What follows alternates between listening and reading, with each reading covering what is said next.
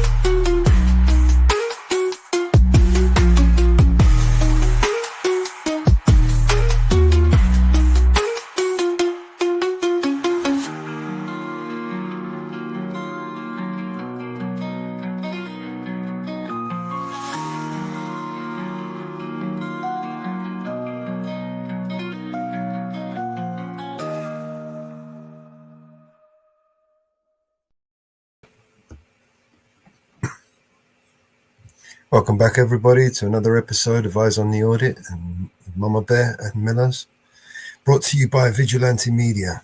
Welcome back, Mamabear. Hey. Well, good morning, good afternoon, good evening to everybody in this crazy world.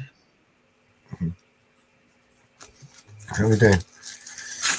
A bit of a wild one today. Yeah, let me get you that. Hey, you like my little colours? Someone gave me a colour and it multiplied. Yeah, I see that. Yeah. Hey, Money. Ya? Here's the link. See, I got the baby oil on there. I got the finger. I got everything on there. Hey, Money, what's happening? Yeah. There. Some baby oil. Anyone need some baby oil? We got the DPD stuff.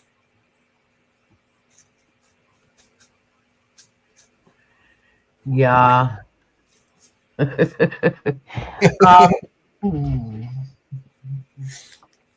There's an interesting put in the private chat for you.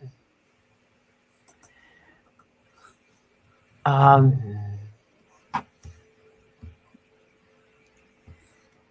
don't know if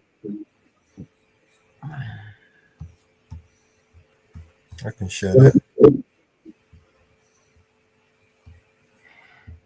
we were watching this earlier, and we decided we wanted to bring it to you guys.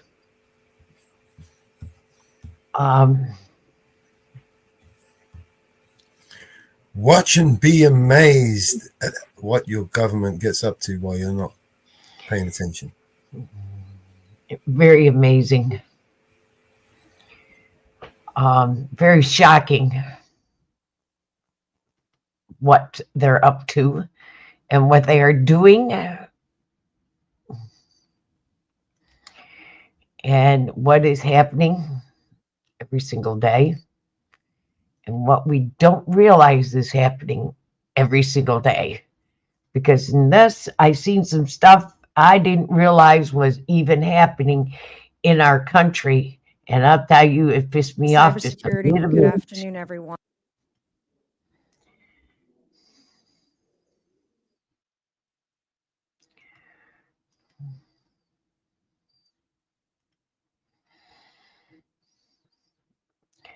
Something very interesting for you guys to watch and listen to. This is very interesting. Let me know when you want me to play. Yeah, go ahead and play it. I'm going to mute up.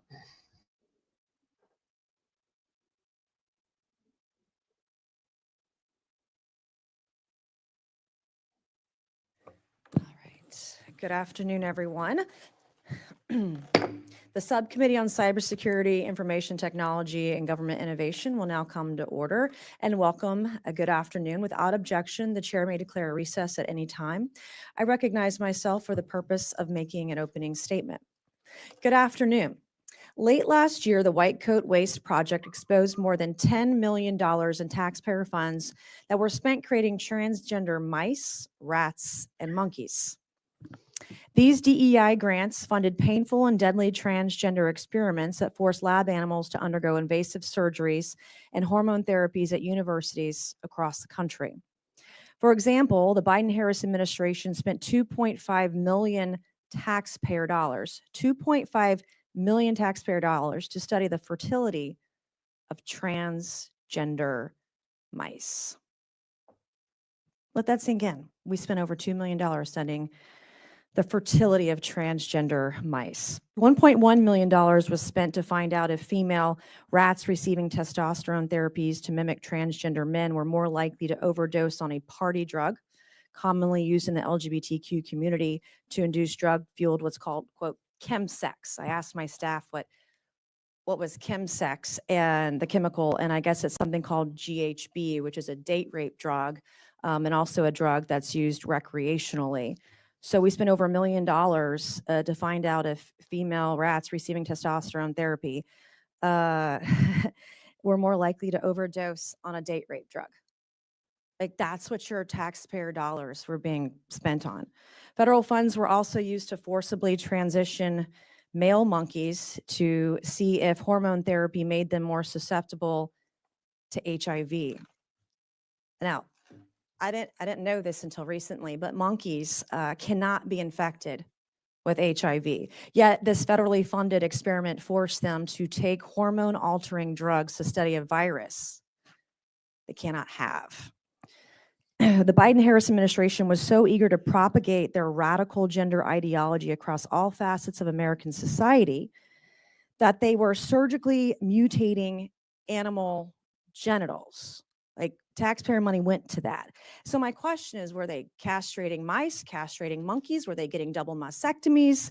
The language that they use in many of these experiments were, quote, gender affirming care, which I learned about 3 years ago what that meant. I thought that was maybe just some hormones or something very, something like that. But apparently gender affirming care is actually surgical mutilation of genitals. And apparently it's not just humans they're doing it to. We were doing it with taxpayer dollars to animals.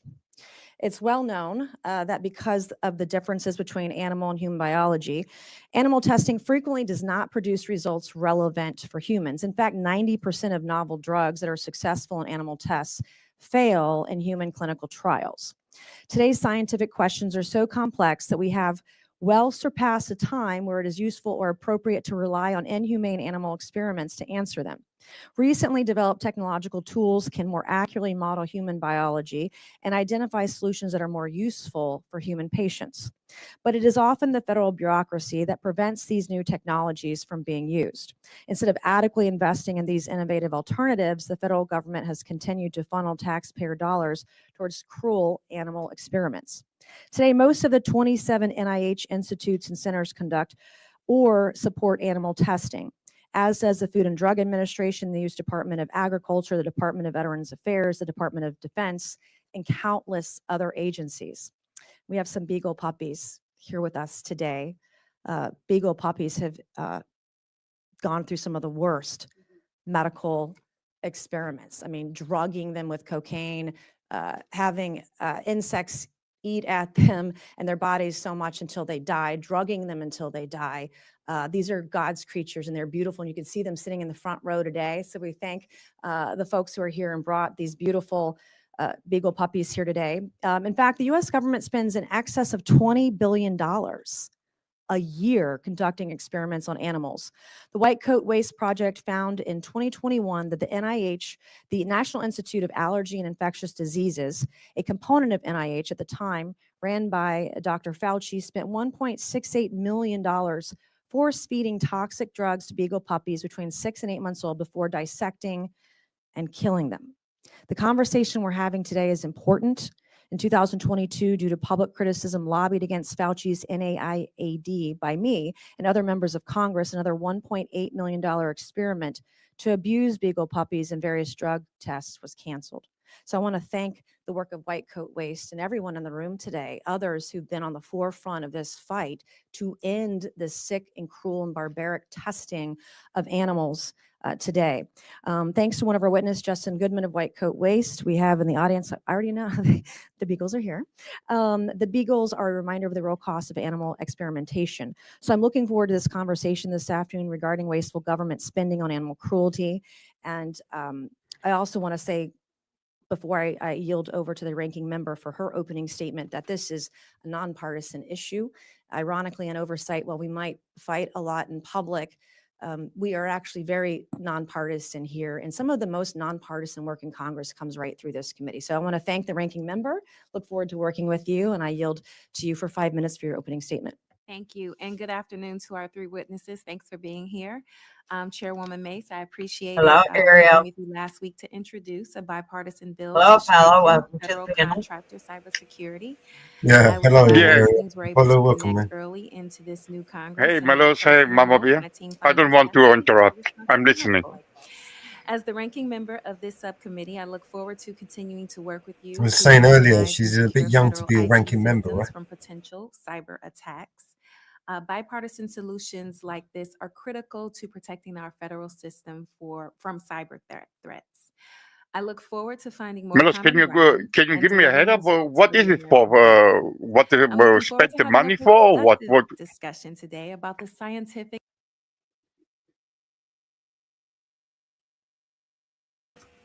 Right, so this is about how the government wants to spend money on transgender lab rats and poisoning puppies. What? You're Yeah, joking. a government wastage. How much money the government wastes on Oh, okay. stupid It's shit. unreal. You will hear what they did to them in this video of some of what they did to some of the dogs. For no reason at all. No rhyme nor reason. They just did this Okay. It's god awful thing just because it pays, it makes money. You know, animal testing is the thing. You just test them, whatever you're gonna test them for. It doesn't matter what you test them. Just test them, man. You're getting millions of pounds to test the fuckers. Right? Yeah. What are we testing them for? I don't know. I know this. Let's get some rats and let's cut off their penises and make transgender and transhumanize them into not transgender them into female rats when they're male, or male into female somehow, right? And then let's just feed them some drugs and then stick them on a wheel where they run until they die, and then we just make Oh my rid of it. I mean, we're talking about millions and millions of pounds just to do this, right? trillions. Trillions. Is this England or USA? USA. Okay. Oh, no, no, Okay. no. No, this goes around the world. 'cause It does, yes. no This is indication. funding Okay. projects like the NIH, the NIH, the Dr. Fauci and all his bollocks. Okay.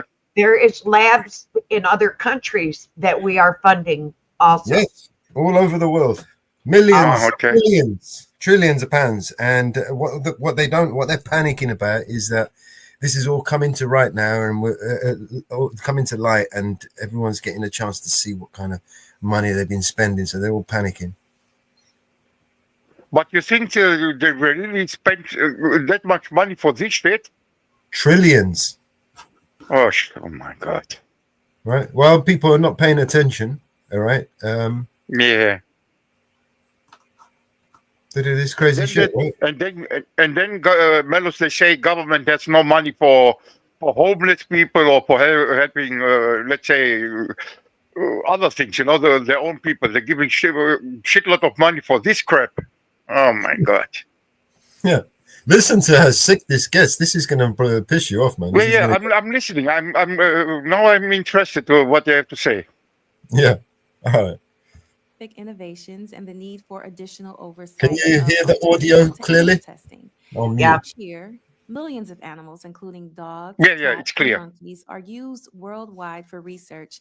And I think it's safe to assume that everyone here in this room would like to see that number reduced. We are living in a moment where there have been extraordinary advancements in medical research, utilizing groundbreaking technology like artificial intelligence, 3D bioprinting, and robotics that allows us to reduce our reliance on animal testing. I'm especially proud that much of this innovation is happening in my district, Ohio's 11th, home to world-class research universities and medical institutions. Not only does this offer the chance to save animals from suffering, these methods can actually lead to better and more accurate results. From a scientific perspective, one of the main issues with animal testing is that these trials often fail to produce results relevant to humans. In fact, 90% of new drugs that are shown to work in animal models fail in human trials. Dr. Locke, one of the witnesses here today is going to explain this phenomenon. And he said it, and I'll quote, that animal biology is just too different from human biology. Because of this, a great deal of funding and time is wasted on experiments that No ultimately shit, do not Sherlock. translate to human trials. By modernizing our research methods to avoid the use of animal subjects, we can also save precious taxpayer dollars. Thankfully, there are viable alternatives that are more ethical, accurate, and efficient ways to study human biology and disease. We now have the technology to effectively replicate organs in labs, allowing us to better see how the human body will respond to drugs and treatments. We have machine learning systems that can analyze large sets of health data to develop predictable models of patient response. We have the capabilities of 3D printing tissue and muscle to test cosmetics, chemicals, and pharmaceuticals in a highly realistic way. Just these few examples highlight the amazing work that has already been done and the important need for continued investment in the medical field. At the time, we must institute strong oversight of the animal testing that is still occurring to ensure that our federal dollars are being used ethically and transparently and that harm to animals is minimized. I believe it is our moral responsibility to advocate for animals who cannot speak for themselves. Last Congress, I was proud to co-sponsor the Humane Cosmetic Act, which addresses the use of animal testing in the cosmetic industry. This bill had massive bipartisan support, demonstrating the progress we can make in this area. I look forward to hearing more from our witnesses on these important issues, and I look forward to future hearings in the months to come on important topics of cybersecurity, artificial intelligence, and government innovation. Thank you. Great job. I'm pleased to introduce our witnesses for today's hearing. Our first witness is Mr. Justin Goodman, Senior Vice President, Advocacy and Public Policy at the White Coat Waste Project. It's also Mr. Goodman's birthday today, and so I'd like to wish you a happy birthday and thank you for being here today. Our second witness is Dr. Paul Locke, professor of the Department of Environmental Health and Engineering at the Johns Hopkins Bloomberg School of Public Health. Our third witness is Ms. Elizabeth Baker, Director of Research Policy at the Physicians Committee for Responsible Medicine. Welcome, everyone. We're pleased to have you this afternoon. Pursuant to Committee Rule 9G, the witnesses, if you'll please stand and raise your right hand. Do you solemnly swear to affirm that the testimony you're about to give is the truth, the whole truth, and nothing but the truth, so help you God? Let the record show that the witnesses all answered in the affirmative. We appreciate you for being here today and look forward to your testimony. You may be seated. Let me remind the witnesses that we have read your written statements and they will appear in full in the hearing record. Please limit your oral statements to 5 minutes. As a reminder, please press the button on the microphone in front of you so that it is on when you speak and the members can hear you. When you begin to speak, the light in front of you will turn green. After 4 minutes, the light will turn yellow. And when the red light comes on, your 5 minutes is up. And we would ask that you please wrap it up.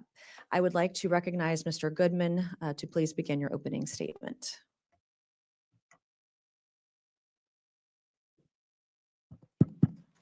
Thank you. Chairwoman Mace, Ranking Member Brown, and distinguished members of the committee, thank you for the opportunity to testify today. As the chairwoman mentioned, it's my birthday, and this is the greatest gift I could possibly ask for.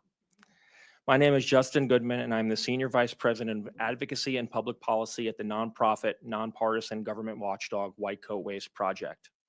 White Coat Waste has one mission: to stop taxpayers from being forced to pay for cruel, wasteful, inefficient, and dangerous animal experiments in labs around the world. Lab survivors Nellie, Beasley, and Oliver, sitting behind me, are 3 of the many reasons why. Many people don't realize that the U.S. government is not only the single largest funder of animal testing in the country, but in the world. Uncle Sam outspends the private sector on animal testing 2 to 1. This isn't something to be proud of. Over 20 years ago, the NIH budget doubled and animal testing skyrocketed, but overall, people aren't healthier or living longer. It is estimated that over $20 billion a year of taxpayers' money is still wasted annually on ineffective and inhumane tests on tens of millions of puppies. How much you kittens, say? and other 20 animals. billion? Am I being flippant when I use the word waste? Yeah. Absolutely not. The NIH itself has said, quote, animal models fail to mimic disease or predict criminal. how drugs will work in humans, resulting in much waste. Wait, it gets better. End quote. Yet agencies continue to dump billions of tax dollars into animal tests despite the horrible return on investment. Experiments we've uncovered range from the savage to the stupid: injecting puppies with cocaine, staging hamster fight clubs, putting dead turtles on treadmills. One of the reasons this problem has gotten so out of control is a stunning lack of innovation, transparency, and accountability. Agencies do not report or even track, in some cases, how much money is being spent, how many animals are used, what's being done to them, where, and what taxpayers are getting out of it. We file hundreds of FOIA requests every year to glean just basic information. When we can find out how tax dollars are being spent, it becomes apparent why federal agencies fight against disclosing details. For example, Senator Rand Paul's December 2024 Festivus report highlighted cruel taxpayer-funded cat experiments exposed by my organization. In one $10 million DARPA grant, cats have marbles shoved up their rectums and are electroshocked to make them defecate in constipation experiments. We've also recently identified over $240 million in NIH grants for transgender animal experiments, including $26 million in active funding. Some of these tests, as the chairwoman mentioned, examine the expected drugs on animals injected with testosterone and how hormones used for human gender transitions impact the size and shape of animals' genitals. How does this translate to helping the average American? Shockingly, sorry, I'm just going to pause this second and just to unpack that. The cat, right? They pushed ball bearings up a cat's rectum. For what? So what scientific evidence could you possibly collect by shoving a ball bearing up a fucking cat's arsehole? Yeah. So many. What? Oh, how many millions did that cost? I mean, shit, you could have found a crackhead that'll do it for a $5. You know what I mean? Yeah, right. Go down to the street. It sounds funny, but it's not funny. Right? What is being uncovered is so disgusting. and I don't care if you're Democrat, Republican, Independent, whatever, this shouldn't be going on, period. We as a government shouldn't be funding it. I don't care who you are, anybody. Oh, and it gets better. It gets better. Watch. Okay. 95% of the funding came hold from on. No, they are doing this to animals. Yeah, but like Mellows said, for what reason? What can they find out? Did you say? Did I understand it right? They put dead turtles on treadmills. What the fuck is that about? We are sending funding to colleges, to other institutions, not just here in us, but across the world. Should we rewind it a little bit just to find out? So we can be here. Mellows, I repeat, dead turtles on treadmills. Dead what? Turtle on a treadmill. I mean, how much did that cost? This is what our country is doing, and they're funding out of the Congress and the Senate, and it's totally disgusting. Everybody, what party you're affiliated with, should be appalled at this shit. Yeah. But Mellows, I am a little bit paranoid. Okay, don't you think this can't be real? This must be some money laundering or something like this. It's exactly what it is. It's more. It is money laundering. See, that's exactly what it is. Wait till you read. It's a way of siphoning off the taxpayers' money and sticking it into the in the pockets of the likes of the people who are doing these crazy experiments, right? Yeah, I think it's more like founding some secret operations, you know, to pay something government doing behind the scenes. This can't. No one can get paid to put something in a rat ass. They are getting paid to do it, and they're getting paid millions of dollars to do unbelievable. A bearing, right? I mean, they're big, right? I mean, you're gonna stick that up a cat's ass. Of course, it's gonna hurt, right? Poor fucking cat. I mean, what could you possibly scientifically figure out that it hurts? Treadmill. To see how long it takes them to shut it out. That's disgusting. I agree. I add. Speaking of Dr. Fauci, our group is perhaps best known for exposing his and USAID's funding for dangerous gain-of-function animal experiments at the Wuhan lab. We also uncovered his support for cruel beagle tests around the world. Taxpayer-funded animal tests may have caused COVID. Unfortunately, the government hasn't learned its lesson from what happened in Wuhan. Today, there are still 26 animal labs in China, including labs controlled by the Chinese Communist Party and tied to the military, approved to receive NIH funding. This isn't just a misuse of taxpayer dollars, but presents a national security threat. White Coat Waste recently obtained a contract funded by the NIH and DoD that's paying for 300 beagles a week to be restrained and injected with or force-fed experimental drugs in a Chinese lab. The reason they chose beagles like Nellie, Oliver, and Beasley, the contract states, and I quote, "Beagle dogs are docile, cute, and easy to domesticate, so it has been the best choice," end quote. Not because it's effective, but because it's easy. This issue extends beyond China. 344 animal labs in 52 foreign countries are approved currently to receive NIH funding.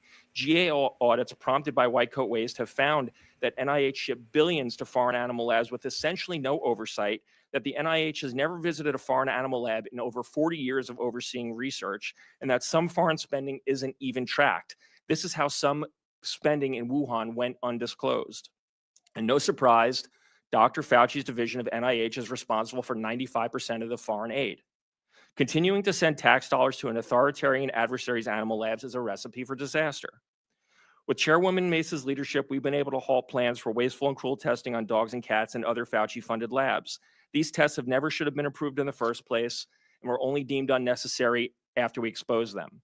Our campaigns and legislative work with the chairwoman, Reps Boebert, Kano, Luna, and many others exposed and shuttered waste like the government's largest cat lab that was feeding kittens kitten meat from Chinese wet markets. Yes, that's true. That was a cannibalism experiment. Eliminating VA testing on dogs and cats and ending nicotine tests on monkeys at the FDA. But there's much more work to be done. Taxpayers shouldn't be forced to pay billions of dollars every year for outdated, cruel, and potentially dangerous animal experiments, especially when most people oppose them. We're excited to work with you, DOJ, the administration, and others to continue cutting wasteful spending on animal experiments. Thank you for the opportunity to testify today on my birthday. I look forward to your questions. Thank you. I recognize Dr. Locke to please begin your opening statement. Chairwoman Mace, Ranking Member Brown, and members of the committee and subcommittee, thank you for inviting me to offer comments at today's hearing. My name is Paul Locke. I'm a professor in the Department of Environmental Health and Engineering at the Johns Hopkins Bloomberg School of Public Health. I'm an attorney and an environmental health scientist, and a substantial portion of my work has concentrated on the uses of non-animal methodologies in research and regulatory decision-making, with an emphasis on the promise that these methods have for both reducing animal use and improving evidence-based decision-making.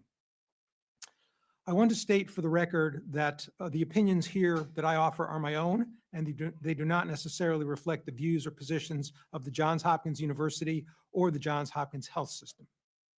Today, I want to cover three major points. First, the scientific questions facing us increasingly call into question our reliance on animal models and demand that we move forward with more human-centric science.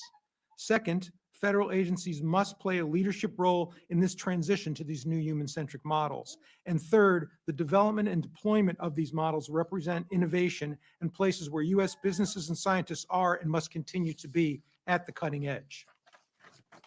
Let's start with a discussion about scientific methods and needs. The complex scientific challenges that we now face require that we move away from traditional animal models and embrace new technologies that do not involve animals, but instead incorporate human biology. These technologies include small engineered systems such as organs on a chip and microphysiological systems, or three-dimensional groups of cells such as organoids that mimic many of the important functions of human organs. I would also include AI in this group. Now, while there's considerable enthusiasm around the promise of these new methodologies, unless federal agencies and departments support their development and recognize their promise, they will never be able to reach their full potential.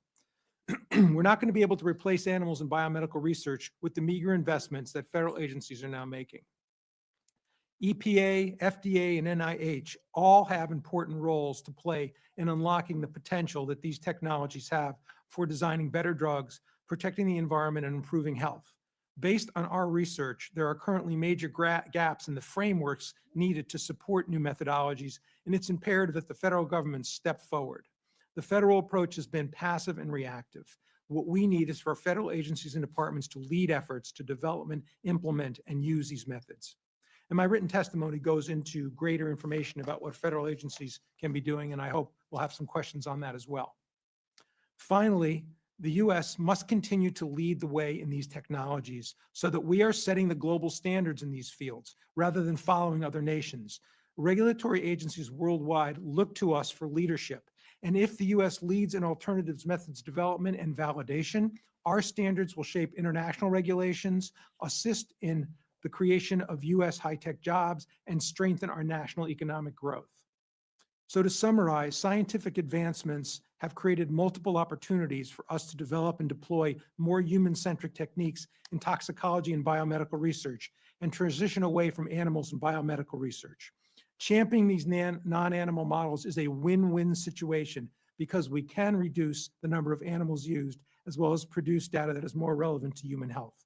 Federal agencies and departments must play a central role, and they have already begun to do so. However, to realize the full potential that this transition holds, our agencies and departments must do more, including dedicating additional resources and leading in efforts to validate these innovative new technologies.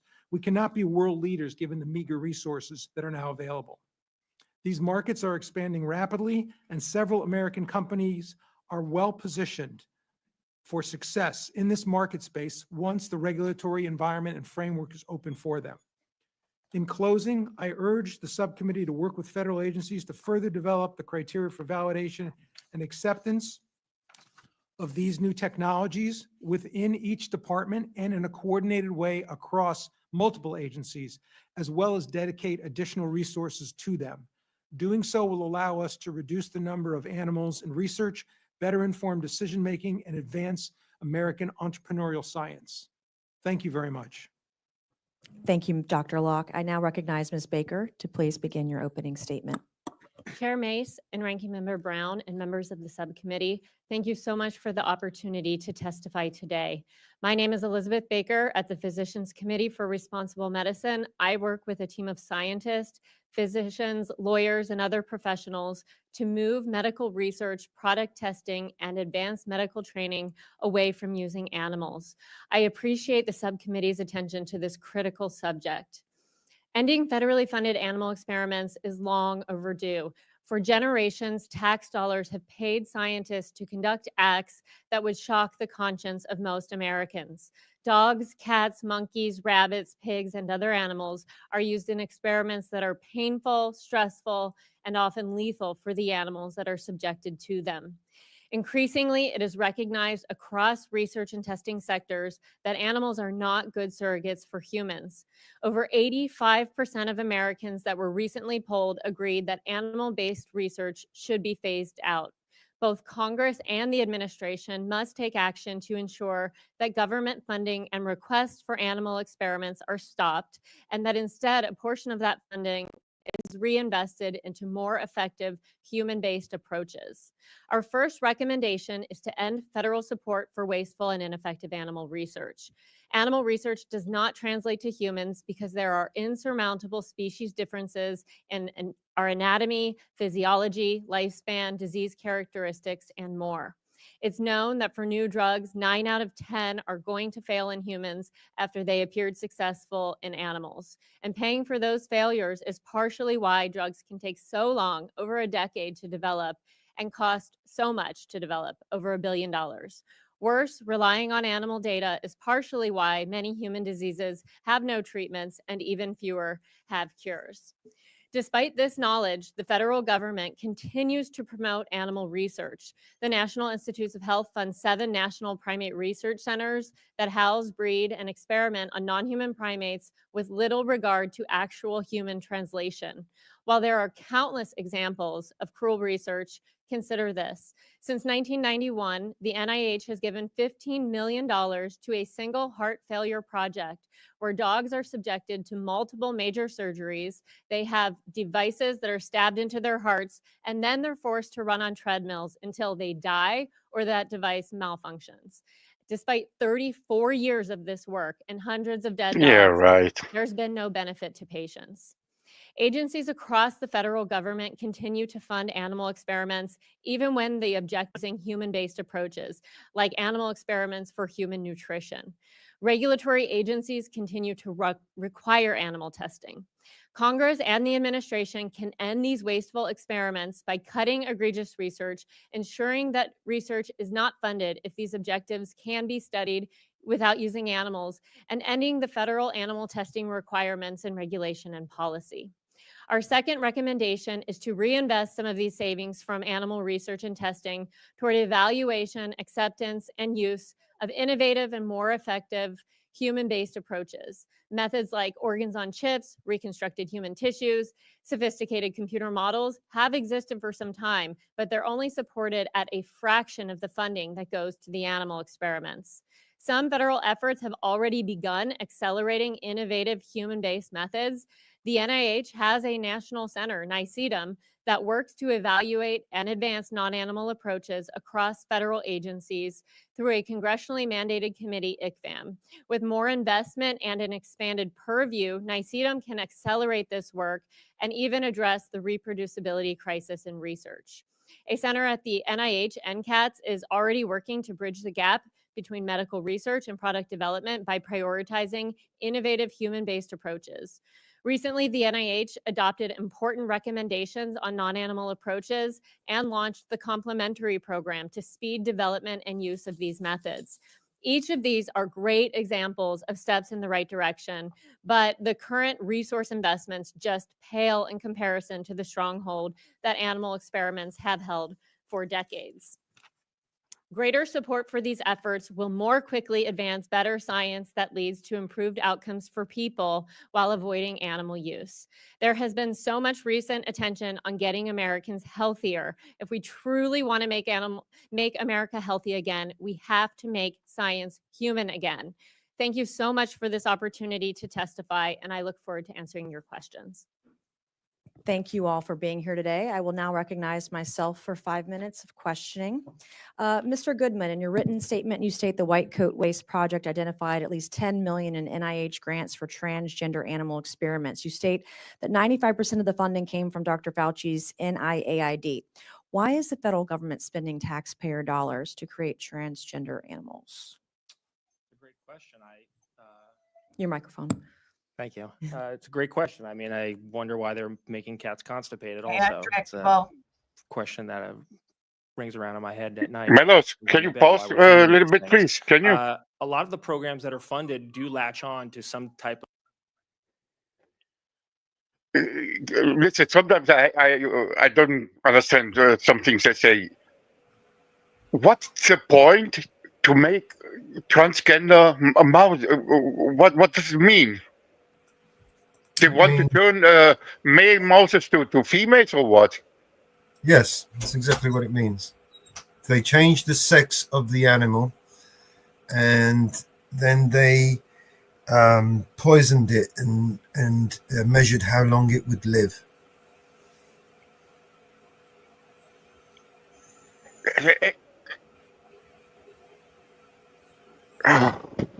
Okay. Unbelievable. Gets better. Yeah, okay. It gets better, honestly. Sometimes I like to interrupt just to understand. I don't get something. Yeah, you know? you don't worry. You keep interrupting if you don't understand something. Because I mean, a lot of this, none of us, even that guy there who's answering us, They sound too stupid. he doesn't They even sound know too what it's stupid. like. Yeah. They sound too stupid for me. Yes. It's stupid. They warned us. They gave us like a little hey, support, how you doing, man? They gave us a little disclaimer in the beginning. This is going to sound stupid. Okay. Interesting. Keep going.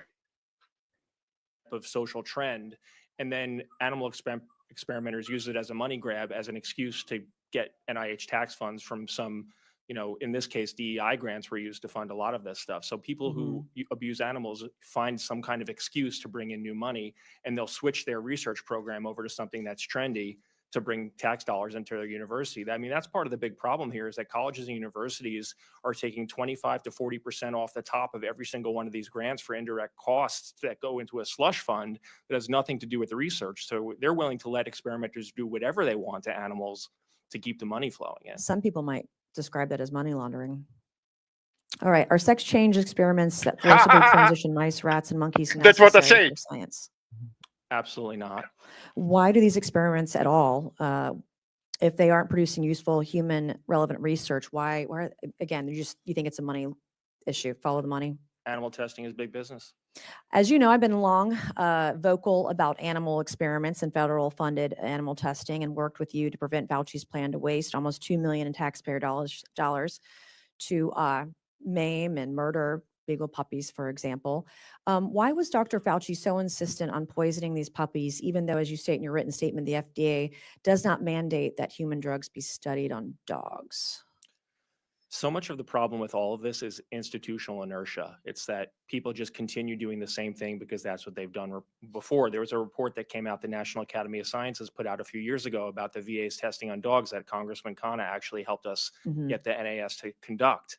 And they found that most of the VA's testing on dogs was unnecessary. And not only that it was unnecessary, but one of the reasons why is that there's this circular reasoning that they use to defend it when they propose a new project. They say, well, we use dogs previously, so we're just going to use dogs again. And there's no one to break that cycle. There's not enough oversight to say, hey, maybe we don't need to do this anymore. Maybe there's a better way to do it. It's like, if you only have a hammer, everything looks like a nail. And that's kind of the problem. Right. And what would have happened to these beagle puppies if if your organization hadn't rescued them? In the case of those experiments, those dogs were going to be force-fed and injected with massive doses of experimental drugs to poison them to see at what point they got sick or died. And those tests will have no relevance for the safety and efficacy of that drug in human beings.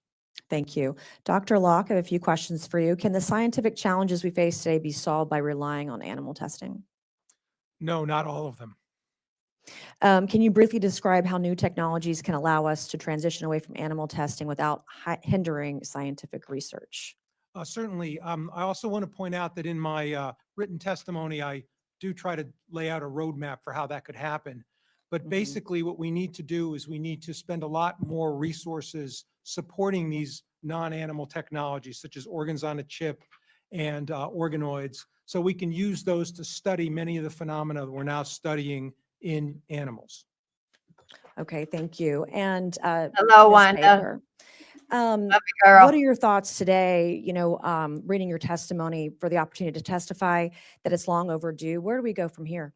How do we fix the problem? I think we fix the problem by investing in what is going right. We've got to cut a lot of this terrible animal research. We need to cut the National Primate Research Centers. We are funding these centers to the tune of hundreds of millions of dollars every year. We've got to stop funding animal experiments outside the United States, as Mr. Goodman said, that have no oversight. We've got to stop. If you can meet your objectives without using animals, there's absolutely no reason that you should. And so, And I was going to say, thank you for bringing it up. The amount of money, the hundreds of millions. I recently found out in the state of South Carolina, in my district, there's a primate breeding center and testing site, Alpha Genesis. They've made, to my understanding, over $100 million from NIH over the last 20 or so years. This is a boondoggle. It is a racket.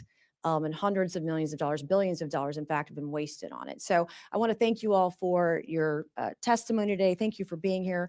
I would now like to recognize my colleague, Ms. Brown, for 5 minutes. Again, thank you to our witnesses for being here. I think it's clear that we all agree that we do not want to see animals harmed, and that there is work to be done to reduce our reliance on animals for medical and scientific research. So I'd like to start with you, Ms. Baker. Can you talk about where you think some of the current gaps in the oversight of animal are in the animal experimentation? yeah, I think we have some major issues with oversight. We don't know really how much spending is going to animal experiments. The public is largely in the dark. We try so hard to understand this information, and we have to come up with some of it on our own. It would be great if the federal government would be more transparent in this way. We do know that in 2016, the NIH said that for fiscal year 2015, 47% of extramural grants used mice. $7.4 billion is what that would be in 2024. In 2021, NIH issued a figure that said about 8% of grants go to non-clinical, non-animal approaches. Well, non-clinical approaches really mean the animal tests or some of these, or the alternatives. And so a ton of money is going into this. We wanted to understand for cancer. Cancer is one disease area where it is well known that animals are just really poor predictors of human outcomes. We get cancer differently. It behaves differently in our bodies. The failure rate for cancer drugs is 94%. We have cures for cancer in mice. We don't in humans. And so we wanted to look at what is the National Cancer Institute doing? How are they funding? What does their funding look like? And so our analysis is not perfect because it's based on, unfortunately, just the publicly available information, which is not totally transparent. But we found that 45% of their grants seem to be animal related. And so the NIH can really, I think, help by ensuring that there is transparency around this. There's also an oversight issue. I'm going to reclaim because I'd like to get to Dr. Locke too, but thank you. Dr. Locke, you talked in your testimony about several different technologies that you've worked with that are direct alternatives to animal testing. Can you speak to the success of these technologies and what Congress can do to be more supportive of the efforts to expand other innovative technologies in this space? Yes, thank you for your question. I think there are at least two things that Congress can do. The first thing Congress can do is to really get a handle, as my colleagues have said, on how much money we're spending on these technologies. The transparency issue is severe. So since this is a committee on accountability, I would say the first thing we need to do is we need to count. We don't have that information. You don't have that information. The second thing that needs to be done is that these technologies need to be what I would call validated. And by that, I mean they need to be shown that they're relevant and reliable for a particular purpose. One of my frustrations now is that the federal agencies are not doing that. They seem to be very reactive, and they seem to want folks who are in the field to bring the data to them. And then they're going to make the decision, well, we accept this data or don't accept this data. That's a really bad situation to be in. These folks who are developing the methods are entrepreneurs, they're innovators. They have to know what kind of target they're shooting at. The third thing I would say is that we really do need to get a handle on the animal research we're doing. Again, that's an area of transparency. And we need to develop metrics so we can figure out what part of that research is actually working and what part is not working. And then, as my colleagues have suggested, I think we should be sunsetting the stuff that's not working and reinvesting that in these new methodologies. Thank you very much, Dr. Locke. And as we move to decrease our reliance on animal experimentation, it's important to acknowledge that unfortunately there are still companies and organizations that still utilize animal testing. So what can be done to move these places toward alternative models like the ones you have mentioned? Thank you for that question. I think there's several things that can be done. The first thing we can do, and I have some bias here as an academic, is we can train our students in these new methods. We have to move away from animal tests, and animal research is always the gold standard. The second thing we can do is we can energize the whole federal grant system to make it much more friendly so that folks who want to use these alternatives can actually go out and get research money to study them. All right, thank you. With that, Madam Chair, I yield back. Okay, thank you. I will now yield to Ms. Boebert for 5 minutes. Thank you, Madam Chair. And I appreciate your advocacy on this and protecting so many animals against this, as we've heard, savage research that has been taking place not only in the United States, but all throughout the world. And I want to thank our witnesses today for your boldness to come out, because it seems like anytime we expose millions and billions even of dollars that are spent towards ridiculous research programs or just organizations themselves, we are lashed out at, we're called crazy and conspiracists. And I want to thank you so much for taking a bold step. I want to thank you for the White Coat Waste Project, because this is not only saving precious beagles' lives, but really exposing to the American taxpayer where their money is going. And I think we all want to be good stewards of our tax money. We are responsible for those tax dollars here in Congress, and it's our responsibility to be stewards and overseers of that. So I'm grateful for DOJ to come in alongside of us to help expose some of this and kind of get those wheels turning. But just for the folks back home real quick, before I get into my questions, I want to just highlight 1 million seconds is 11.5 days. 1 billion seconds is 31 years and 7 months. It's like this is a huge difference. So when we're talking about billions of dollars going towards the cruelty of animals, it is much larger than what it sounds, because it's been so watered down to hear that Congress is spending millions or billions or even trillions of dollars. God forbid if we find out what comes after $1 trillion, we'll start spending that too. But Mr. Goodman, since 1998, how much do you believe that the federal government has spent on animal cruelty testing? Thank you for the question. That's, as we've been discussing, it's tough because there's not a lot of transparency about actually how much tax dollars are being spent. I would say we're probably looking at $1 trillion in spending by NIH since '98, and if about 47% of that is used for experiments on animals, $500 billion could have potentially been spent on animal testing since 1998.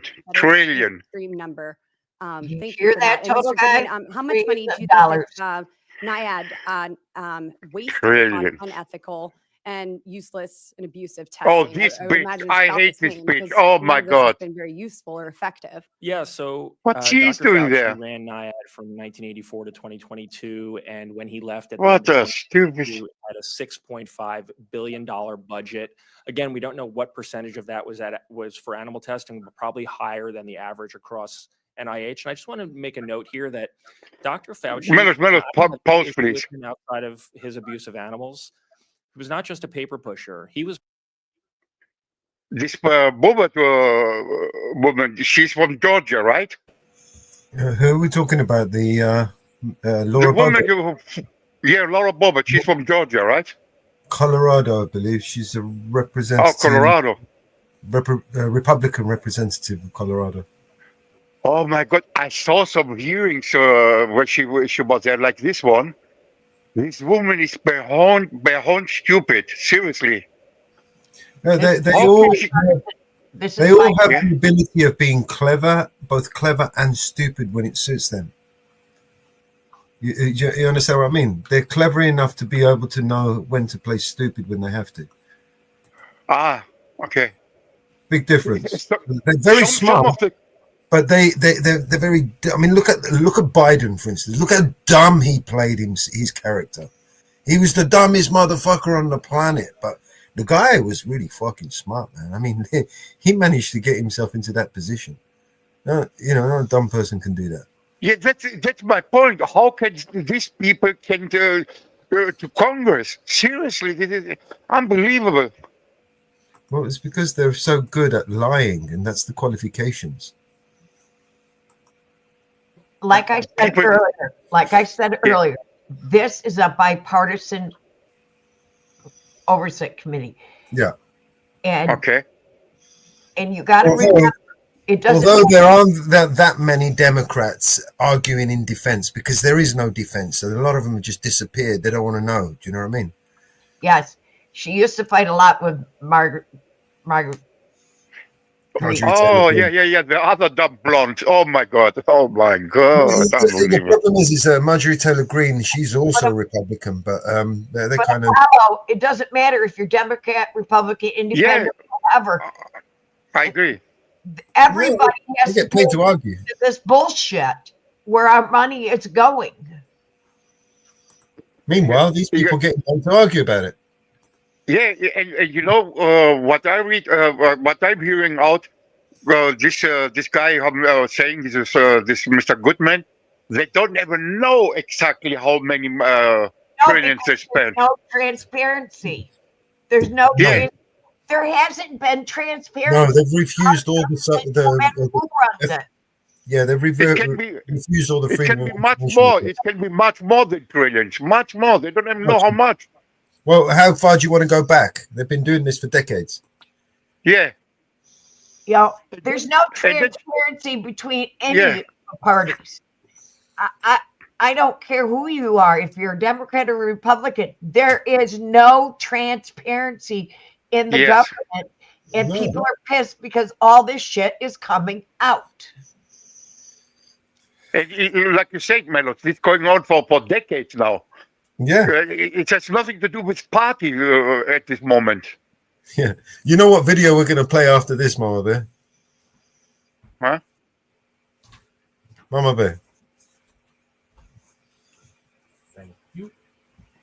It's unbelievable. Imagine all this money, okay, these trillions, they spent on healthcare, on people in the USA to get better healthcare, Homeless dental, people. or Chris, you're so right here. The media only shows you the Right. fight, only the serious stuff. They don't show it for ratings. yeah, The media is dumb to a lot of this shit.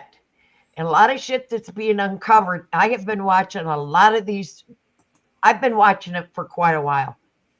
All these meetings and everything. And I'll tell you right now, some of this shit that they fight in, they talk about is totally, and some of this never makes it to the media.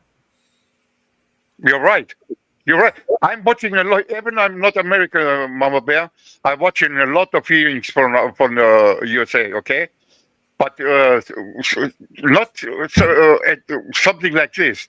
The media, even YouTube, they're not. How you find these hearings? I don't know. Yeah. Unbelievable. Yes, support. That is a nice puppy. And that dog back there is one of the research dogs that was rescued. Ah, the beagle they're talking about is one of them. Yes. That is one of them that was rescued. Okay, okay. And like Imagine, seriously, Mellows, imagine they spent all these trillions on healthcare. Because when I was on other planets, people complaining about they don't get their medicine from for free, like we get it here in Germany. Imagine this, they use this money for healthcare, to give people the medicine they need.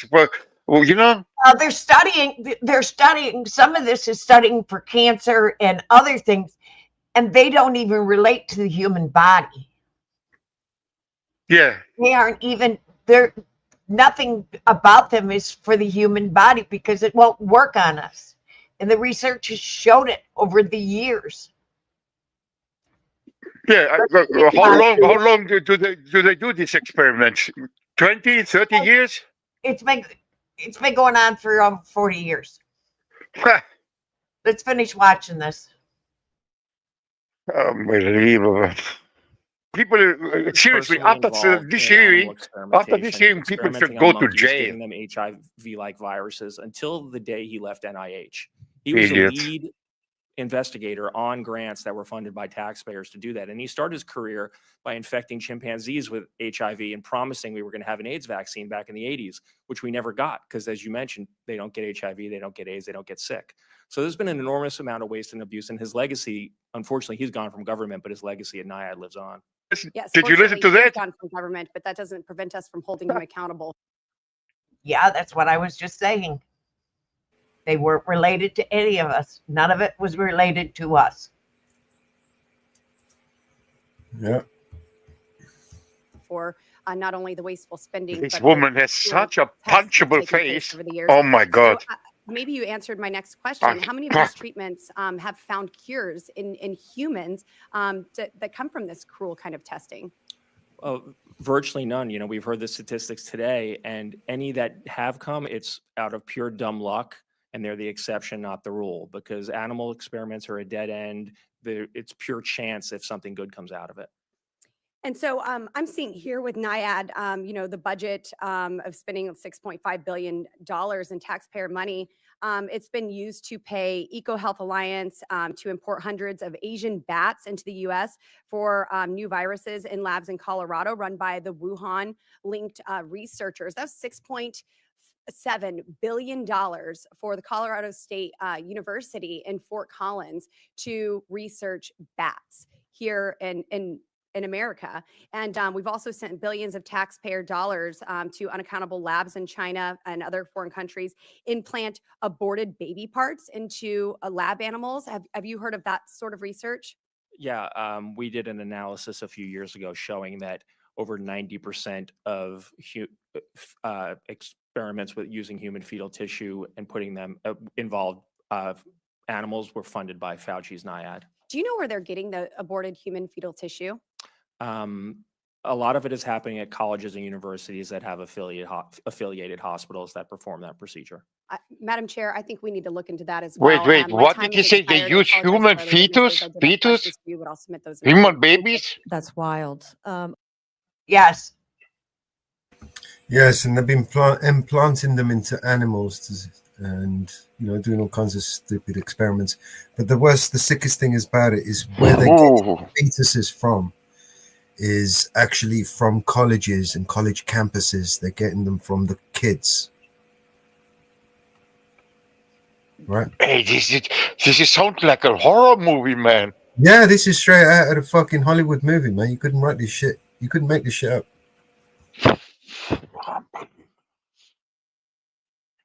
I would now like to recognize Mr. Subramaniam for 5 minutes of questioning. Thank you. I'm glad we're having this hearing today.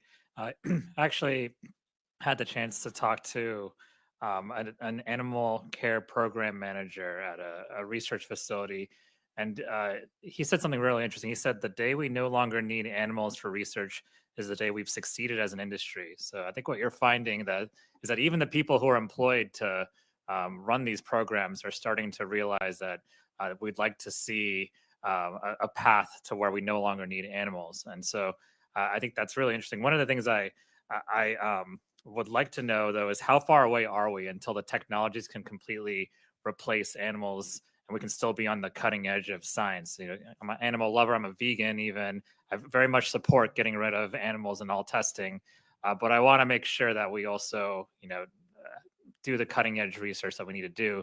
I'd ask all three, really, Ms. Baker, Dr. Locke, Mr. Goodman, if you could address how far away are we? And I also would love to know what kind of investment do we need? Does it have to be from the public sector?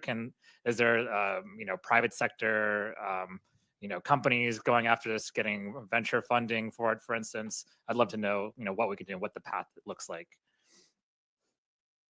Thank you for the question. There are so many incredible technologies that we have today that we should be using to be on the cutting edge. So, using animals is not cutting edge. Using animals is something that has been done for so long. The innovative approaches don't use animals. They are human biology based because we need to understand human outcomes. If we want to talk about innovation, if you look to just take a look at any other industry. Look at the phone industry. What was a phone in the 1950s versus what it is today? What was a car back then versus what it is today? What is science doing back then? What was science doing back then versus what is happening today? A lot of the regulatory tests that are done are the same exact tests that have been done since the 1950s. So if we're talking about really being on the cutting edge, we absolutely have to be embracing and supporting and investing in these approaches. It's not just our federal government. There are many companies that exist today that have already developed these approaches. I think they will do much better once we do things like remove requirements for testing products on animals, because there still is so much favoritism in science for using the animal-based approaches, because people think that you have to do it if you want to get an NIH grant, you have to do it if you want to get through the FDA. And so once those things really start to change, I think we'll see a lot more investment in the government and outside. And Dr. Locke, the same question. Yes, thank you for the question. The good news is that at least in one area, cosmetics testing, we are pretty much out of the animal testing business. If you look at other areas, for example, testing of environmental chemicals, drugs, and discovery, we're not there yet. How long is it going to take? I always like to say it's not a matter of if, but it's a matter of when. But no one's ever asked me to put a time on that, and I'm afraid I can't do that. I know what steps we need to take to get there, which are to really start to fund these technologies, to make sure that these technologies are valid, to get the federal government to really be very, very much of a leader in these. I do believe that we have an incredibly entrepreneurial private sector that is well positioned to be leaders in these in the world market. You're seeing all sorts of continuous funding of these from venture capitalists. You're seeing all sorts of use of these technologies in medical settings. There's a lot of personalized medicine that is being used. So the future is very bright. I think it's just really a matter of getting us on the right pathway to do that.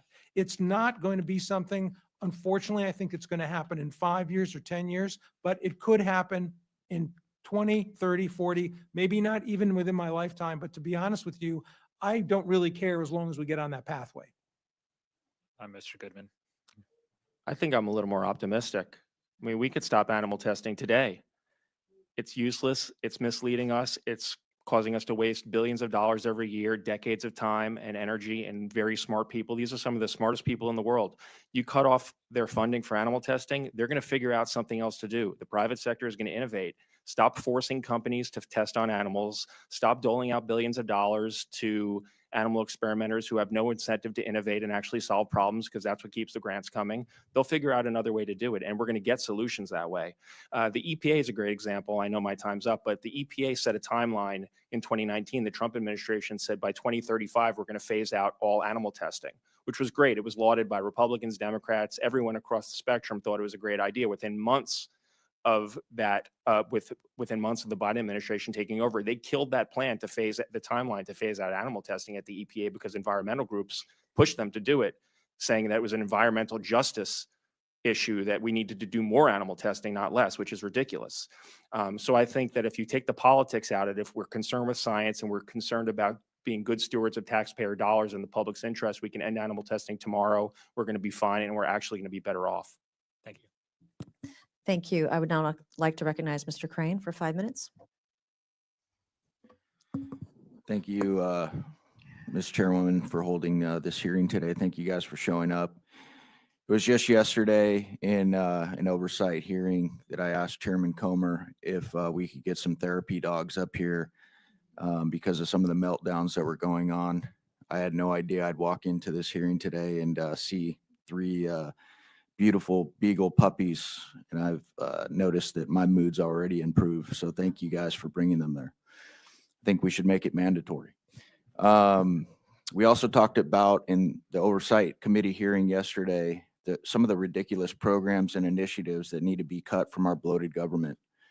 And it seems like a lot of these studies are just another example of our senseless, out of control spending by bureaucrats who never really get held accountable. I want to start with you, Mr. Goodman. You said you have estimated over $20 billion in taxpayer money wasted on ineffective animal research. Is that correct, sir? Yes. Wow. 20 billion. Mr. Goodman, did you also say that it was your estimation that $241 million was spent for transgender animal testing? Yes, and that's, I would say, is the floor, not the ceiling, because the information on federal databases is pretty incomplete. So you think we're going to find out that it was much more money than that for yes, transgender animal testing? Yes. Can you describe what exactly the American people's taxpayer dollars were spent on regarding transgender animal testing? Yeah, in a lot of these cases, they're involve mice, rats, monkeys who are being surgically mutilated and subjected to hormone therapies to mimic female to male or male to female gender transitions, gender affirming hormone therapies, and then looking at the biological, psychological, and physiological effects of the gender transitions, looking at the effects of taking vaccines after you've transition these animals from male to female or female to male, looking at the size of their genitals changing after you've put them on estrogen or testosterone therapies to transition them. And in the case that the example the chairwoman gave, there was a $1.1 million grant to give female lab rats testosterone to mimic transgender male humans and then overdose them with this party drug to see if animals who were taking female animals taking testosterone were more likely to overdose on the sex party drug than animals who were not taking testosterone. Mr. Goodman, are many of these taxpayer-funded animal studies beyond stupid. I don't know if anybody wants me to rewind that and play it back because there's a lot to unpack there, right? Hey, Lord King, how you doing, mate? Unbelievable. You know, I don't know if I understand it right. They try to test the psychological results of injecting them drugs. I mean, how can you compare psychology of a dog with a human? A dog is a dog. A human is a human. It makes no sense. Even if the dog start barking, what does it say? If you inject the same shit on a human, start barking too?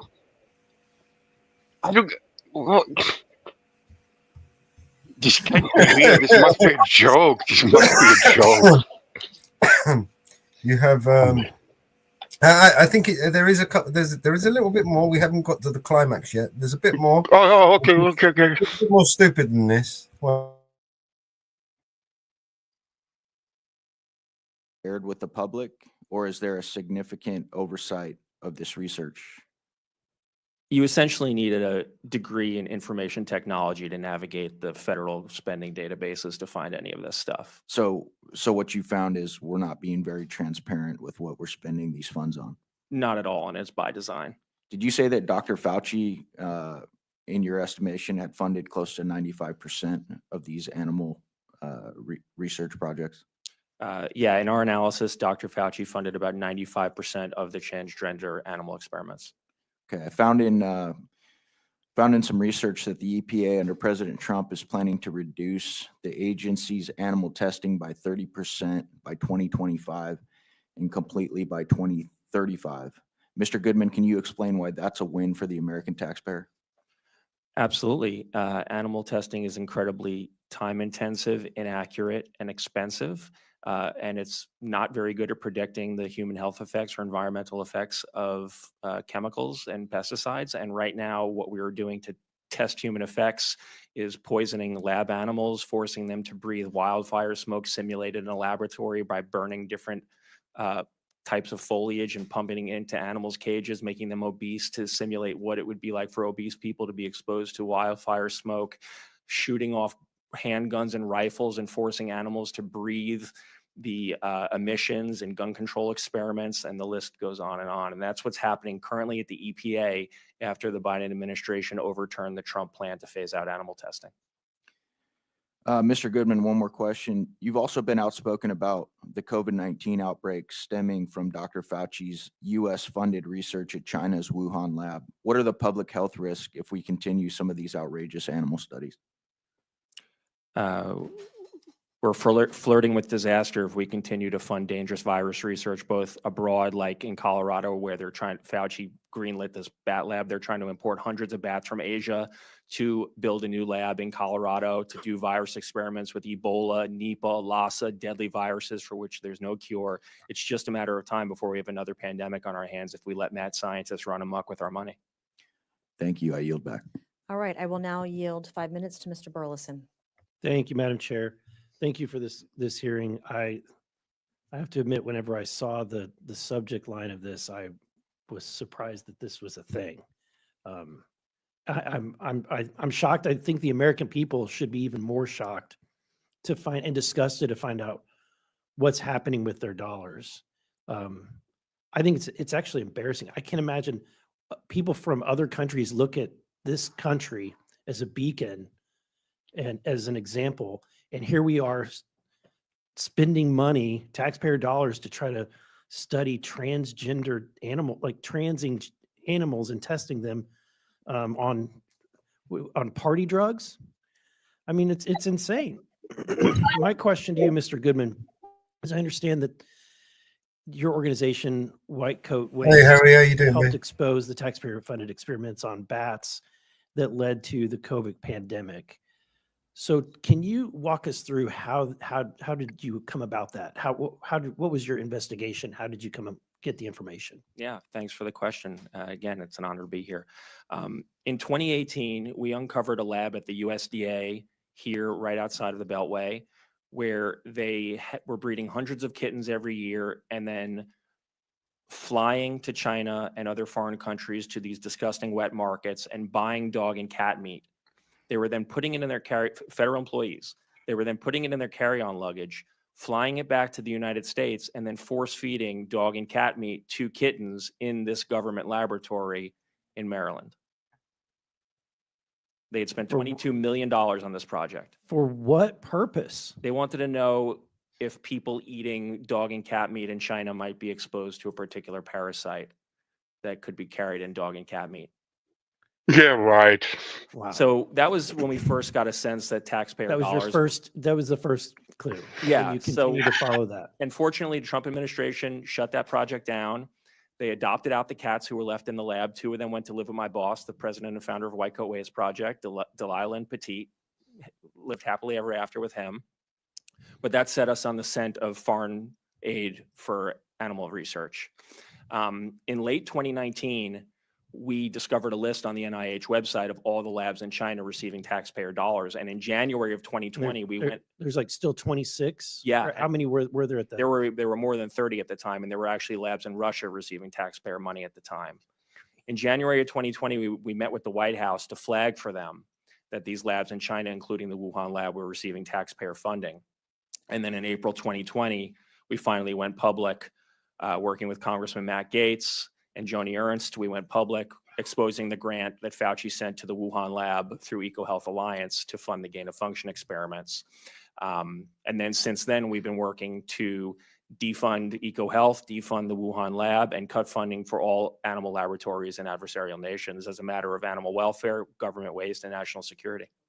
What kind of sick and twisted individual comes up with a plan to have an experiment where you're going to, feed animal like turn these animals into cannibals and see what the outcome is?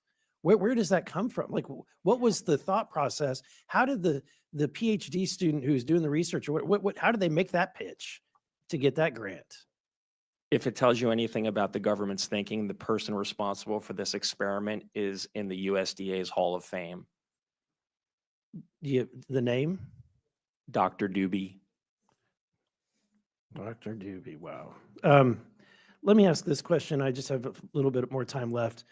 Given the fact that we have got quantum computing, we have now AI, isn't there opportunities where we can, if they're truly are trying to do research and determine something, couldn't they run some of these, a lot of this research through, advanced technology using quantum computers, data centers?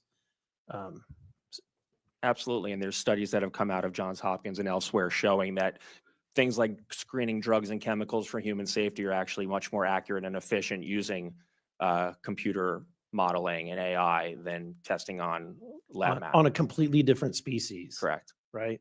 With completely different DNA. It would make sense. Thank you. I appreciate what you do. Thank you for exposing all of this. It's shameful that we're still sending money to these, but we will do everything. I will do everything we can to try to stop this. Thank you so much. All right. Thank you, Mr. Bullshit. Johnson. With You're agreement gonna from do the ranking nothing. member, the chair and ranking member will each get an additional 5 minutes to ask gonna get questions. paid. So I'm going to yield to the ranking member first. Yep. Now, those dogs in the Thank you very much, background Madam are Chair. rescue dogs that So were rescued I want to from circle back to being you, mistreated. Ms. Baker, with regards to potential legislative solutions that Congress can do to support and increase oversight of animal experimentation.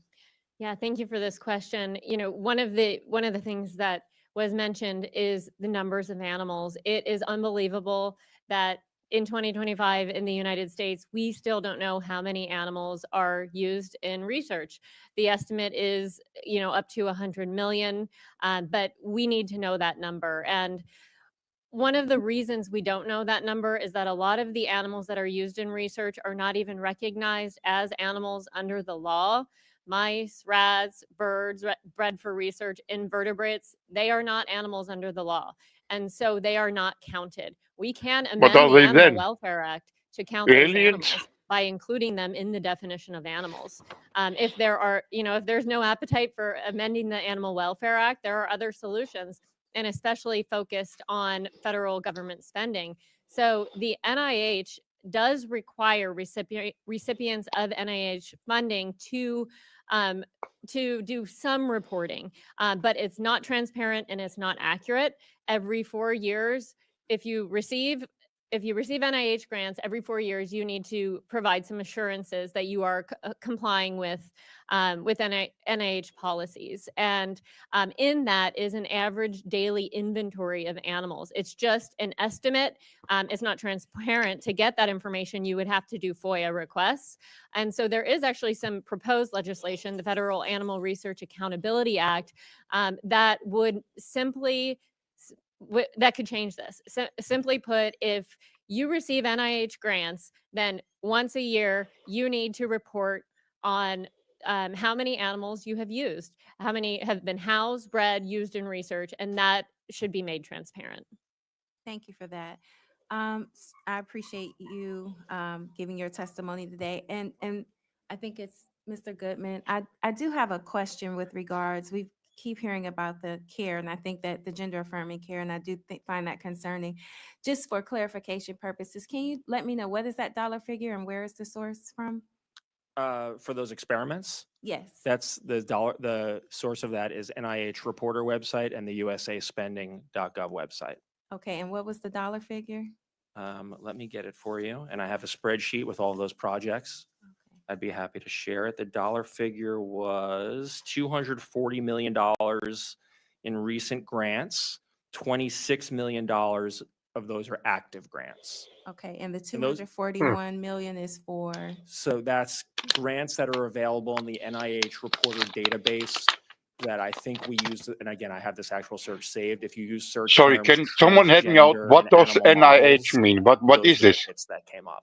okay, because I think the article that you cited in. Mamabear, can you help me? National Institute of Health.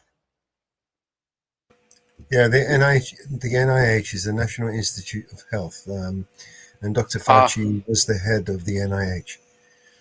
Oh, and he allowed all this money to go there, right?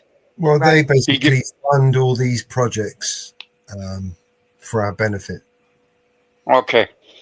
with our money. We're almost done with the video. We only got about 10 minutes left. Hey, Mom, it's you okay. know what video I want to show next, right? I think so. Okay. Indicated there was $10 million. Yeah, that I was just trying to get clarity. Yeah, that original article, that was just a subsection of a sub selection of the projects. It wasn't everything. Okay. Yeah. All right. Thank you very much. You're welcome. All right, and I will yield back. Check you out, And I'm Lucky. going to yield to myself for 5 minutes, and Congresswoman Boebert, I'm going to yield to you for a minute or two. If you have, I think you had a couple extra questions you want to ask. My Love first you, question is for Wanda. Goodman. What is the worst animal testing experiment you've ever heard of and uncovered? There's some really bad ones out there. What is the absolute worst one you've ever heard of and uncovered? The kitten cannibalism was pretty horrendous. Breeding kittens just to force them to See eat you later, cat meat and Bono. then killing them even though they were perfectly healthy after they collected their feces out of a litter box. I mean, that's literally what was happening. They were doing that to thousands and thousands of kittens. The DOJ until recently was stabbing, shooting, and blowing up live animals for training exercises. We were able to cut that and defund that. The experiments that the NIH funded and Fauci funded in Tunisia, where they were putting the dogs and heads in mesh cages and filling them with biting flies. Yeah, there's a lot of nightmare stuff that we're being forced to fund, and taxpayers don't like it, and they don't even know how bad the situation is. If they did, they would be, marching in the streets. Yeah, and Dr. Locke, a question for you. What are the prospects of a drug therapy that fails animal testing? Is it likely to receive regulatory approval? Thank you for your question. I'm not an expert on the drug development process, but the way you've described things, I think if the drug would not make it through the tests that are required, it would not be able to be in the market. If I could just add, though, that Congress has really looked closely at this issue about developing drugs and has passed a law, the FDA Modernization Act, that removed the requirements for testing drugs. And my understanding is that there's bipartisan support for another law because Congress feels that the FDA is not moving more quickly in this area. That is the FDA Modernization Act 3.0 that would force the agency to really pay a lot more attention to using alternatives. Okay, and then Ms. Baker, before I hand it over to Ms. Boebert, I love your idea of revisiting the Animal Welfare Act. I'd be open to working with you and finding that language and doing a bill that would insert that language to define what an animal is. I think it's very important. I'm all about small parts, big difference. Of course, I would like to eradicate animal testing altogether, but that seems like an easy win that we could work on together in a nonpartisan manner. So I would love to talk to you about that, and I will yield the last 2.5 minutes to Ms. Boebert. Thank you, Madam Chair. I think the NIH probably should change their acronym to FOD, Faces of Death.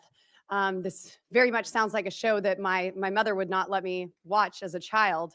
And, just hearing how egregious this is, there's many more things that I have listed here. Of course, we've heard of the beagles who were in the mesh cages.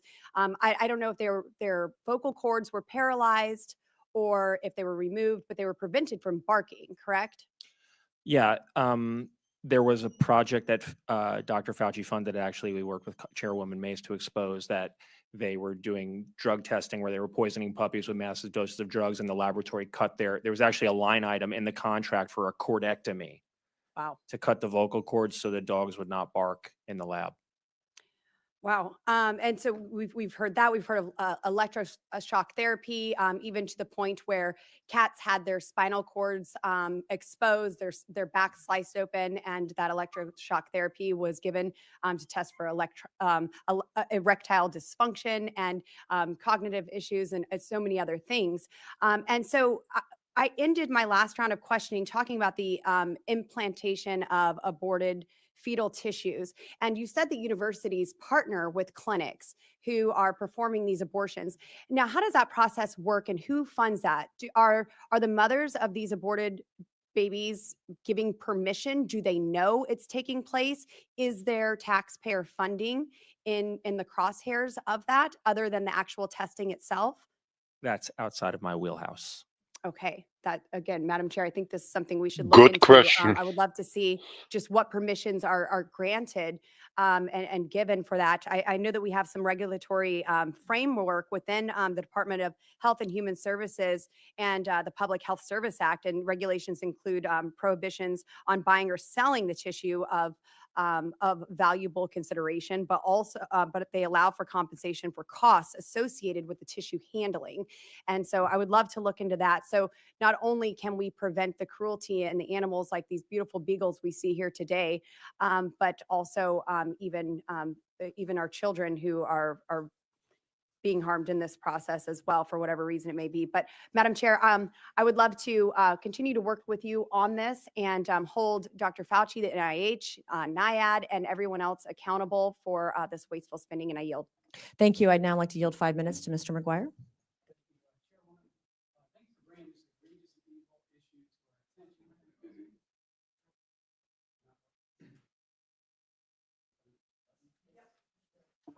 All right, the new guy's learning. All right, thank you, Chairwoman. You're doing great. Thank you for bringing this egregious and evil issue to my attention. I don't think anyone in my district or our country would approve. I want to thank you for our witnesses for coming in. As a veteran, as a Navy SEAL, we use dogs and they save many lives. We call them furry missiles. And my wife and I have a great Pyrenees, and our dog is part of the family.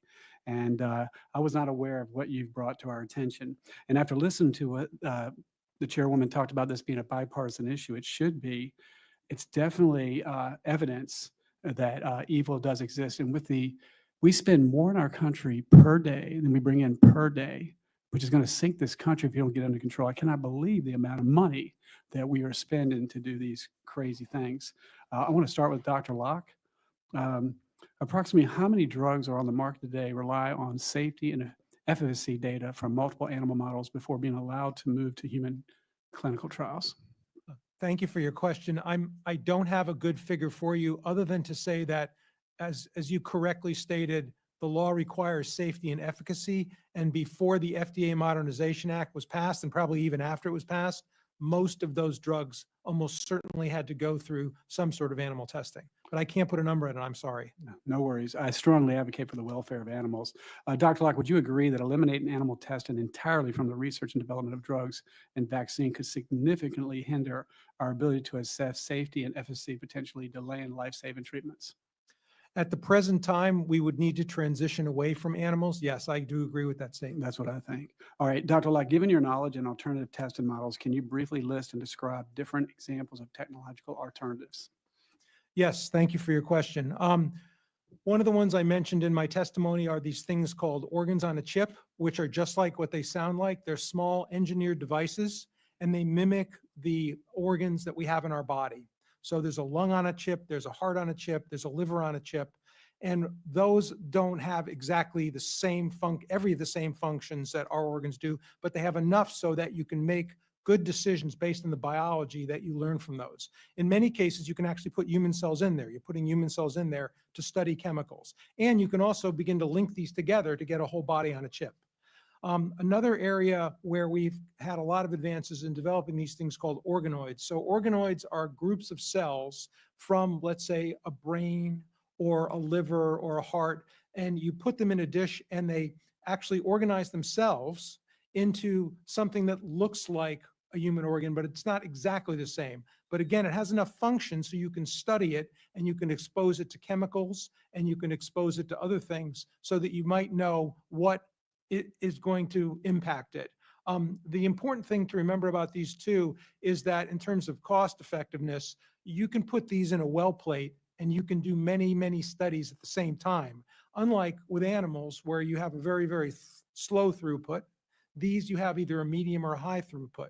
So those are two examples that I'm most familiar with.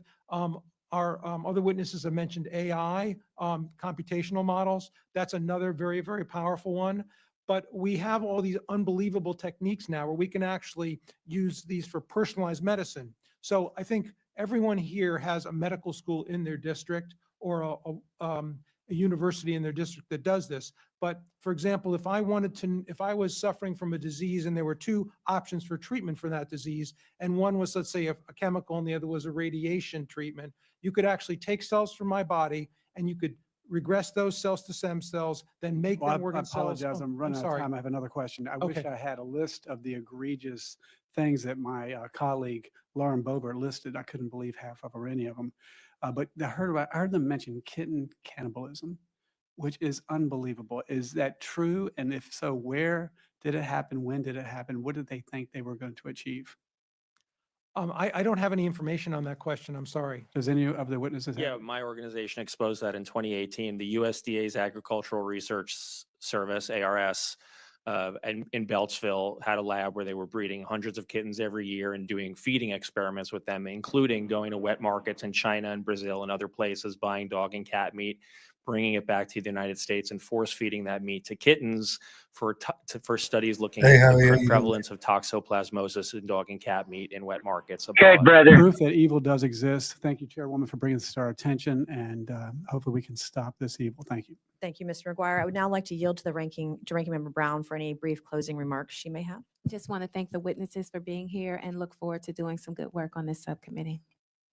And I want to thank the ranking member, and I look forward to working with you. And in fact, we were just talking offline here. I was saying I want to get on her bill about cosmetics and animal testing. So all good things today. Today's conversation builds upon the work that I and many of us on oversight and throughout Congress have been working on for years to end animal testing. There are many of us up here, and we're not working fast enough. We're trying as hard as we can. So we appreciate the witnesses being here today. Last Congress, I introduced the Preventing Animal Abuse and Waste Act to prohibit the NIH from conducting or funding research that causes significant pain or distress to cats or dogs. As an animal lover, I've been disturbed to learn about these barbaric and unnecessary experiments to create transgender mice, rats, and monkeys. I, like most humans, have a deep adoration and love for all of God's creatures, including our animals. And one of my earliest memories as a child was being in Hampton, South Carolina. I was like 4 years old, and my grandmother just made some great biscuits and breakfast, and she gave me this bright pink album, and it was just full of pictures of animals from the newspaper from Hampton. And ever since then, I've just loved them so much. And I grew up with 7 pets. We had 3 dogs, 3 cats, and a parrot named Julio. And so it's just important for Who the that fuck that all of God's creatures, all animals are treated with respect and dignity and love, and that they're not murdered and maimed and killed on these horrific experiments. So this Congress, I will continue to fight to end all animal testing, including by introducing legislation that prohibits use of federal funds for these cruel animal sex change experiments. Thank you again to our panelists. The issue of taxpayer-funded animal cruelty deserves our time and attention. I'm thankful for your expert testimony today. And with that, without objection, all members will have 5 legislative days within which to submit materials and to submit additional written questions for the witnesses, which will then be forwarded to the witnesses for their response. And we are now adjourned.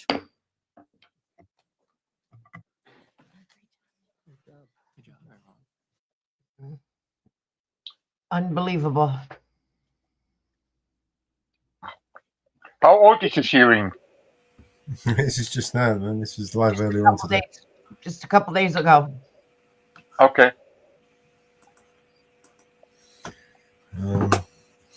Where was that link that we used where, the funny one we showed Grim the other day?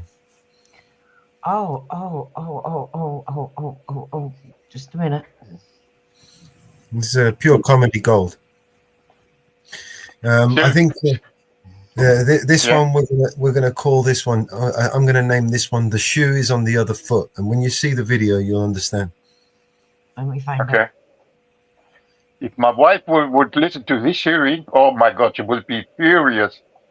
She's so seriously, she's an animal lover in this family, and oh my God, what they say about this the cats opening their spine and expose the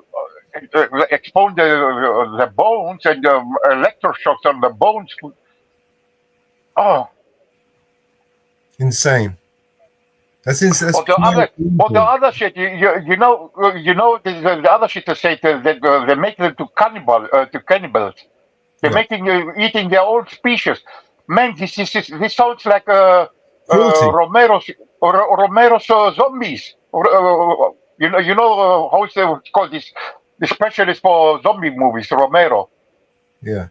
This is what it's going to happen. Right. They're trying to make it happen. Zombie dogs and zombie cats and shit. Oh my God. You think they haven't conducted experiments specifically to create zombies? They do. This is the kind of sick people we're dealing with, man. This is pure evil, and the most evilest people on the planet are left in charge, while everybody else don't care. This is not new. This is not something new. You know, it was a couple of years ago. Ron Paul was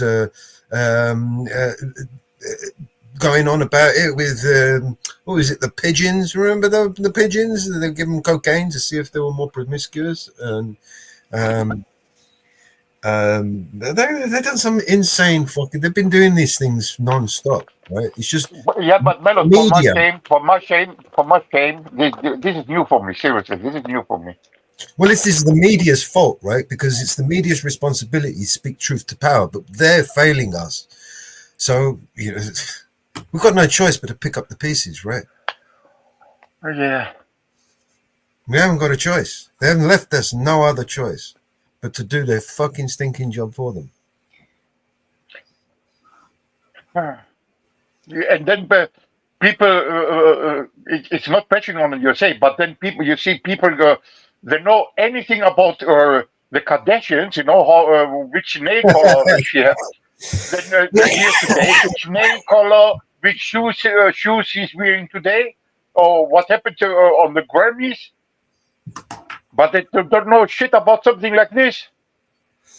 That's exactly right. Keep the people stupid. And that's by design, man. I mean, this is it by design. Hold on. I got the other one.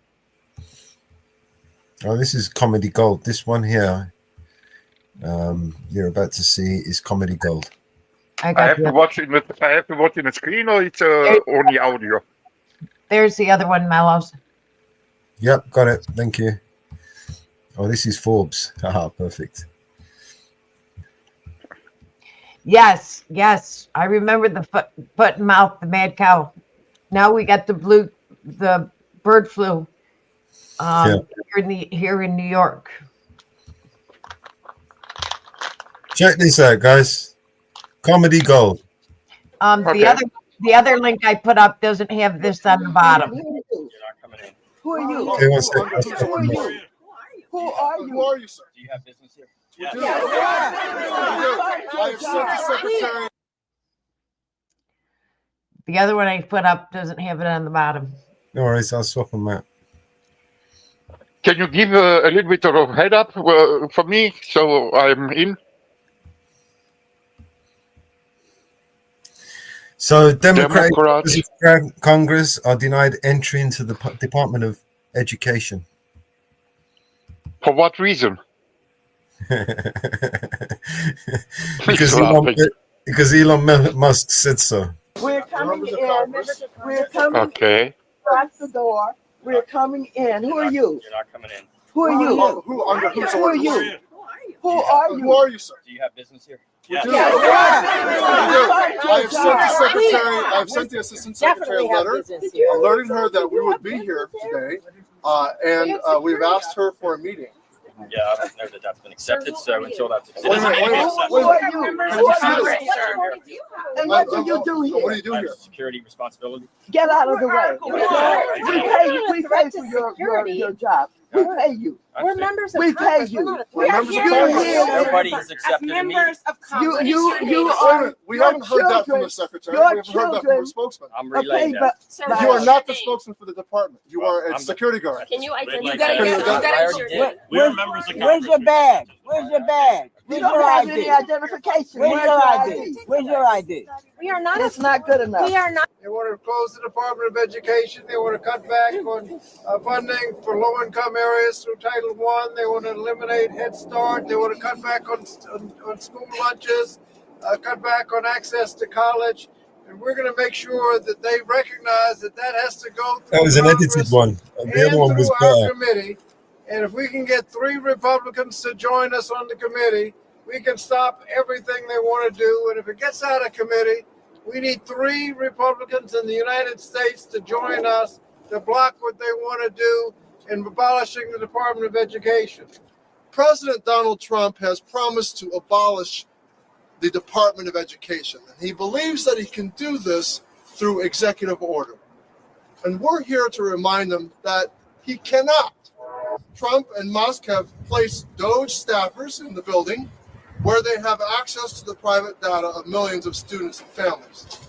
Already, they have placed dozens of employees who perform vital services on which our schools, teachers, and students depend on leave. So we're here today to follow up on a letter that 95 of my colleagues and I sent this week. We asked to meet with the acting secretary, and we have yet to receive a response. We are here to ask her, will you comply with an illegal executive order to shut down the Department of Education?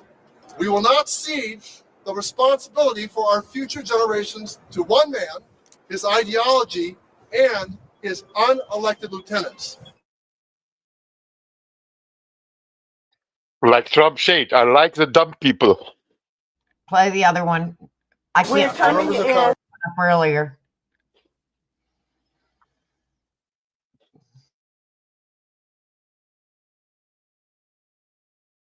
The one with the banner at the bottom, you mean? Yeah, that one has all of it. I can't find the one that. The one we played. Yeah. No, it doesn't matter.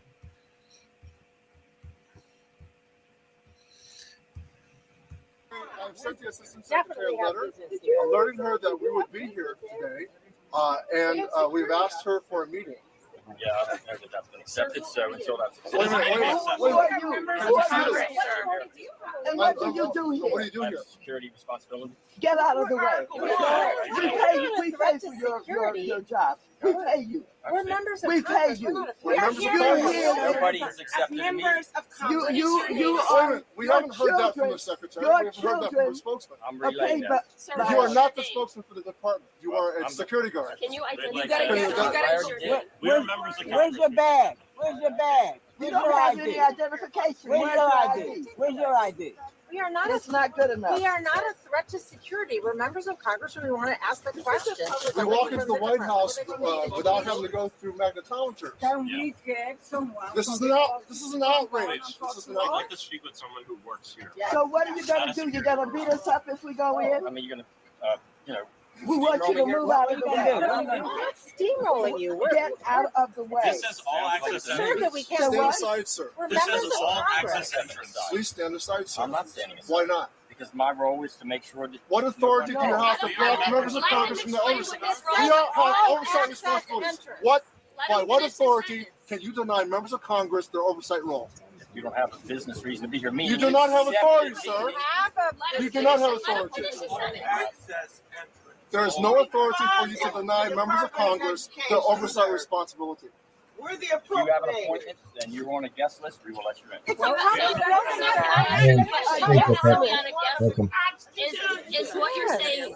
Is what you're saying? Or that you have to have an escort. Let me Somebody ask come you a down and question. escort. Go get Can I ask somebody. my question? Are Send you them telling down. me today that you have to be on a guest list in order to come to the Department of Education? Either we are informed in advance. of Yeah, that's why I called you. Shoes on the other foot.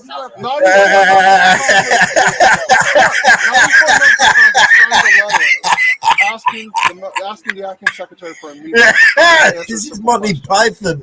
and she is made reality. So you have to be on a guest list to enter the Department of Education. Members of Congress, we don't have to be on the guest list. What does the outlaw king mean by that? These people? Who? The Congress? Yeah, they are part of the Congress. It was last year. Did something change with Hmm. No, it hasn't. I walked into this building. Okay. I walked in. We were at least allowed to walk into that lobby, not stopped outside. Well, it's very different. I mean, you'd be stopped at the visitors desk. We're Okay, trying let's go. to establish a I'm doing that in advance. No. Why are you doing that? We're allowed to go to the We've visitors got 100 desk. people out here. We're trying to say Okay, thanks. Outlaw. There were 90 people outside. They just wanted to go in the building. They don't even allow them to go to the lobby. We're here speaking for a ton of kids from coast to coast that deserve a quality public education, and this department should stay open. These are the same people that kicked out auditors from the same buildings, right? Getting triggered because of the auditor cameras. This is so hilarious. This is Yeah. Stupid. I mean, the response I got right here, I don't. These people are against auditors. It's not dangerous. But we are auditing them. The problem is this government This is like a fly on the wall. It's beautiful. Calm as a bitch. Now they cry. And now they cry. You have no authority. Yeah, right. We are members of Congress, as she said. What I asked you is, do we need to be on a guest list to be in? Or somebody coming down to escort. But there was no danger or threat to you. So Maybe they should start their own auditing channel. no danger to you. We're allowed to go to that desk right there. Go get Like somebody I've done to escort multiple us. times in the past years. Go get somebody to escort us in. You know this building. 25-foot rule, right? That's who we came to. 25-foot rule.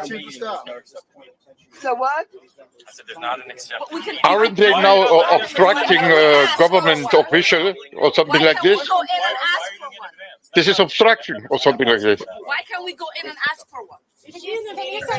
What they say about auditors. This is government obstructing government. Of course, when they sue each other, we're the ones that are going to pay for their lawsuit, and whoever wins or loses. Why aren't you letting us go to that desk like we were able to do last year? He's not a U.S. employee. This is a public institution. I mean, the security guy is a useful, stupid tool. It's not even his fault. We're trying to save your job. Poor guy. He's not a federal employee. Just like I'm telling you. Can I see you? Show us your badge again. Let's see. How do we know who you are? I don't know. I can't see it. I'm a federal employee. We're allowed to go to that visitor's desk like we have Exactly, outlaw. past years. We are allowed to go to that visitor's desk. Bringing Department of Homeland Security. They should come out. They should come out. Yeah, let them come out. Let them come out. I know at a minimum. We have we are those allowed to too. go to that visitor's desk. We have one of those too, just like At you. a minimum. Why can't we get it? He does not have one of those. We have one of those. He ain't got one of those. We're members of Congress. Let us in. We'd like you to. You fuck yourself. Were you told to deny members of Congress entrance into this building, sir? That's a good question. Were you told to Why did deny you call members it of Congress Department of into this Homeland building? Security? This is absurd. Were you told to stand here? Yeah, were you told to deny members of Congress from entering this building? There's no business purpose to be here, so that's why. But what were you told? There's no business purpose. We are members of You Congress. say that with a Many of straight us are on face. the education committee. Are How you- can you say there's Are no you making a business? decision for the Department of Education on your own behalf? What are Or you told to come out afraid here and of? block members Do of they Congress? know that we are here? Max, ask the question again. That's important. Were you told, are you making this decision to stand in front of this door on your own behalf, on behalf of the Department of Education, or were you told to come out here and block members of Congress and ride the desk? Doing my job. So everybody's What is that? We're doing our jobs. We're trying to save your job. Members of Congress. Show them your ID. Were you told to stand here, or did you decide to stand here and block members of Congress from entering the Department of Education? To federal buildings. Five members of Congress. We're allowed in there. So a private security contractor. Do you know who members of Congress blocking are? members of Sure, we're all Congress. members of Congress. Maybe he doesn't understand. Do you A private understand who security members of Congress are? is making the decision to block members of Congress from a public access entrance. I don't think he knows. You have the authority as a what private Congress security is or what we did. contractor to block members of Congress. That has been knighted and granted to you. You have to at least let us go to the desk. Yeah. When it goes out. It's made up Oh worse. my, look at that. Who told you to do this? Open the door. So do you understand who members of Congress are? Well, and you don't care. Who are we then? You don't care. We have a job to do. We're not dangerous people. We're not, I don't know, we're security. There are no thieves and thugs out here. We're members of Congress. We're parents, we're teachers. Each of us. There's our ID, right there. We were elected to do this. This is our job. This is our job. We're doing our job. Oh, wow. You're securing this building against who?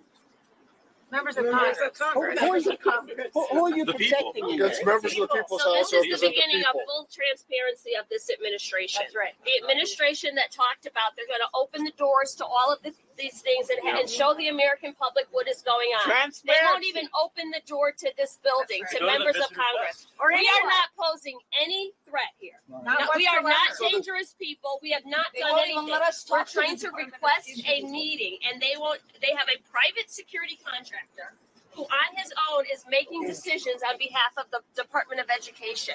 So Congressman Hayes, what you're saying is they're not, they allow billionaires and his minions to come in I don't to this know who he building. is. I don't know who he is, but I know who I am. allow- And I'm a member of Congress with oversight responsibilities trying to request a meeting, and a private security contractor is not allowing me to enter the building. They allow billionaires to go into this building, but not the people's representatives. They allow billionaires and their cronies to go in, but not, there's a lack of transparency here. The members of Congress, the people's representatives are not allowed in.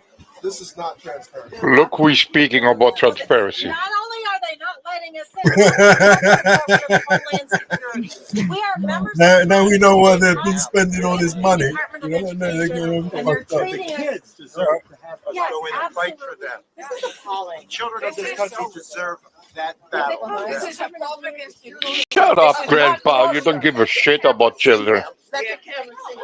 This Oh. private contractor. We are members of Congress. Come in. You're blocking us. See this man here, who is This one, yeah, this one. Meltdown, full meltdown. employee?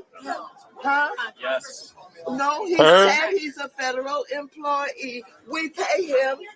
We raise money to make sure that we have a Department of They say Education. it's a private company. Everybody that's hired at the Department of Education are here because we pay for them to be here.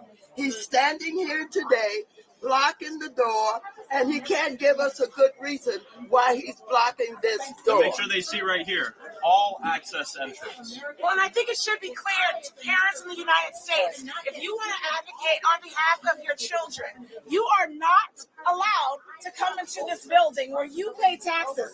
Parents who have children who are disabled, access is being blocked. You voted for members of Congress to advocate on behalf of your children. Children with disabilities, for young women who have been victims of sexual assault in our classrooms, on our school grounds. Members of OCR are fighting for your children. We are not allowed in the building to talk to them. We are not allowed to advocate Fighting for on the behalf children. of What about the America's 350,000 America, children we that have you a lost? problem. What about them children? You fighting for them, you stupid Let the lad, man, camera big see. fucking They're cunt. calling all of these gun-loading people out on us. They're calling them out on us. Look behind this door. Who do you see? 350,000 children's Do companies they have under guns their on care. them? Well, under their Do they watch. have guns? Are they prepared to shoot us? We want in. No one says on the door. I don't know. For me, they all sound very entitled, It says all in. Government building. like little children. Yeah. I'm Maybe they should start a member of YouTube channel. Congress. I'm chair of the Progressive Kind of Caucus. low.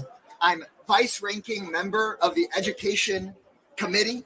Become And the YouTuber. baseline responsibility of the Congress is to oversee our federal agencies. Each and every one of us have been in this building and through these doors. Oh, he's an But of auditor. course, as He's an soon as we auditor. get word that Elon Musk Yeah, he's and a new Donald guy. Trump want to Welcome shut to the new down the auditors. Department of Education, suddenly they don't want to let members of Congress in that ask questions. Musk and the Republicans, they say they're supposedly about saving us money, bringing transparency, seeing where the dollars really go. No, they're the ones that lock the doors and make sure that your elected representatives can't even ask questions. We can't ask questions. Do you know that they're responsible for all of the student loans in this country? I hear that they want to cut those student loans and give them as tax cuts to their billionaire friends. And are they aware of Title I, where mothers are getting up, going to work for minimum wages, and they cannot afford the education that the billionaires have for their children? And we try to help them by giving money to this kind of person here, and the people who work here included all of the people in this She nearly poke him in the face. Title I families who need some Yeah, help, look at his face. both Look in at his urban face. areas and rural areas. Oh, shit. Mothers who can't even afford the child care that they need for their children. While You they're literally taking say, these I don't give a jobs, shit what you have to say, minimum Grandma. wages, and we're helping them with Title I. And this man is blocking the door. He says he's a federal employee. He won't tell us who gave him permission to do this. All he knows is he's going to stand here and Elon tell Musk. the members of Congress who are elected, who vote for the funding for all of Elon them Musk? in this building, and for the Yeah, student he's the head of loans, the and Department for of the Title I Government families. Efficiency. He's going to tell us A that new we can't governmental come in department. and talk He's with going to go and any- audit all of Is that them. right? The Inland What does, Revenue, okay, Department of Mellows, Education. what does it have to do with education building? Department of Education. He shut it down. He shut the whole thing down. Kicked them all out. It's a waste of money. You don't need them.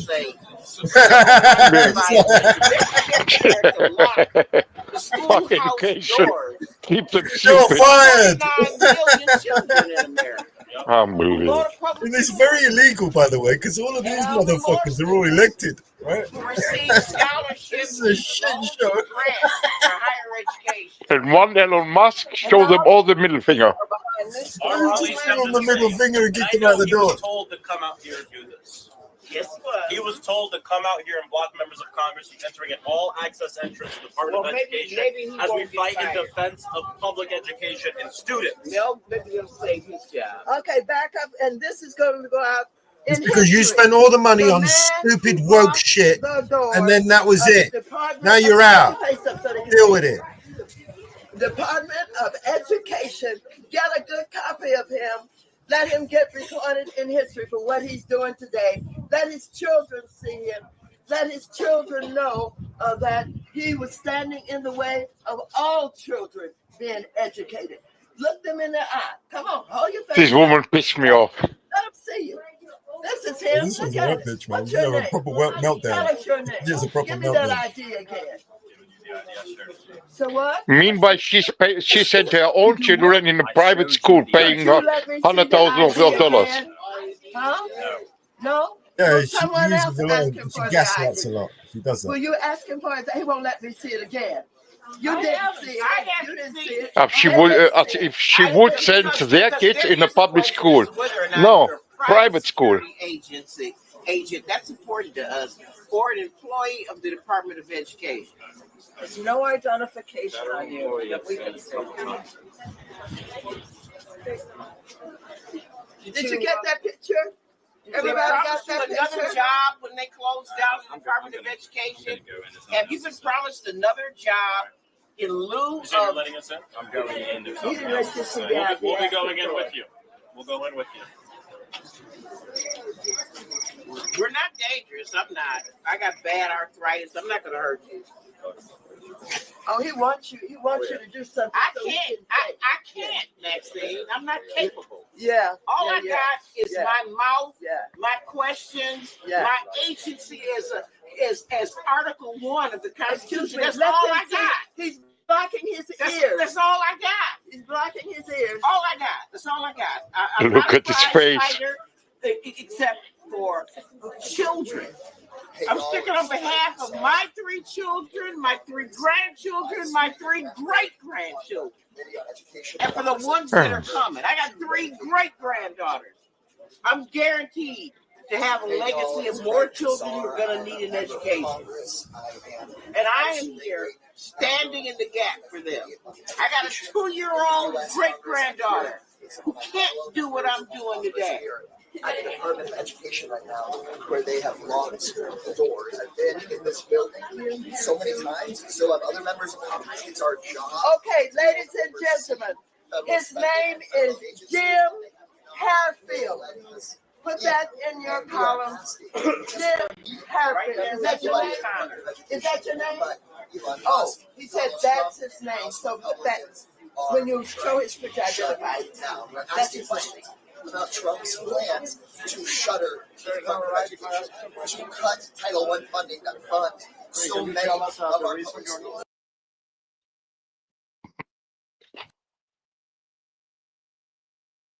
Oh boy. USA going down, man. They're eating themselves from inside. The whole world's turned to shit, bro. It's not just the US. Holy shit.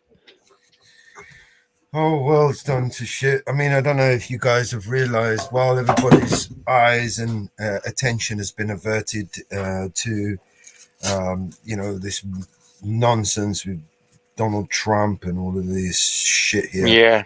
Real distraction. I mean, there's a crisis that's about to explode in Santorini in Greece. Yeah. Volcano.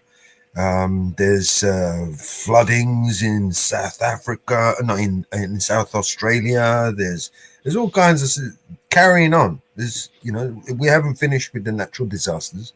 They're still carrying on like just like on a Tuesday, Oh, there's another natural disaster. It's another fucking Wednesday, So yeah. In the meantime, right? The whole world is pretty much agreed. Well, not the whole world, but the Western world has pretty much agreed that we should just evacuate everybody in. Hi, fucking took off. Hey, Howie. Yeah, let's just evacuate everybody in Gaza, and let's just send all these millions of people over into these other countries, which will almost certainly destabilize them and bankrupt the entire country's economy. But let's just do that anyway, because we've got the Greater Israel plan to work on, and then we've got the Belt and Road. You think Panama is an obstruction to the Belt and Road, but it's not. It's basically the swapsies. That's what it is. He's asking for nuclear weapons now. Who is? Ulinsky. Who? Ulinsky. He's an idiot. Zelensky. Yeah, right. Give them nuclear weapons. A dictator. Yeah, right. Yeah, we're doing this for democracy. Meanwhile, right, there hasn't been an election in there for years, right? Everybody that speaks out against him ends up on the front line. And, there's even a priest over there, a cardinal or bishop or some shit that spoke out against him. This bishop is something like 80 odd years old. He put him in prison. and we're fighting democracy. I think before the war started with Ukraine and Russia, Zelensky closed all the TV news stations, all the newspaper who were writing against him, opposition. He put all the opposition parties who run against him. He put them all in jail. He closed all the news stations. He was literally a dictator. Literally a 100% dictator. Yeah. And now the whole world think he's the savior and protector of Ukraine. It's a bunch of shit. Savior of Ukraine. Of the car park that he's created. Yeah. He saved the car park. He hasn't saved anything. He is going to stand trial in a Russian court. I guarantee you this. Zelensky is going to end up in Russia on trial. No, I don't think so. Are you gonna end in somewhere in Florida with a big mansion? Maybe. Hopefully, if he can get his ass over there. How are you, William? You know, but I imagine the short story is Zelensky's going to be the swapsies, you know? Yeah. Where is all that money? Where is all that money that was lost? Lost.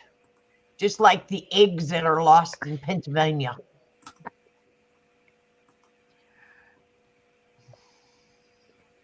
Unbelievable. Oh, I can't hear shit like this for long. It makes me. Oh. A New York judge just forbid all political appointees, including Treasury Secretary Scott Bessent, from accessing Department of Treasury data. So a federal judge has blocked all access now. As of midnight, he did it just before midnight. The federal judge dropped that. And Trump just started. He just not even a few weeks. Oh my God! Just a little bit ago. Oh my God, this is a shit show. Just a little bit He just started. Just a little bit ago, a violent 8.0 earthquake struck the Caribbean Sea. U.S. territories such as Puerto Rico and U.S. Virgin Islands are impacted. When? So, today? Yeah, just happened a little bit ago. Boy, oh boy. Yep. You're ready for a bumpy ride. You thought COVID. You thought COVID was bad. The lockdowns. Oh, that was just a teaser, a trailer. Right. But I have it. The judge blocked the appointed Treasury Secretary. How is he supposed to do his job and pay anybody? If he can't access it, he can't pay anybody. You damn wet, you're not going to get paid. Meanwhile, Elon Musk is sucking the dollars out of this Treasury Department. Oh my God! Who would believe something like this would happen 10 years ago? Giving Elon Musk to control USA money. Elon Musk, a billionaire. Yeah, right. Thank God for Elon Musk. What would we do without him? Yeah. Expose the government and show us what he's done. Look what he's done. He's exposed. Canada, Global Affairs. Well, like we didn't know about it. Shit, we knew all of this shit. It was just there staring us in the face all that time. Okay. Global Affairs Canada just wiped all public records from foreign aid spending. Taxpayers funded, billions gone from public view, no transparency, no accountability. What you hiding, Canada? What you hiding, Trudeau? What you hiding?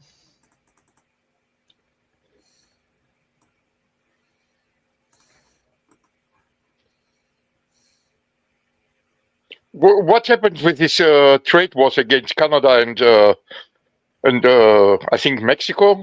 25% trade tariffs. Is it active or is it delayed?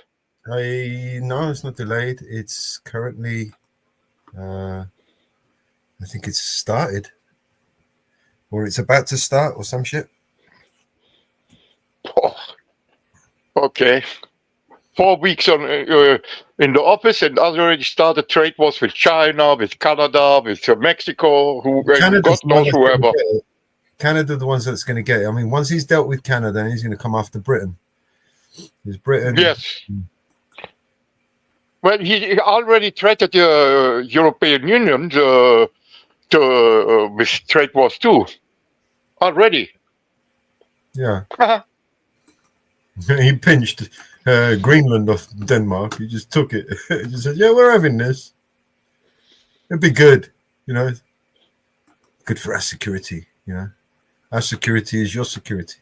Yes, he has spoke about it several times, but they don't care. They're still going for court orders to block everything. And the court order reads that he has to destroy everything that he found.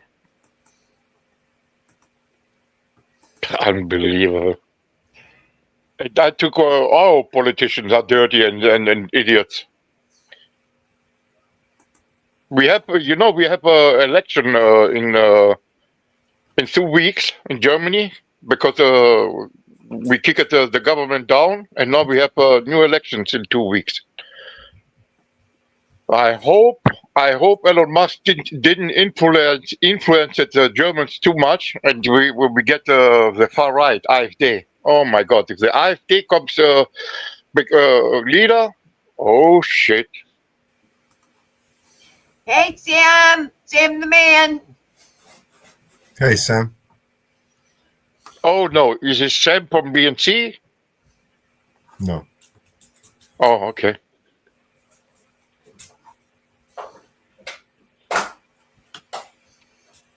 Seriously, you have to look out, Mellows. If the AfD is prognosed winning the election here in Germany, oh. If anybody'd like to jump up, you're welcome to jump up. The link is pinned in all the channels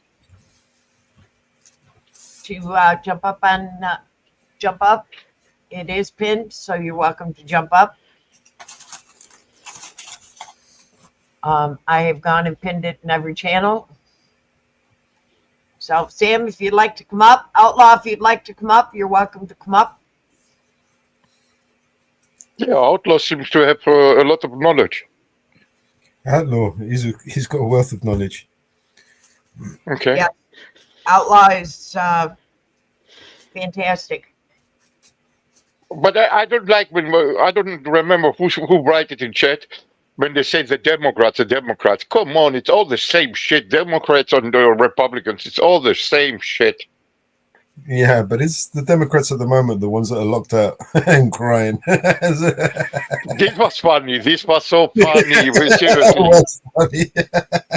I want to clip that and put some like change the audio, like the voices, and like put something funny over it. Just change what they say, basically. Just put some other voices. You're right, Outlaw. Greenland has had nothing since we shut our base down there. All this shit is hollow threats from Trump. He's gonna do nothing. Like I heard yesterday on another panel when Mitchell said, "Oh, we're gonna own the Gaza Strip and we will build. Trump, we're gonna build a golf course there." Yeah, right. Apollo. Huh? Every president we get says we're gonna do this. Yeah. I The list understand. is so long, it's not funny. It goes back to the beginning of our presidencies. And people don't learn, Mama Bear. People don't learn. And it doesn't matter if you're Republican, Democrat, Independent, whatever. As I say to everybody, hey, Robert, as I say to everybody, before you vote, do your own research on them. I don't vote my party line. I vote what they've done for my community, what they're going to do for everybody. But I don't put out who I voted for. Okay. Chris, that's a good one. Hello, Robert. I hope you're enjoying Thailand. Robert McMedia, if you want some interesting videos from across the world, Robert goes to Thailand and he'll be in Thailand till March, I believe.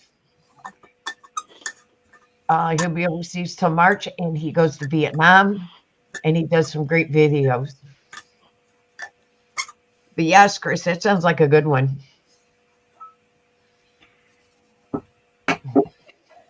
I'm doing better. I'm getting there every day. Every day, I'm getting better. Every day, I'm getting getting there slowly. Oh no, I'm sorry, you broke your hand. What the fuck, outlaw? What happened to you? You run against a truck?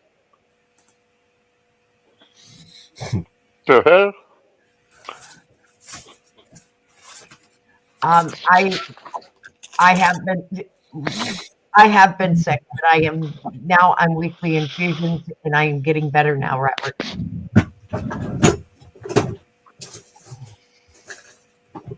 I am getting a lot better since I started. But Mellows, explain me.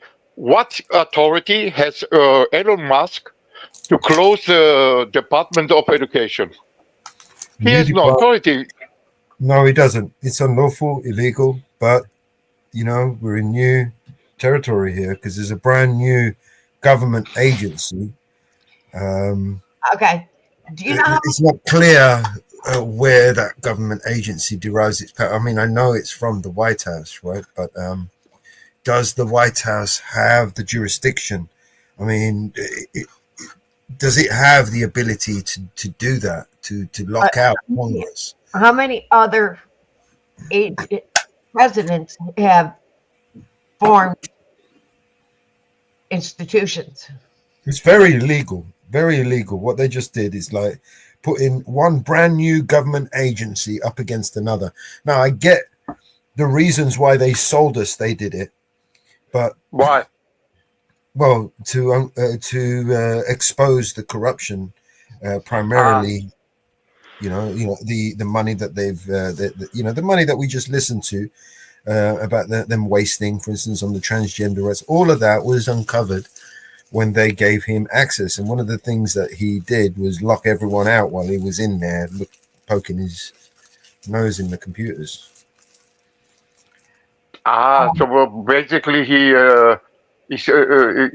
took it on the possession to let's say to find something. The Department of Government Efficiency, right, was literally set up to reduce the outgoing cost of the government, because there's too much government overspending. And he's basically gonna find out where they can trim the fat, basically, where they can cut some money here, cut some money there. And the Department of Education, because of all the woke genders that they've been backing, that was one of the first things that they closed down the whole department until Elon Musk and his team goes through the whole thing with a fine-tooth comb. Yeah. And these are all crying because they can't get back to their seats and do their job. And search all computers, all the books. Yeah, and delete some of the evidence that they've got on their computers, for instance. You know? It's a shit show. Seriously, a clown show. Yes. Jesus. Now you can tell that guy wasn't just security from Allied Alliance. You know what I mean? He was. Yeah, I don't believe so too. No, he was. You know, he was a professional. He was too. He was too calm and collected. He had too much control over himself to be a simple security guard. Yeah. Yeah, and look at how many. If they want to do away with those, then remember the IRS is not. That's same thing as Doge. It was appointed by a president. So was the IRS, and I think there's a couple others too. ATF is another one. Well, we haven't started yet. The shit show is about to start when the external revenue comes into force. That's going to be a funny one. Oh my God! I mean, if I understand it right, Mellows, if I understand it right, basically Elon Musk to find all this wrong spent money and shit and corruption. He has basically right to over any other department. He can do whatever he wants to any other department. He can close only of them down just saying, I want to find corruption. He can close them all down. But they are finding the overspending. Thanks for that, Alo. Let me just play this one. He sent me a link. This guy has ultimate powers now in USA. Ultimate powers. Yeah, he's an emperor, a dictator.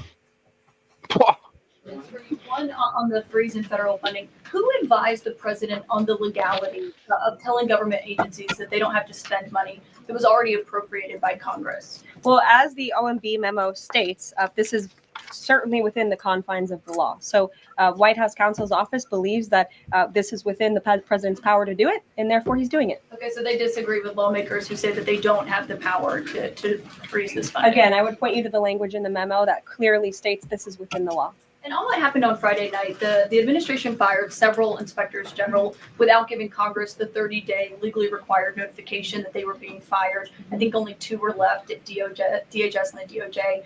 And then yesterday we saw several prosecutors, I believe 12, fired from the Justice Department who worked on the investigations into the president. As you know, they are career prosecutors, therefore they are afforded civil service protections.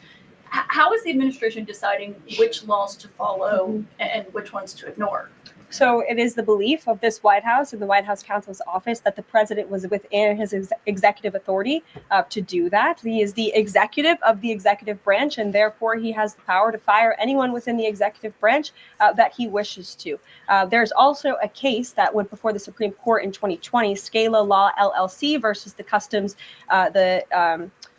Bureau protection. I would advise you to look at that case, and that's the legality that this White House was resting on. So you're confident that if they bring lawsuits against you, those prosecutors who were fired, that they will succeed? We will win in court, And yes. did he personally direct this, given they worked on the classified documents investigation and the election interference investigation? This was a memo that went out by the Presidential Personnel Office, and the president is the leader of this White House. So yes, yes. Carolina.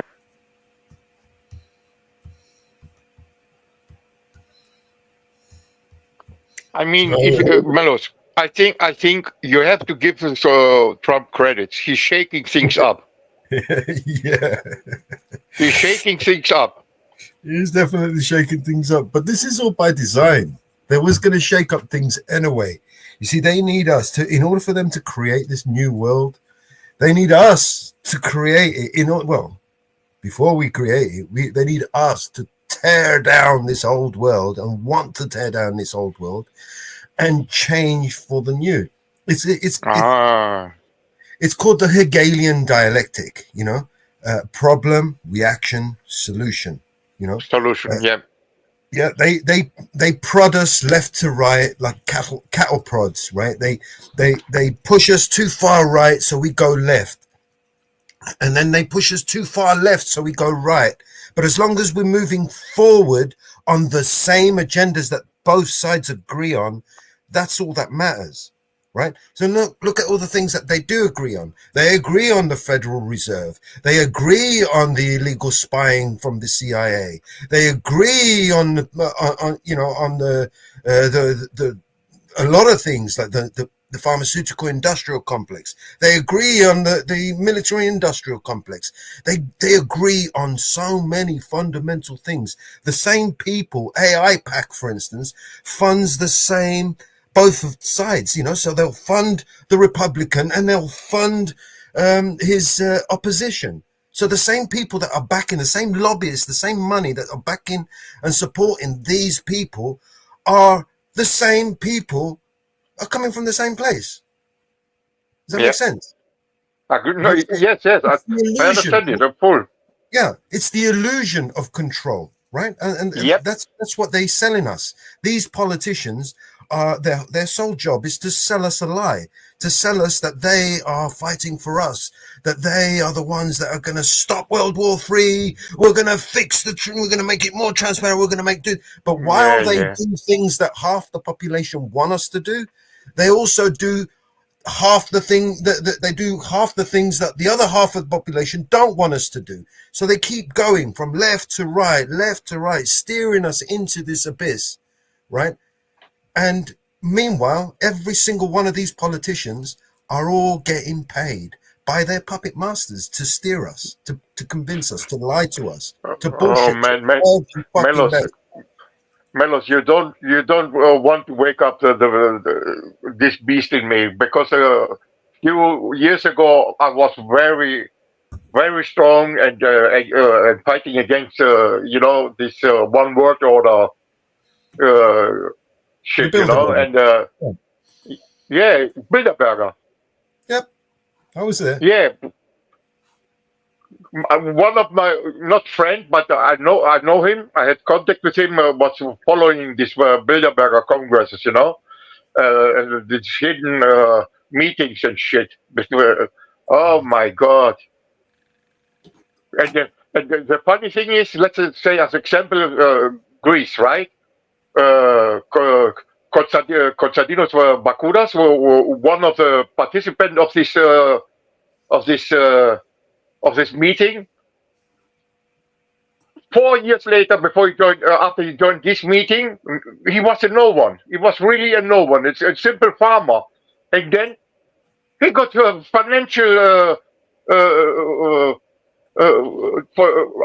He got a letter for the financial department. Yeah. Come on, something, and no transparency. No one is allowed to know what they are doing. All these politicians, all these oligarchs. No one is allowed to. How? Shit, man. They're playing with us like we are dumb ants on a hill.